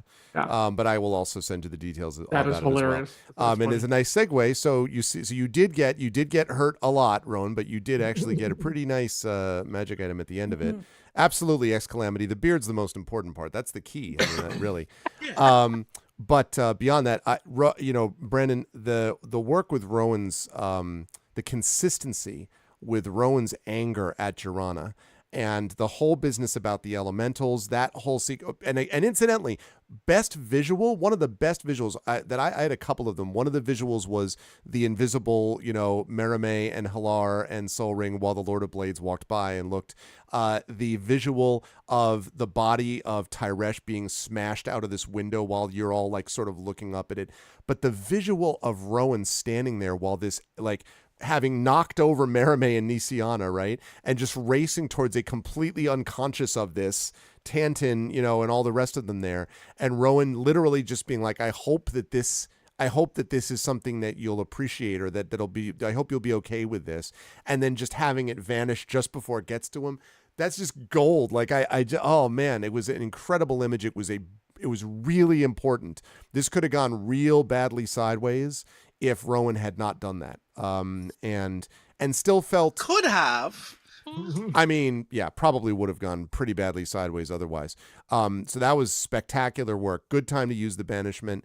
Probably even merciful to use the banishment, honestly, in a lot of ways. But it just felt so consistent to me, along with Rowan's rage towards all this stuff that had happened. I really liked all of that. And then obviously Rowan was quite effective in sort of the stoning it, pulling out the weapon, and all that, the haste thing. And I also loved the image of you speaking to Tyresh too, because the idea that you and Ilarion had not given up on Tyresh, whereas Tanton was probably like, whatever, it's about time the guy did something worthwhile in his life or whatever. But the two of you, I think, sort of had a different instinct about what you felt about Tyresh one way or the other towards the end. So all of it I thought was really great from an RP point of view, and some very effective moments mechanically also. So, like the banishment. So with all that in mind, and you got a belt, so you can now have a big long beard. How did you feel about today's session, and where will the fine folks find you next?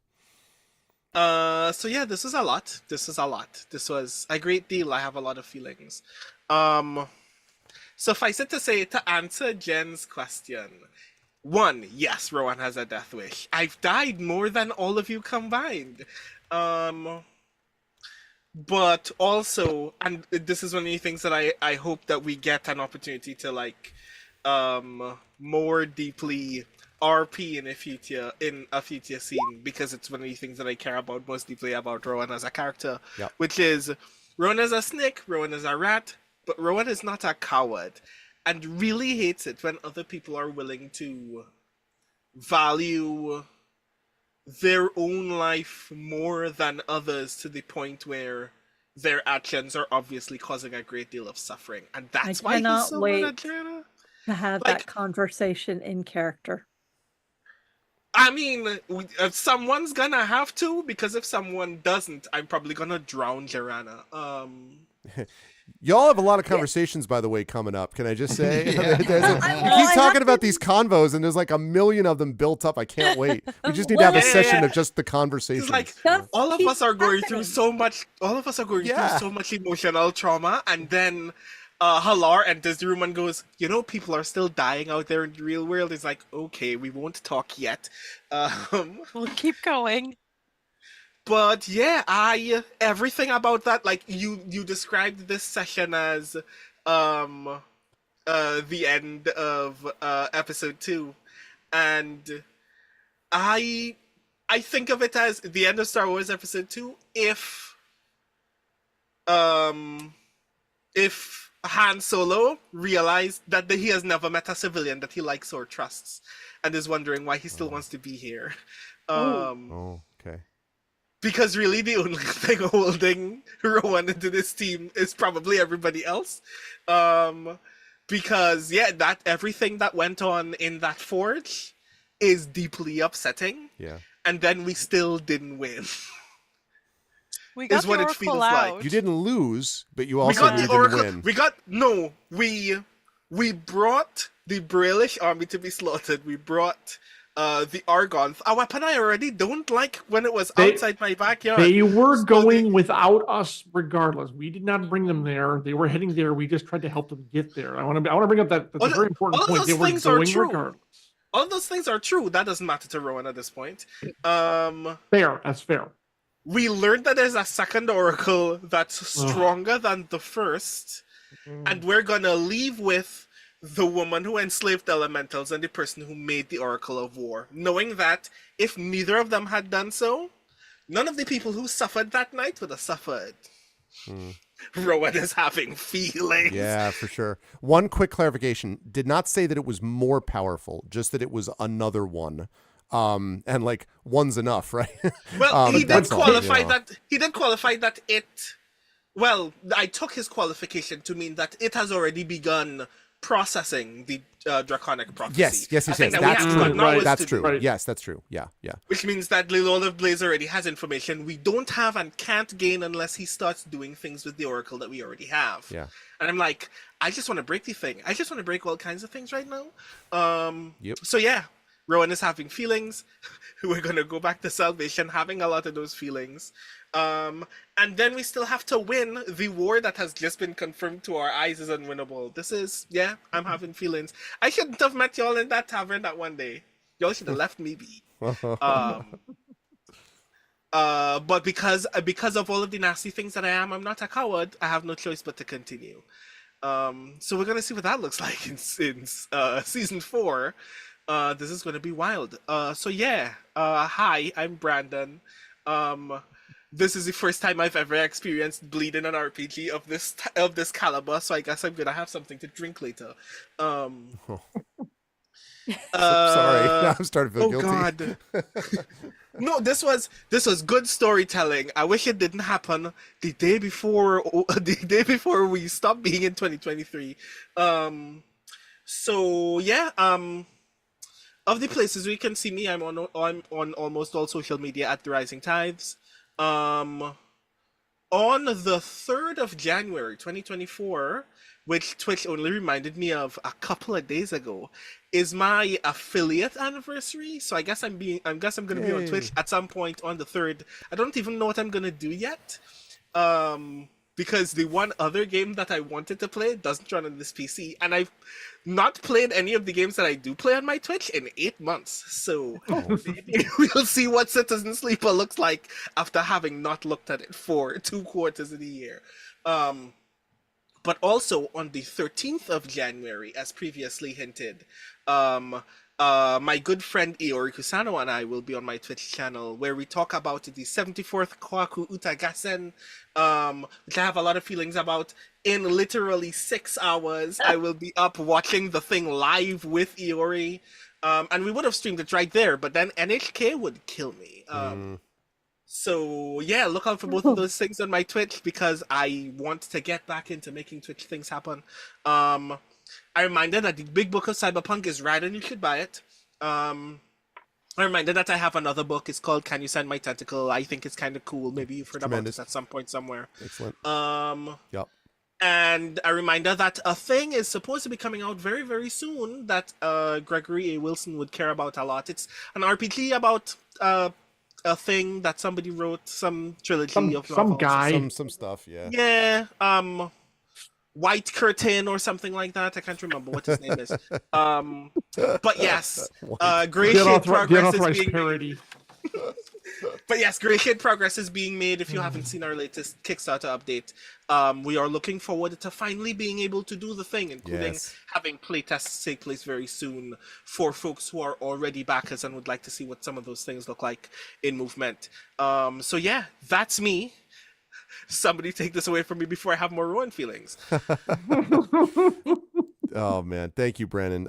Yeah, I as I say, I feel slightly guilty about some of those things, but no, I mean like but the storytelling, you know, it's not a darkness before the dawn thing as much as it is the turns and twists that lead us to the moments that matter, right? And so watching all of you deal with those things, it's one of the things that I sensed about Rowan from this, and I'm glad to hear you articulate it that way, because it is stuff that's going to have a lot of resonance in this coming thing. It may just be that this may be like a season 3.5 session we do first, which is just all the party members talk to each other about all this stuff. Like they also have to talk to the NPCs. Back. Yeah, like it's gonna be interesting. I should also mention, since you mentioned the 3rd, that on Wednesday, January 3rd, remember that is the premiere, I believe, of the new community D&D, which stars the new Shadow crew. Shadowed Mage is your DM, and it will also consist of Hoodie, also known as OMG a Truck, and Echo Alpha X5, and it will also feature Drew the Damager, and Tilted Gaming, who's not new to this channel, but will be new to playing D&D with us, and Yoi Gawain Lin, who's going to be joining us as well, and he's going to be doing that also for the first time as part of that separate campaign, and that is they're going to be doing Waterdeep Dragon Heist, so that's going to be pretty sweet. That's also happening Wednesday the 3rd in the evening, so appropriate since you mentioned you and Yori both made sense to mention another Strange Friends veteran with Yoi Gawain Lin. So, but thank you, Brandon, and yes, can't wait for Grey Shade stuff. Oh my God, the conversation we had was amazing recently, and we got a lot of stuff planned, so it's going to be good. Thank you, Brandon. Happy New Year to you as well. Great stuff from Rowan. Marie, wonderful stuff today with Mara May as well. Obviously, the idea of the dimension dooring, taking Soul Ring with you, doing all of that was really important. And again, the tension of the Lord of Blades, because no one else has seen the Lord of Blades now face, sort of like head. Well, I shouldn't say that. All of you have seen them, but no one has seen him in like up close and personal within 2 feet. as you had a chance to do. And that moment, I'm really curious to see what impact that will or won't have on Merimée. Fortunately, Halar and Merimée and Solring were able to save the Oracle, but at a tremendous cost. And certainly someone who served in the last war is going to know what the loss of not just the Braelish fortress, but something we haven't talked about, a huge portion of the Braelish, the divisions of Braelish soldiers. Now, yes, it isn't like the entire Braelish army is gone, but that's a decent chunk to just be lost all at once in one fell swoop of a loss of life and of people. So it is a win in some ways, but also a loss. It's just it is bittersweet, as people said, and that's going to be something to conjure with, and I'm going to be curious to see how Merimée deals with that. But it was wonderful to see Merimée have to deal with that on several fronts, including being the one who had to get the Oracle of War back to the sled in the first place. How did you feel about today's session? Where will the fine folks find you next? I liked today's session. I mean, it was pretty emotionally fraught. And it was interesting watching the others fight for a while. They did a good job. They're still alive, which, we weren't sure, but there were many backup plans that we were working in the background. But yeah, no, it was a good session. I'm curious to see how all the pieces will fall and all the conversations we're going to have next time. But I think for Merimée, it just highlighted the fact that the Oracle of War needs to be kept safe, needs to be kept away from them, and there is a price to pay, and she already knew she was willing to pay some of it, even though she didn't like it. She would have preferred to be in that room fighting with her friends, but she wouldn't be willing to sacrifice her sister yet, ever, I assume. I was like, what? Yet. Yes, I heard that. Yes, there's a lot of weight there. I mean, a couple of minutes, but not now. No, she was not. She would not have left Nisiana behind. Worst comes to worst, she was keeping Dimension Door originally to drag Nisiana out if necessary. If everything went south, she was going to just grab her and, we're out. Like, we cannot survive the day. Let's live and go have some margaritas down the road, way down the road. But she did have that moment of like, she's conflicted between what needs to be done and what she's willing to do. Yeah. So that'll be interesting. She doesn't feel the need to have any conversation right now. She's just thinking about things. Everybody can converse. It's good. She'll sit, think on things, and walk. Walking is good for the soul, which is good because we have a lot of it to do. So thank you. That was a great session. Thank you so much. And yeah, I am going to be here on next Saturday. That's where I'm going to be. I did announce the cover for book 2 of Keepers of a Broken Land, so that is up for pre-order now. If you haven't picked up Oathbreaker yet, I'm putting the Amazon link in the chat. So I have Magic Breaker has been announced. It's got a really cool cover made by Simon Carr, who is amazing, and I can't wait for everybody to. The book's written. It's being edited now. It's I'm already writing book 3, so it's a good time. Lots of dying in there as well. Good stuff. We have Oathbreaker and Magic Breaker. So I assume next is going to be something like Brick Breaker, Heartbreaker, Dreammaker. Isn't it Empire Breaker? It is. Jen, you have a good memory. It's Empire Breaker next. Yes. Yes, I have the cover, though unrevealed yet. It is very cool. Yes. Oh, that's awesome. That's awesome. I am excited to see all that, and I'm excited to see some other things that Maria and I are not at liberty to talk about yet, but there'll be some other things maybe coming up in the new year that may involve that we may both be involved in some capacity. We'll see. With other people? With other people, perhaps someone else that in some capacity. So we will. Yeah, perhaps. Perhaps, but we will talk more about that in the new year. But great pleasure as always, Marie. Thank you. And thank you, and Happy New Year to all of chat as well. Thank you for being here. You are amazing. Yes, absolutely. Happy New Year, Marie. And last but certainly not least, Tren, again, we knew the moment was going to come, and I had this set up, and there were a couple times where Tren was just like, I do have the dragon mark. I'm like, oh, I know. Like, I have the dragon marks, because the elemental that had broken out of the forge was not just going to be like, well, thanks for letting me go. I'm going to head home now. Like, no, now it's time to go around and get some vengeance on people's. And that would have happened based upon I don't know what would have happened to him were it not for Merime and Nisiana's original attempt, which just wasn't, nothing you could do about it. It was the right thing to do, but and then Rowan's banishment, which was super clutch. So that and since they still don't even know that happened, that may be yet another feeling that Rowan may end up being like, just so you know, in case you were curious, the reason you are not a burning flame at the moment is because I banished this elemental, that whatever. So that whole business, that discussion that's supposed to happen at some time with Nisiana and Tantan and all that's going to come up as well. So that obviously was very important. But then we also had getting the source sleds running again was very significant too. The heat metal idea was a great idea. It was something which helped, and I think it really worked in concert with some of what the rest of you were doing, including Rowan's attempt to just grab it at a certain point. It was made easier by the fact that you'd heated the metal first. And so on. So there was a lot of that stuff going on. And I think, again, the other thing I'm very curious to know about is now that you have also heard this news about the fact that there is a second oracle that was built under duress, to be clear, but it was built, and that there is this creation forge, and you know what that is. That's one of those, oh God, type of things. That all is going to be hugely important coming up going forward in terms of what pushes this as we move into the second half of the campaign.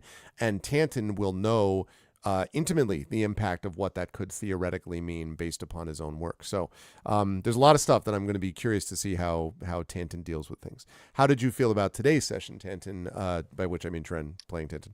And where will the fun folks see you next? It was good. It was good. It was very, very, very excellent. Yeah. When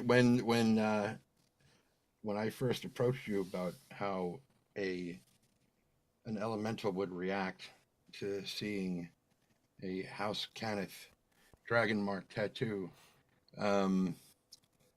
just waiting for that moment to come up, and then the initial hope was that it was going to be one of the elementals from earlier, which we could have killed probably with all of us working together. And this time I was like, ooh, no, wait. All right. And so as it's coming forward and it just bowls over the ladies, and I'm like, no, Tantan's focused on what he's doing. He has no idea it's coming. Just keep going. and then Rowan banishes, and yeah, Tantan has no idea it happened, and we'll see how he reacts to it. But I was just like, oh, thank God. That would be so bad. So bad. He probably wouldn't have survived it. It would have torn him apart. Yeah, it's going to be awesome. It's going to be great. It's going to be wonderful. And as everybody else has said, the impending conversations are just, they're just going to be just so fantastic. Maybe that's why I was thinking about the gambler when I woke up, because a lot of our deep emotional conversations seem to take place on the lightning rail, so since the gambler takes place on a train, maybe that's what it was. I don't know. But yeah, as for where people will see me next, it'll be here. Let me see. It'll be here. And in the midst of next week, the link I'm putting into chat right now is the link where you can get the JPL and Caltech anthology on pre-order, but it goes on sale publicly, openly, beautifully, whateverly, on the 2nd. So you can get it then, even if you don't want to pre-order it. And I feel like there was something else, but I can't think of what it was. So one of the things that Tantan picks up at level 11 is the ability to create a spell storing item. So he can create another item that can store a spell in it, but only goes to 1st or 2nd level. Doesn't go to 3rd like the ring he made for Nisiana. But he could put... That ring has saved everybody's life at least once. He could put like a cure wounds into Rowan's gun if he wanted to, and Rowan could cast Cure Wounds on somebody. That's what you're going to say. That Shoots would himself be in the foot to amazing. heal. You know, Yeah. wow, that's great. That would actually be hilarious, and I want it very badly. He shot that somebody to honestly banish would them. be- Why not? You know? Yeah, that's true. That That's would true. be so amazing as Rowan turns his gun on someone and heals them. Just stand still. You know? Yeah. Do me a favor. Don't move. Yeah. Whoa, exactly. whoa. Trust me. No. Yeah, Tanton can do that now. Let's see. Yeah, that's it. That's all I really want to go to sleep right Yeah, now. So, the sleep time. There we go. So I will let these folks go. It has been a great pleasure, though, with the Infinity and Beyond crew. We've come a long way this past year, and we're up to level 11, so we've made some serious progress in Season 4. Looks promising. I know there were a lot of feels. We'll talk through some of them next year, but also, again, you'll have a chance to... you will have your chance for vengeance against the Lord of Blades. This will not stand in its way, I have no doubt. Wonderful work from the Infinity Beyond crew as the King's Citadel. Can we get yes? Get your new COVID vaccinations, the JN.1. Do that. Mask up. It's coming back. It just 1 in don't- 25 in America has COVID right now. This is very important. Don't just do it because you want to keep going to cons or whatever. Do it because you don't want your loved ones to die. Right. Flu shot, RSV, and COVID, please.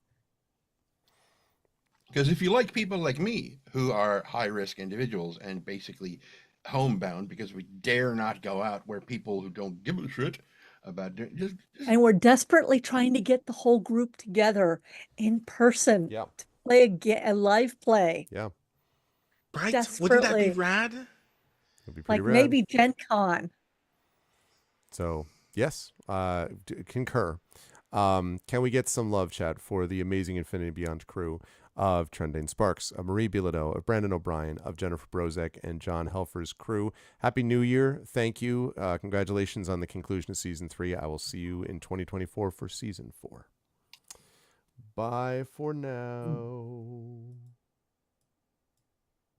Okay. And that, folks, is going to do it for us for today. We did run over from when we normally do.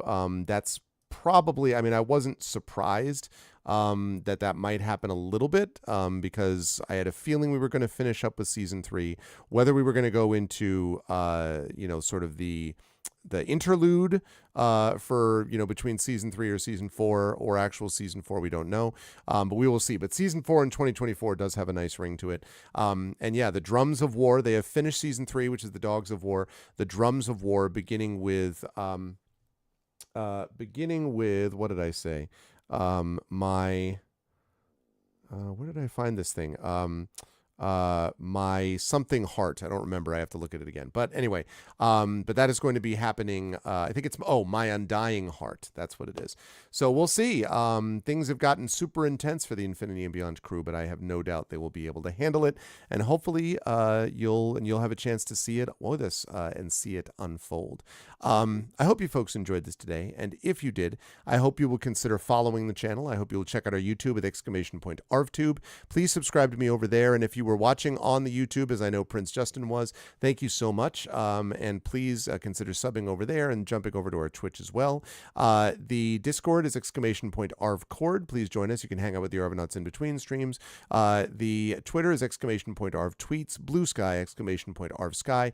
Website, arvaneleron.com. Financially, !ArvShop is the merchandise area where you can get shirts like this with the crew. The best bad idea we've ever had, it says on the back of the shirt. See?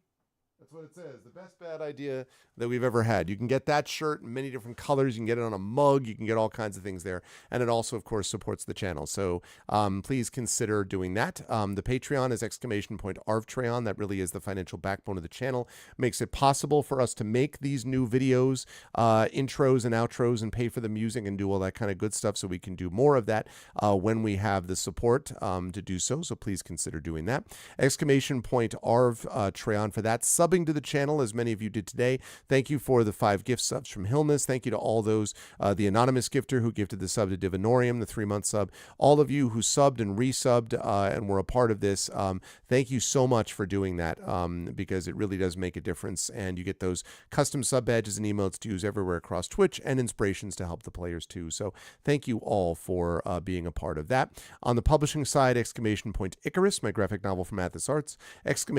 !Library is my Tales and Tomes from the Forbidden Library. That's my 5e adventure and sourcebook from Alligator Alley Entertainment. And again, I'll be doing the live event at the Klein Memorial Auditorium in Bridgeport, Connecticut of Return to the Forbidden Library, part 2 of the Forbidden Library trilogy. That'll be happening live in front of a live audience in the Klein Memorial Auditorium, January 26th. So you'll definitely want to be around for that. I'll talk more about that as we enter the new year.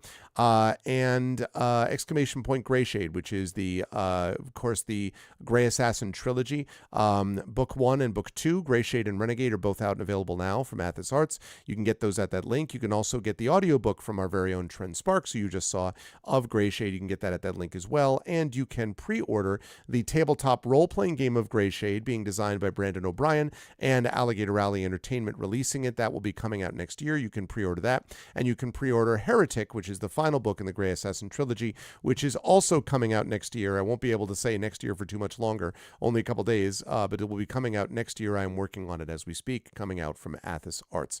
Last but certainly not least, BLM, Black Lives Matter. Important to affirm and assert the significance and importance of Black lives. Help Now, the World Health Organization page on suicide prevention. Important to reach out to others when you need help and reach out to others when they need help as well. And Ukraine, UKRAINE, to help the people of Ukraine as they fight back against an illegal and illegitimate war with bravery and courage, and send the message that we will do so for others in this situation in the future. Last but certainly not least, I want to thank from the bottom of my heart everyone this year. This is our final stream of 2023. I want to thank everyone who made this such a good year for the channel with so many wonderful things that we were able to accomplish. I talked about most of that in the Game of the Year show yesterday, so I won't go through that again. Remember that in January, we're going to be moving to a Tuesday, Thursday, Saturday schedule instead of a Tuesday, Friday, Saturday schedule. So I won't be streaming on Fridays usually, although there might be bonus streams here and there. But I will be streaming same time on Tuesday, same time on Thursday night. So starting at 9 p.m. on Thursday evenings. Then I'll be off Friday and I'll be streaming on Saturday. So Tuesday, Thursday, Saturday now instead of Tuesday, Friday, Saturday. Also remember on Wednesdays, every other Wednesday, I believe it is, we'll be doing the Shadow Crew D&D Community D&D. And we've got a lot of stuff launching next month that I've already talked about. So I'm excited about that. But thank you all for making 2023 such a wonderful year from a channel point of view and a writing point of view. I'm very excited for what the new year will bring. I want to thank my wonderful mods, Dragon Spear, Drew the Damager, Prince Justin, Triffity Mats, for being the best mods in the business. Thank you to all my mods this year for all the amazing work. Thank you to the Patreon supporters and subscribers. Thank you to Dragon, to Drew, to Prince Justin, to Triffid. Thank you to Crit Twitch, to JLC, to Radio Johnny Panda, to Thordax Mommy, to Trendane for all of the Patreon and sub support. And thank you to my wonderful viewers. Thank you to, again, Anonymous Gifter for gifting that to Div. Thank you to Anime Wolf. Thank you to Betrader. Thank you to Big Boss. Thank you to Dino Dutes. Thank you to X Calamity, to Gon Eden, to Impulse Power. Thank you to Jagtress, to Joseph, to Mark, to Mr. Jonas, to Nonstop, to Oscillacron. Thank you to Peculiar ASMR. Thank you to Sleeping Beauty Syndrome. And of course, thank you to the Rising Tides. Special thanks to my Infinity and Beyond crew. Thank you so much to Tren, to Marie, to Brandon, to Jen, and to John for being amazing. And one last time, thank you so much for being with me during this year. Can't wait for the year to come.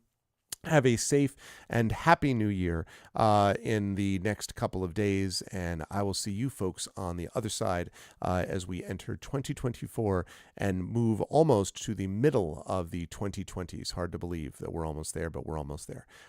Thanks, everyone. No raid tonight. It's late, so let's head to bed. Everyone get some rest. I'll see you folks in a few days, and until then, as I always say, please be good to each other, and much love.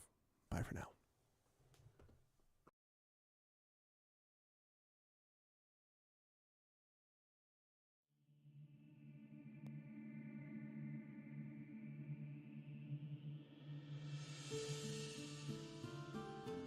Salvation, on the edge of the gray, Sharn, city of towers, and the link between them, the King's Citadel, the ones who do the job no one else can do. Eberron, the shield, a star-forged Aegis who's lived a long time, who's seen peace and war, and will do whatever it takes to keep the first from falling into the second.